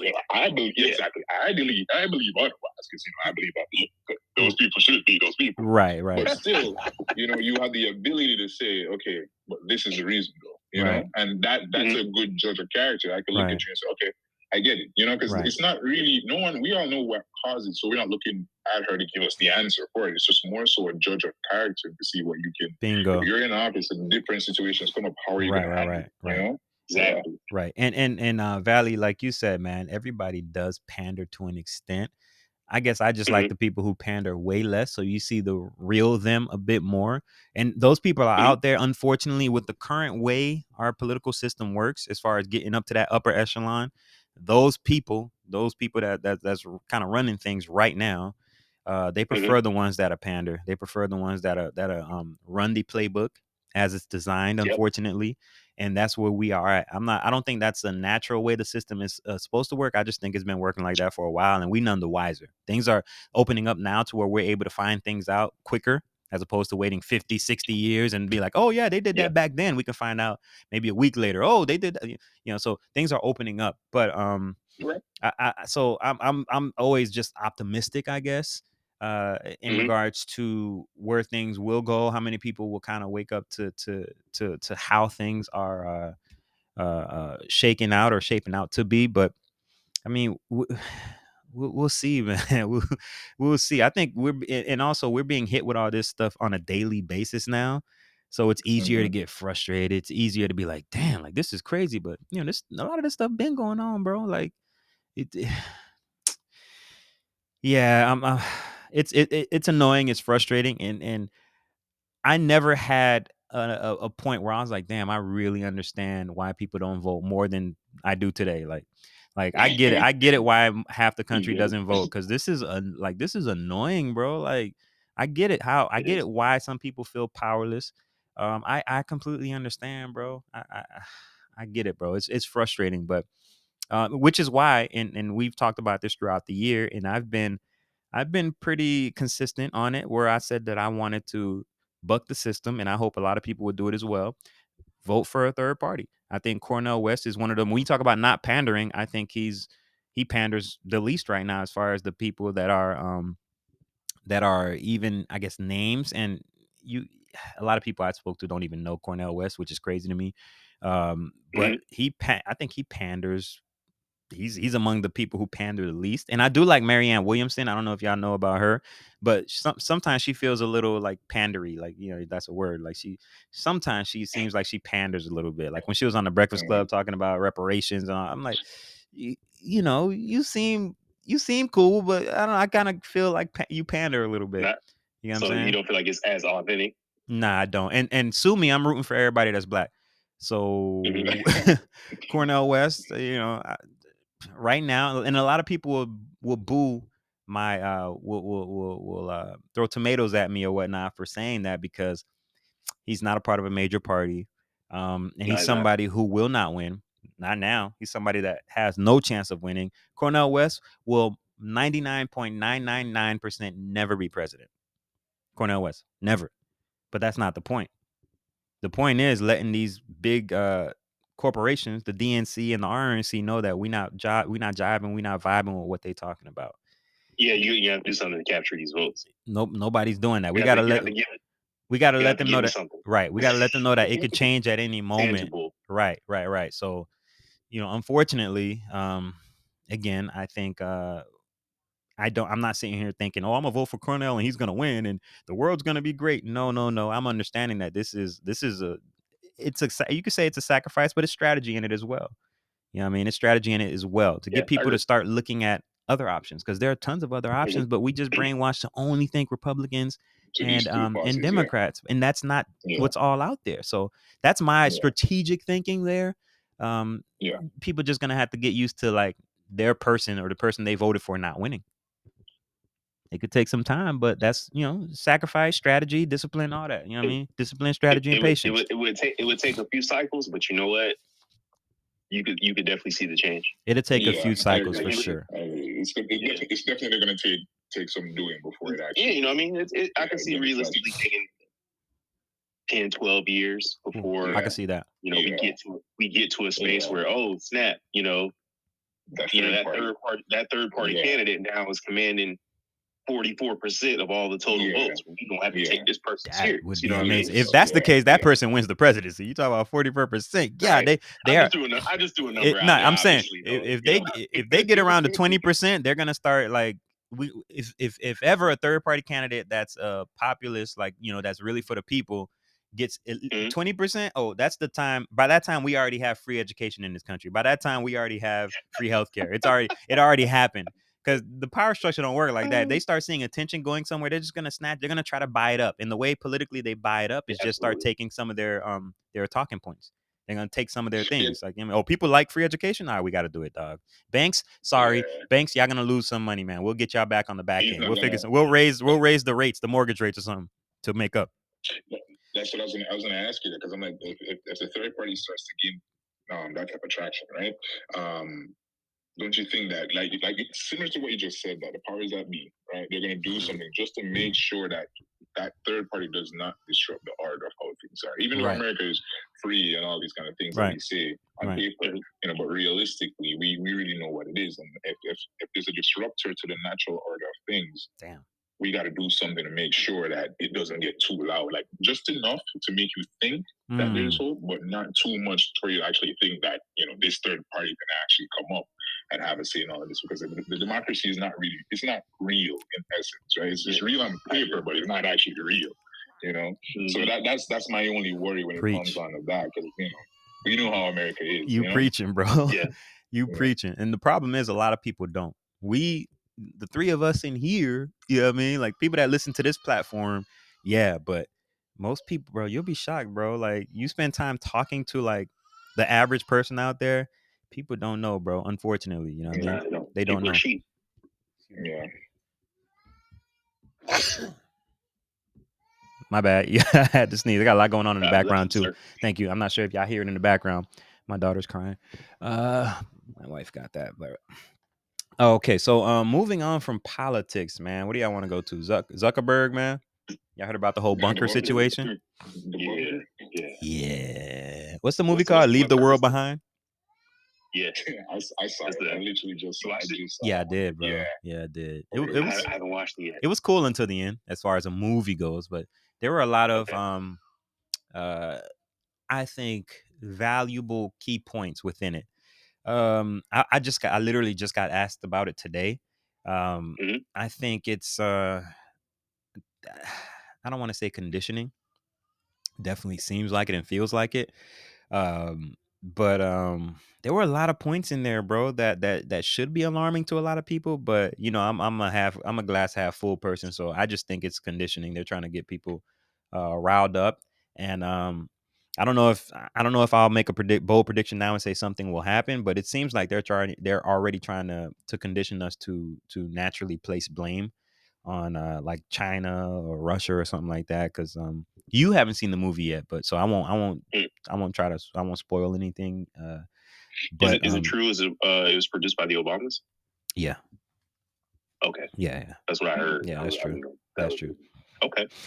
And it's crazy. I don't know, because like you said, Wendy, with the whole conditioning thing, I feel like movies like Leave the World Behind, The Purge, they're kind of giving the same message, Mm-hmm. It's like I feel, America eventually is going to come to a point where it's going to be like this, and like you said, without saying too much, but passing the blame onto someone else instead of looking at the country, like America being the source of all the problems that it is, instead of looking outside and saying, oh yeah, this is the country that caused it all and stuff like that.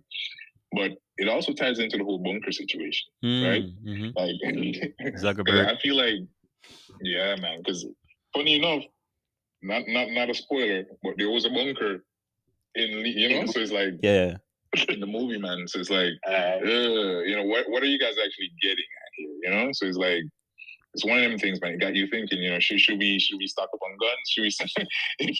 I already started. Never mind. I don't have any guns. Never mind. I don't have any guns. I'm anti-gun. I don't have no guns. Guns are bad. Guns are bad. All right. And this is even a thing because a lot of these multi-billionaires, I'm not even gonna say a lot, but it really went viral because Zuckerberg started or I think he has a big bunker that's being developed in his Hawaii property. In Hawaii, right? Yeah. Why Hawaii though, man? Hawaii is it's an island and a volcanic island, bro. So that's confusing. It's a tropical island, bro. You know what I mean? He wealthy. He can do whatever he wants. You know what I mean? And I heard he got a lot of acres too. This is a crazy property. But didn't they just have that fire that happened? What are you trying to say? What are you trying to say, sir? 5 months ago. What are you trying to say, sir? What are you trying to say, sir? Okay. I guess somebody benefited from that, right? Yeah. I mean, they've been saying that from the beginning. I know one of y'all trusts. I know one of y'all trusts Oprah.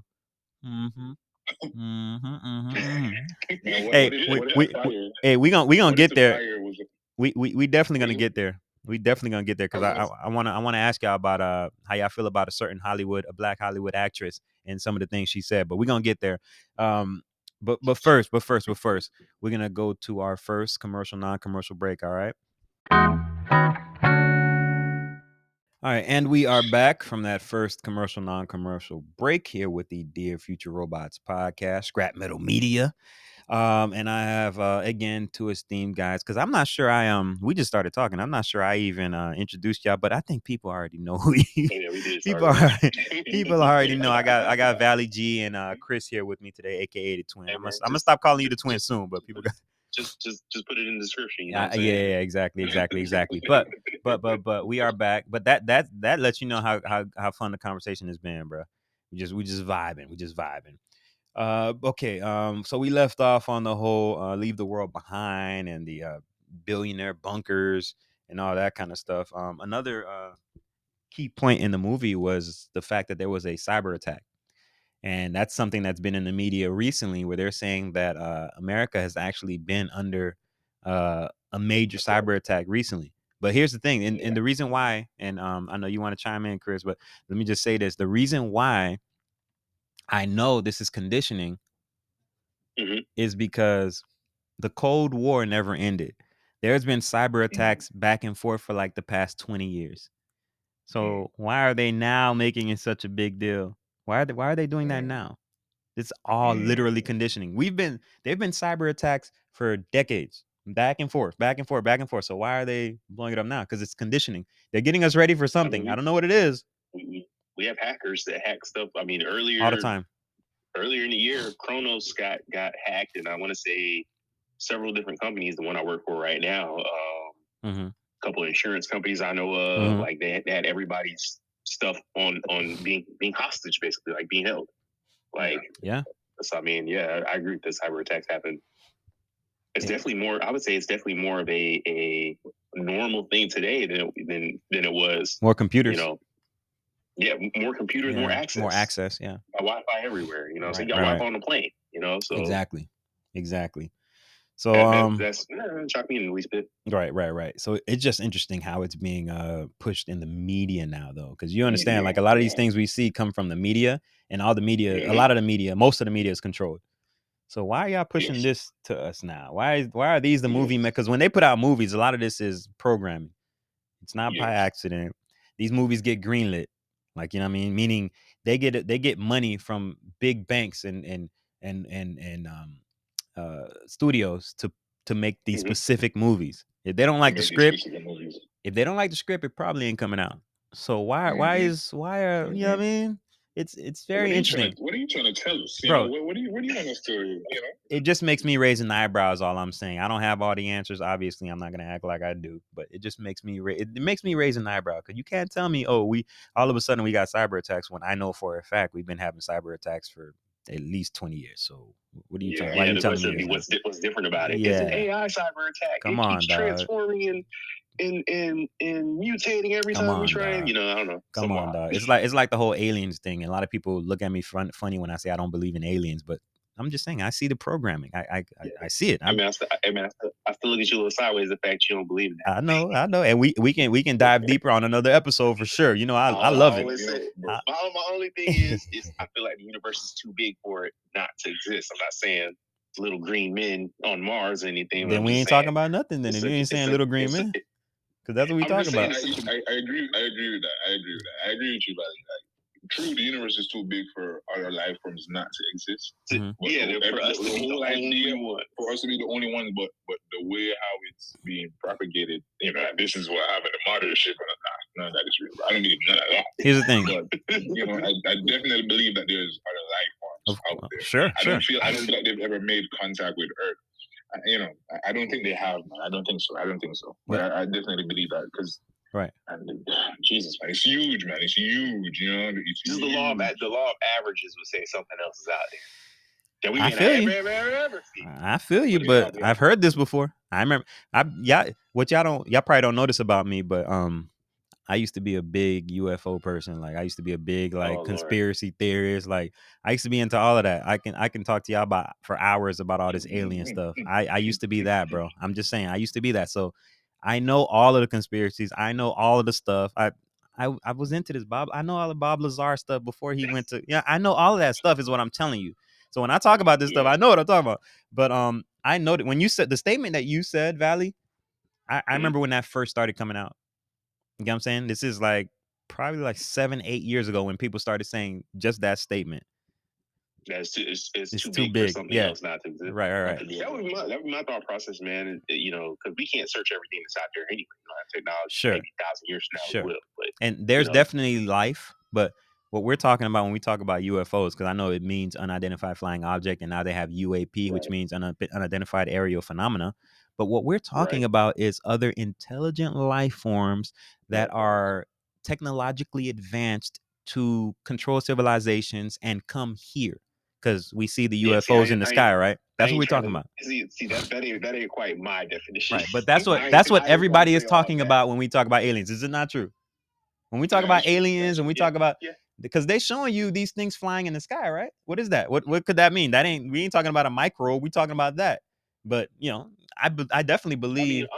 What's up? So I'm down to the microbe, down to the science. That's easy. That's boring. Yeah, I know it's boring. It's not. That's boring. It's not sexy, right? We ain't talking about that. Right. But I'm saying, to me, in my opinion, I would think that probably exists. I agree. There's some organism on some other star, planet, wherever that you can find that does it is a form of life. A plant is life. You know what I'm saying? Absolutely. You're right. So, like, you know, that's what I mean. Down to the biology. Yeah. Right. Yeah. Isn't it crazy that every time we talk about aliens, and especially in the movies too, when they show aliens, we always assume that they have technology or more advanced technology. I'm like, what if they don't even have technology? What if they do things completely? They don't even need technology, right? Because if you think about it, right, every time you see they have a spaceship, they have this, they can do this, and I'm like, what if they just don't? What if nature is their power? What if, you know, when they come here and they talk to the trees move and shit? You know, like the Navi people, the Navi people. Yeah. I'm gonna let you know. I'm gonna be like, the motherfuckers have superpowers. I know, right? Shoot them. No, it's not.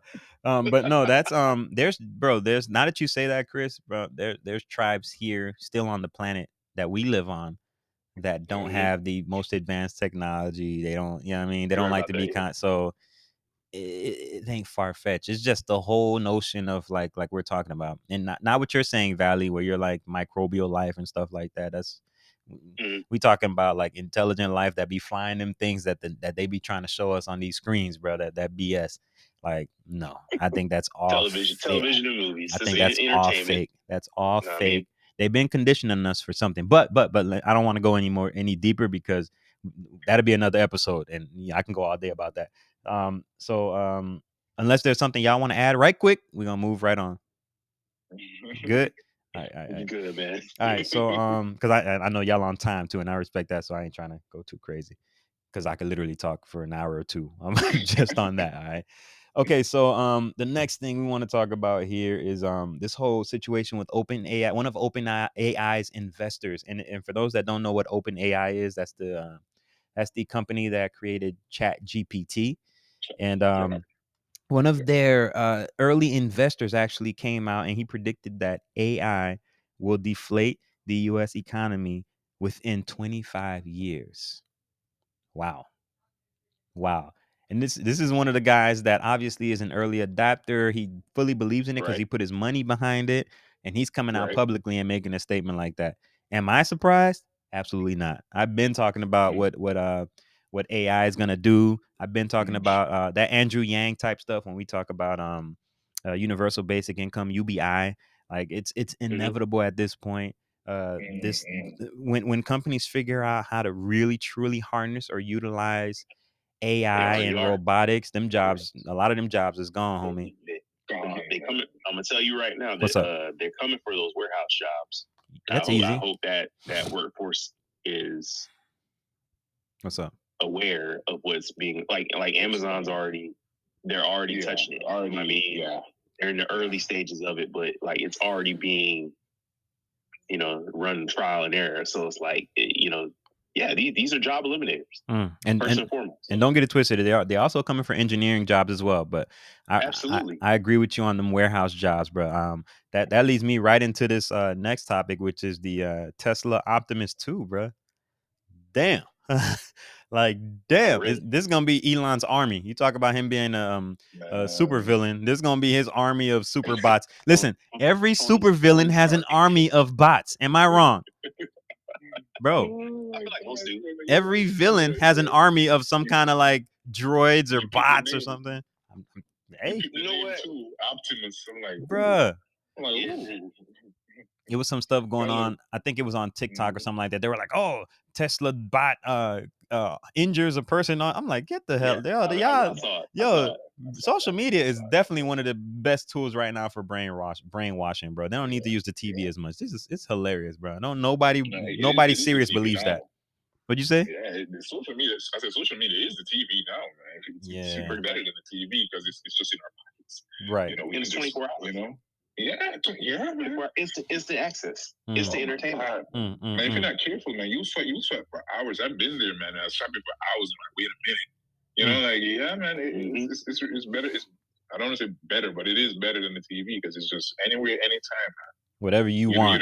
You don't get whatever you want. Whatever you want. You know, right at your fingertips. Right. Now that we are kind of talking, we're still talking about billionaires, right? So, did y'all hear the story about the billionaire that wanted to adopt the gardener so they can leave the gardener the money? Yeah, Hermes. Is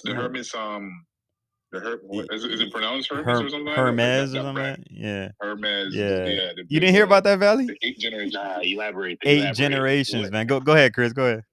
The eight generation family member for the Hermes brand. The gardener, he wants to, instead of allowing his inheritance to go to the charity, his charity, he wants to cancel that contract and adopt his gardener and give him half of what he should be donating to charity. Yeah. Wow. Which is about, I think, what, $13 billion? Something like that? Yeah. Yes. Yeah. Wow. Bro. Crazy money, man. Crazy money. I never wanted so badly to be a lawn care specialist, bro. I never wanted so bad to use a lawnmower and be, bro, like, wow. Like, that is lit, bro. Wild. That's lit. You know what I started thinking about when I read that, bro? I started thinking about, I'm like, why do you want to give that? I mean, I get it if you like your gardener or whatever. He's been a good gardener. You want to leave him something. Leave him a couple mil. But you want to give him that much? I'm like, what if? I don't know, man. Pay it back. What if him and the gardener? Oh, I see. I see. My mind didn't go there, but I guess it's possible. Hey, there was a show back in the day where a rich lady was smashing the gardener. Especially with those brand, those billionaire companies that behind fashion, especially, bro. Like, you know, you saw it with Yves Saint Laurent, you saw it with Dolce and Gabbana. You know what I'm saying? Like, it's normal for them. You know what I'm saying? So I'm like, what if, bro? What if that's what's happening right here? That's a lot of money to leave to. The gardener's not even a young person. The gardener's an older person too. I'm like, this makes no sense, man. But, yeah, you know, I don't get it. Yeah, I don't get it either. It must be like atoning. What? Unless that gardener like raised them or something, you know what I mean? Like, I've known this guy's been gardening my crib since I was, you know, that's a lot of money or something like that. You know, cutting his edges. Hey, trimming the hedges. That's a lot of money for some swaddling, Valley. That's a lot of money for some bottles and burps, bro. Like, I don't know about that one. That's a lot of money for some bottles and burps. Is anything wrong with that? Is worse things can happen with that money. I think, and I'm gonna give you're right. You're absolutely right. I'm gonna give a slightly different view. I think maybe the wealthy person is atoning for something. Maybe there's something that they're guilty about. So this is their way of giving back. Maybe that's what I'm thinking. But we'll never know unless the person comes out and tells the truth, and then we still probably won't know because we'll think they lying. We'll think they secret lovers or something. Like, you know what I mean? Like who knows? And it's not out of the realm of possibility, man. It's not in this world. Listen, man. If he wants to atone for anything, man, you could just come right over here. I don't know if that needs a pause, but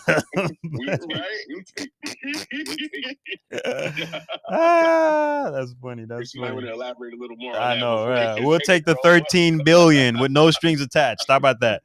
I'm gonna finish that for you, bro. Hey, you led me right into the next topic, bro.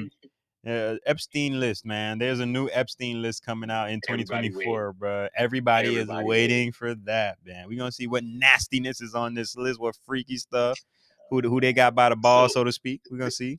They said it was I heard it was at least like 4 names that they managed to keep omitted from the list. I don't know what I that don't know means. how true that is, but Yeah. I did hear it was a handful of names, around like 4, that aren't going to appear on the list, but everyone else is supposed to come out. And I actually saw something today. I don't know if it's true or not. So, let me preface it by saying I don't know if it's true, but I heard Bill Clinton's name is on that list as well. Wasn't he on the first list? I don't know. I never actually let the check. I feel like he was on the first list, or maybe it was just rumors, like because they had the whole painting of him and stuff like that. Yeah, but I'm waiting. I'm waiting with bated breath, just like everybody else. I'm actually gonna we'll talk about it once the list comes out. We'll do a deep dive on that, bro. But I get the feeling we're not gonna be too shocked by some of the names we see on there, but I'm kind of curious to see if we will see a name that kind of shocks, the world. Right. And I don't think I'm not sure if the three of us, at least, or maybe separately, if we've talked about the whole Epstein Island thing since it happened so long ago. But I don't know if y'all might disagree with this, but I believe that place, from some of the information that I found out, that place was a CIA site, and who knows what else, but it was a CIA site for gathering not only intel on people, on certain people with influence and power, but also pretty much getting dirt on them, getting them in compromising positions so they can stay in line. And if they ever get out of line, then you have, hey, remember that time you came to this party at the island and that little boy, that 14-year-old guy, that 14-year-old boy gave you the massage, or that 13-year-old girl gave you that massage? Remember that? Leverage, yes. That's the official stuff. I'm not just making that up out of my brain, but that's the official stuff. Like they said, they were like see-through mirrors that had cameras behind them and all kind of microphones and stuff like that. So if you're going to do that and you're going to have people's possible vices there, you're obviously trying to set them up. And we've seen this from like the FBI in this country back in the day, especially in the COINTELPRO era, where there was like sending women at these guys trying to get them to slip up. And now you have something you can, if they don't listen to you, you can throw out there, hey, he did this with this one. And we've seen it with people like Cosby. I'm still not I'm not the one that's gonna go on the mountaintops and say, yeah, he did exactly what they say. No. Did he have a lot of sex? Yeah. But did he sneak around and drug drinks and do all that? I don't believe that, bro. They're gonna need more people, but I don't know. I don't believe that, but it is what it is. He ain't in jail now. And I was just, it's fresh on my mind because I was just talking about it today, bro. I was just talking. Somebody asked me, how do you feel about Cosby? And I'm like, bro, I think Cosby had a lot of sex with a lot of different women. I think he definitely was doing the casting couch thing. I think he was smashing a lot of chicks. He was the man back then, supposedly. But he was. My mom will tell you the whole Quaaludes thing. That was pretty normal. I asked older people. That was a pretty common thing during that time. Right. People getting high with the Quaaludes, mixing them with drinks, and doing that. Right. So that wasn't an uncommon practice. And you can honestly, during that time period. Right. And you can look up interviews with other older dudes that's been in the industry and had money or fame for a very long time, like Judge Joe Brown. You can see these guys actually talk about the era, and especially Judge Joe Brown, because of his legal acumen. Where he'll talk about women that he caught them. He caught the corporation that he was doing business with as one of the more popular TV judges in the world. Like a lot of when it came to contract negotiation time, because he's trained in law, he was giving them a hard time with the negotiations. So he thinks he caught like the honey, like they tried the honey or the stick, I guess, or the carrot or the stick. They sent a woman at him, and if he would have done anything with that woman, it would have been a rape charge. But he caught it ahead of time. Like he caught it ahead of time, and he's done tons of interviews where he talked about that. But this is the kind of stuff they do, man. They'll send one at you, and it ain't nothing to pay somebody. It ain't nothing to pay 20, 30 women to say a certain thing. Like we in America, bro. Like come on. Like we done seen worse. So I'm not fully convinced. And right. And going back to Cosby, they'll be like, oh yeah, but he did it, and the only reason they let him out, he's a monster. The only reason they let him out is because the prosecution, they just made a mistake. come on, bro. Like, Nah. come on, bro. Like, come on, bro. Like, I don't know about y'all, but I'm not just gonna buy that, bro. Sorry, I'm just not gonna buy that. No, it's a powerful tactic, man. Because even what's his name? Tito? Is it Tito? Tito Jackson. Someone came out with him. No. Jermaine. Yeah. I saw it too. Yeah, man. I was like, damn. But it's from like it's from 1988, and I'm like, jeez. We're in the year, and I'm glad Chris brought it up because I'm definitely not trying to victim shame anybody, but it's just like, yo, 1988. That's more. That's like how. That's what. Over 40 years. We're in 2023. I want to do that. No, that's 35 years. 35 years. So we getting close to 40. So it's just like, man, that's. I don't know. That's a head scratcher. Like, why would it take that long? But I think we should. And you gentlemen don't have kids yet, but I think we should start. And I'm already starting with my daughter. She's still really young right now, but I hope we start raising a generation of not only women, because this happens to men too, right? But I hope we raise a generation of people that speak out when these things happen, because how I see it, how my brain sees it, is that when you're somebody like allegedly a Selma Hayek or allegedly a Halle Berry that gets done dirty by somebody like Harvey Weinstein allegedly, and they just accepting it while they're all famous and getting all these roles, and meanwhile they don't talk about the women who didn't make it, the women who maybe just didn't get that, they got smashed or whatnot and didn't get that break, didn't get that role, didn't pop. You know what I mean? Like, but meanwhile, these women, it ain't until they get older and they not in the scene no more that now they're coming out and saying, why didn't you say it when you were up? You could have saved a lot of people, bro. Like, that's what I'm thinking. I'm thinking of the people that fell by the wayside, that their lives are ruined and they are scarred. And now they got a lifetime of therapy. When it could have, you were probably one of the first ones up. If you would have said something, you would have ended that dude early.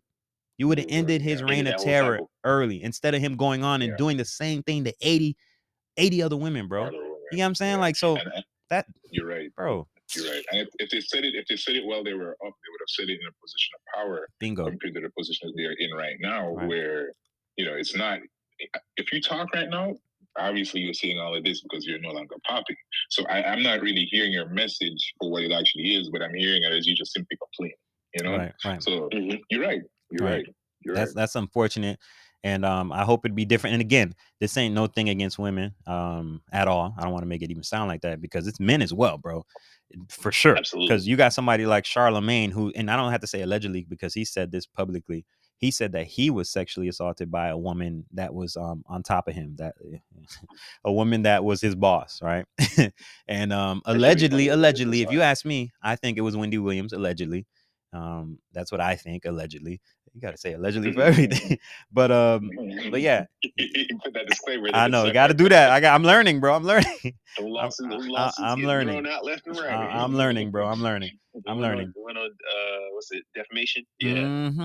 Kevin Hart just hit somebody with one, bro. What's her name? What's that girl? Tasha K. Tasha K or something like that. He hit her with one, and I believe her too. I mean, the person on his, I believe it. I believe it. I believe it happened. I believe it happened. It's not out of the realm of possibility. Kevin Hart already got a history, bro. I believe it happened for sure. I believe it. He probably already paid off the girl in the Hummer. He probably, if y'all heard the story, he probably already paid her off, so she ain't about to say nothing. So what happens is Tasha K can't prove it, so you're gonna automatically lose this lawsuit. Because who you gonna believe? Tasha K, the girl who Cardi B sued, or Kevin Hart? Yeah, for a lot too. Like a lot. Bankrupt. 14 or 4 million. Yeah. Pretty much bankrupt. Right. Like, crazy. All right, so moving right along, unless y'all got anything to add, of course. But for the sake of time, we're gonna move right along. Let's see. Did y'all see the TikTok that went viral a few days ago? It was about a firefighter. Did y'all see it? The firefighter TikTok? Yes, I did. Okay. I saw it, but I saw it, but I wasn't paying attention to it. It's like I saw it and it scrolled right past, honestly. Okay. That's because it was one of them things. Yeah, you got to tell me about it. Okay. When you want to explain it, or yeah, I'll explain it. So and shout out to Kyrie. Okay. Kyrie sent this to me, man. Apparently it starts with a guy. He just young black guy sitting in the car, and he's talking about this what seems to be a very innocent story about the time he was at a food establishment. I don't know which one, and I don't want to give a name, but he was just sitting at a food establishment, and he noticed a family. Right, he at the establishment he noticed a family celebrating a very old person's birthday or something like that. This is an elderly dude, right? So as the party dwindles down, for some reason he's just still sitting there, and maybe they're having dinner or lunch or whatever, but he ends up having to go to the bathroom and passing by the table with the old dude, right? So once that old dude's party starts to leave, he gets an opportunity to talk to the old guy, maybe in passing. But he asks the old guy, "Hey, is there anything you regret or any advice you can give me or something like that?" Looking for some wisdom from this old white dude, right? And so you think it's going to be some nice wholesome story, but it takes a dramatic change at this point. So the old guy starts talking about just like regrets, like things he's done in his past that he knows he can't get back. And he just has some like deep regrets about it. And he essentially feels like he's going to burn, no pun, you know what I mean? But as the story continues, the young black dude that's narrating this whole thing, you find out, and I'm gonna speed this up, but you find out that the firefighter, the retired old dude who was a firefighter, by the way, tells him about times where in the 60s, the 70s, and throughout his firefighter career, he has on purpose left many of black people to burn in fires. People that he could have saved, he looked the other way. Babies, all kind of stuff. And for the reason why this really went viral is because nobody ever thought about it. Nobody ever thought, like, we look at firefighters like heroes. We like, oh yeah, the police are this, but firefighters are great. Yeah, firefighters. But to find this, I was like, damn, why didn't we think about this? Like, damn, like it's crazy. It shouldn't, because we definitely think about it when we think of the medical field, especially like black women, with childbirth and all that stuff. You think about the negligence that goes on there. And obviously you said law enforcement, but I think it did kind of surprise everybody with firefighters, because it's like, oh snap, you know what? Even them too, really rampant. Jim Crow was really rampant. Yeah, who's coming into the black neighborhood to save these black people? Bro, Nobody. I had such a visceral reaction to it, bro. Like literally when I heard it, because Kyrie is a firefighter and he sent it to me, so I'm thinking, oh, it's gonna be some wholesome message or something like that. But damn, I was like, right, if I'm some virulent racist, or I just hate black people, or I'm just in this American system, I'm gonna let some of them die. And where that stuff was accepted during that time, and nobody questions it. Nobody questioned it. Nobody questions it. It's like when that serial killer was killing all them black people back in the day, and he was in the hood doing it, so nobody questioned it. What's his name? The one who had the movie and won the award. I can't believe people watch that trash. Jeffrey Dahmer, man. Man, I couldn't get past episode 1.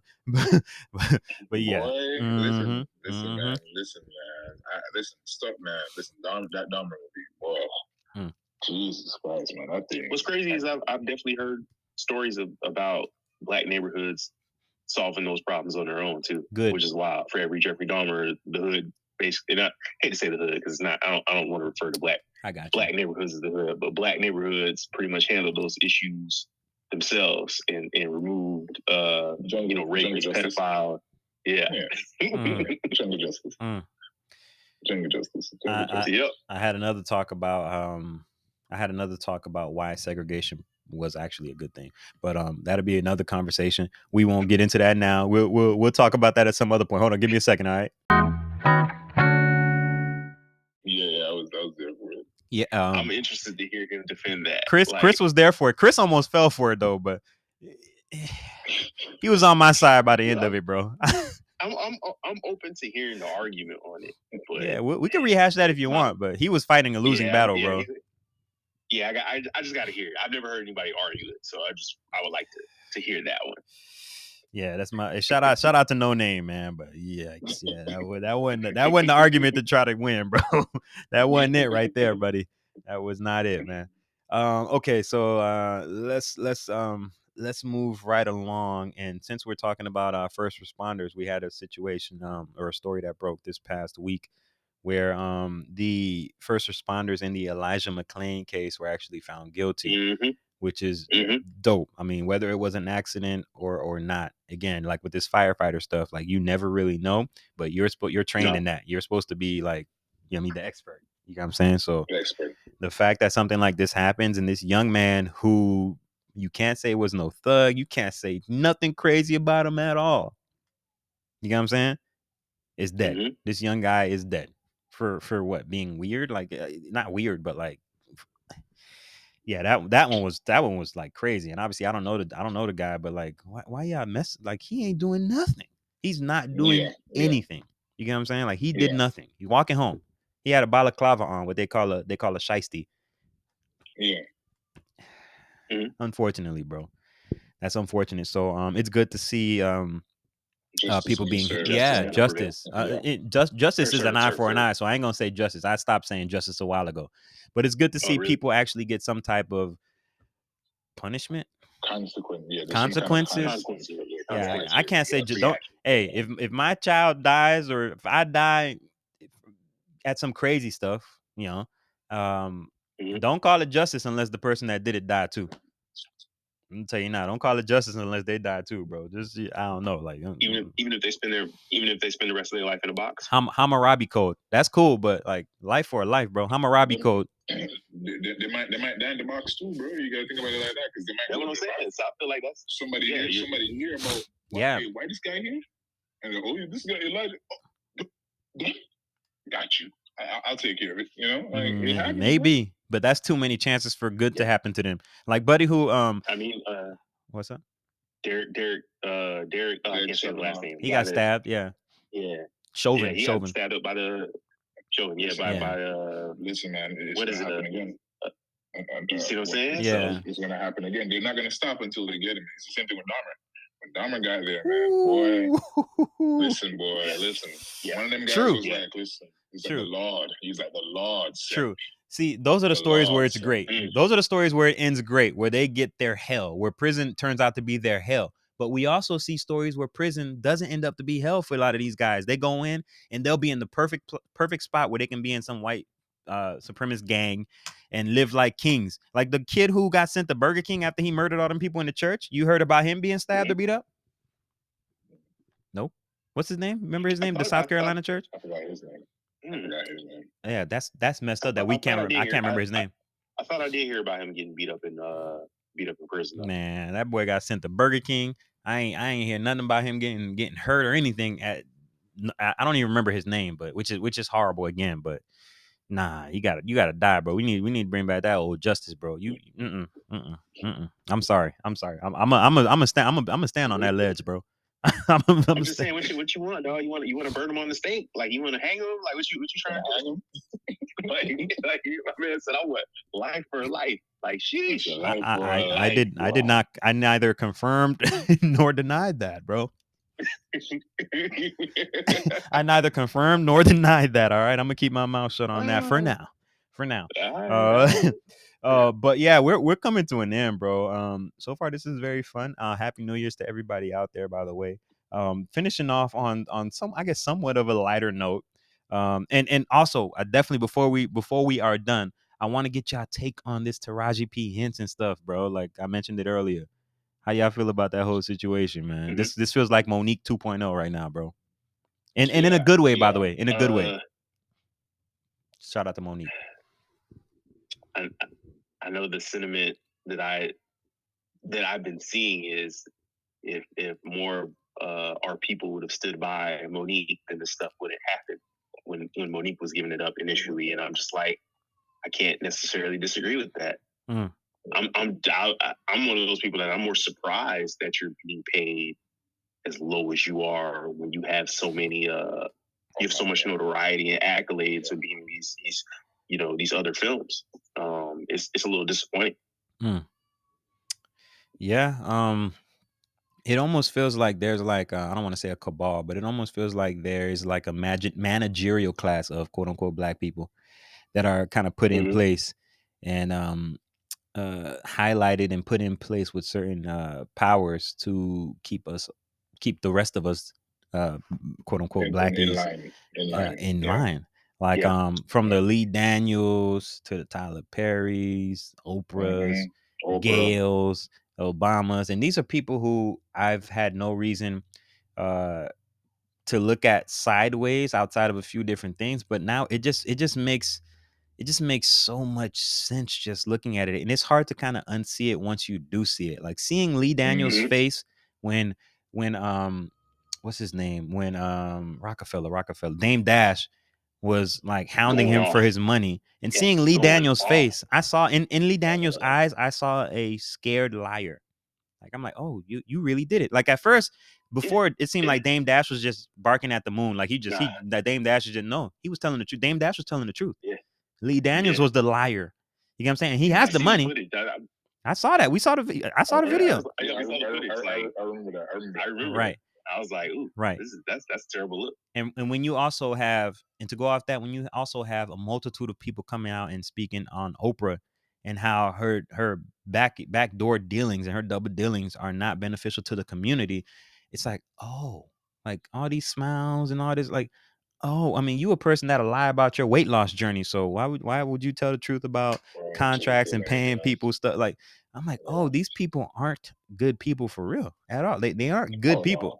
You know what I mean? Like they aren't. They're just here to kind of put us or keep us in line, I guess. You know what I mean? Like, wow. They're the poster for the distraction, man. That's really what the bourgeoisie is what people call them. Yeah, that's all it is. That's all it is. Wow. But yeah, that so seeing Taraji come out and literally shed tears about this, one, that speaks to the pain. Like there is real pain behind this message, this energy that she needed to expel and get out. There's some real pain behind it, bro. I'm one of those people that, like, I never thought Monique was lying when she came out. Me neither. I never thought she was lying. You know, she was talking about the Netflix deal and talking about how she had been kind of blackballed within the industry. Like, I never took her words as being, you know, far-fetched. I took them as true. Because it sounded like, yeah, that probably did happen to you. She had no reason to lie. But what the system does great is they make you seem crazy. Shout out to Dave Chappelle. Yeah. And that's the picture that was painted to, oh, she's crazy. She's just acting this way because she didn't get what she wanted. Right. And lo and behold, you know, but that just goes to show you, if especially in that industry, if you would think there'd be a little more unity. You know what I mean? No, man, it's the money. It's just the money. I remember when Monique was on Steve Harvey. You remember when she was there? And I mean, you can tell, man, there's no integrity, man. It's just the money. It's just the money. They don't care. It doesn't matter. You think the skin tone and the struggle with buying people as struggle normally does? You think it would? Because you know, in the end, we all jumping the same hurdles, right? Money. Exactly, man. But I'm jumping, trying to get over the same hurdles you are. Same hurdles, you think you're gonna help? You gonna help pull me up? That paper with those dead people on it, man. Yeah, that paper with the dead people on the front. Powerful piece of paper, man. And we're gonna. I can't help but say, like, I really want to make this a deeper conversation because I got things I want to say about this for real. But again, for the sake of time, we running up on New Year, so we want to make this quick. But man, trust me, I got a lot I want to say, and I think y'all are gonna really enjoy it, man. But let's move on and finish off on a light note. And I know there's people out there like, yo, I want to hear what you got to say, but y'all, we got to keep this short. It's New Year's Eve, y'all. We trying to relax. My daughter in the back crying, like I'm trying to finish this up, man. But let's finish up right quick. So the last thing I want to talk about, Simone Biles. Did y'all hear about her saying that her pretty much? Let me ask you this: Is Simone Biles not the prize? Man, I've been saying this for years. I'm gonna be honest. What's this up? Is my view. When it comes on to that price conversation, I feel like, okay, if for something to be the prize, it has to be valuable. There has to be scarcity there. Not to say that Simone Biles is not a valuable woman, but I feel like it's much harder for Simone Biles to find a good man than for a good man to find somebody similar to Simone Biles. I feel like there's more women out there than there are men. You know what I'm trying to say? This, if you go on social media right now, there's far more beautiful women out there, right, than there are men who are actually work. You know, a lot of these women want what they call high value, whatever they say. High value, man, whatever you want to call quality, it. whatever. So in my opinion, exactly. So in my opinion, if you talk about price, it's a thing that's hard to get. You know, you know, I didn't like the way how I felt like he could have kept that knowledge to between them, right. try to make his woman especially because of who Simone Biles is. Mm-hmm. Try to make your woman look, because any man would do that. Most men don't want your woman to be, and I'll be the background character. That's Simone Biles. Hell yeah, how do you put it, man? I don't know.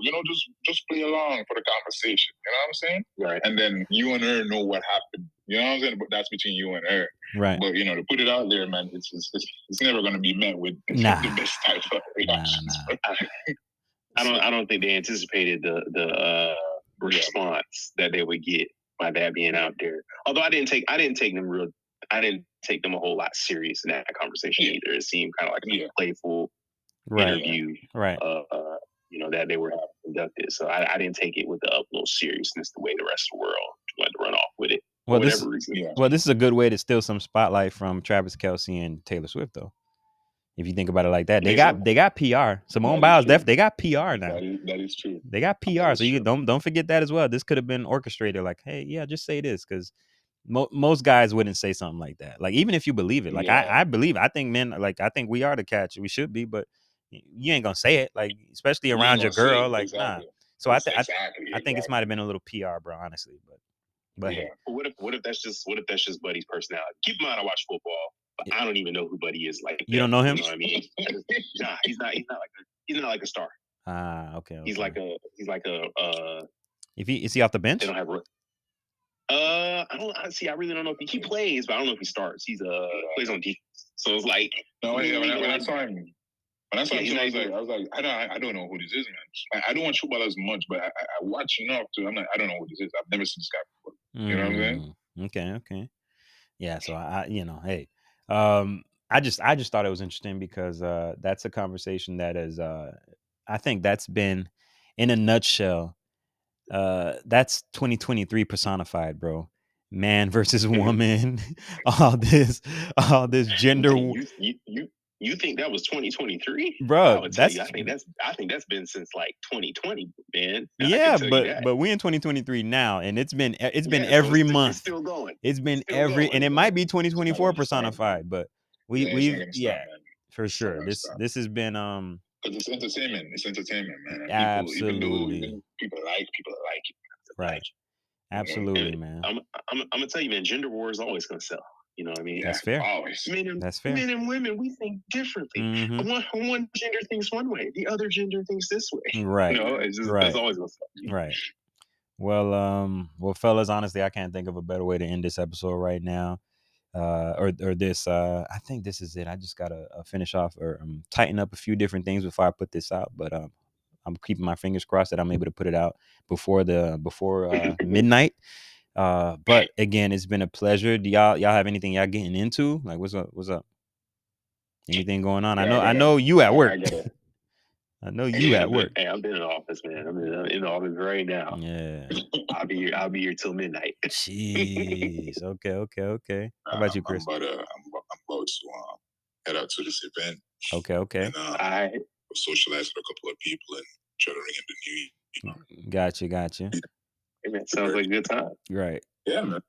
All right, we got a lot of people filing in here, so I'm gonna try to get a good 20 minutes more in to finish this episode out and release it. So that'll be it, and I won't worry about doing any of the shows until I get back to Florida, man. But yeah, it's been a pleasure again, brothers. It's been a pleasure. Happy New Year's to y'all.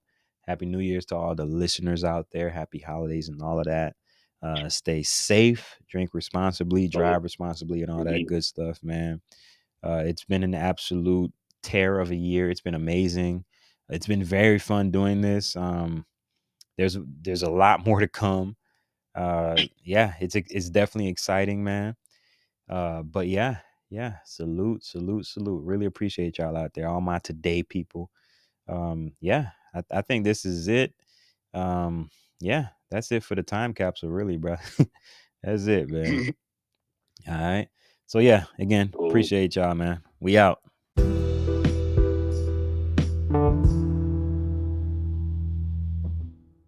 All right. So what did I tell y'all?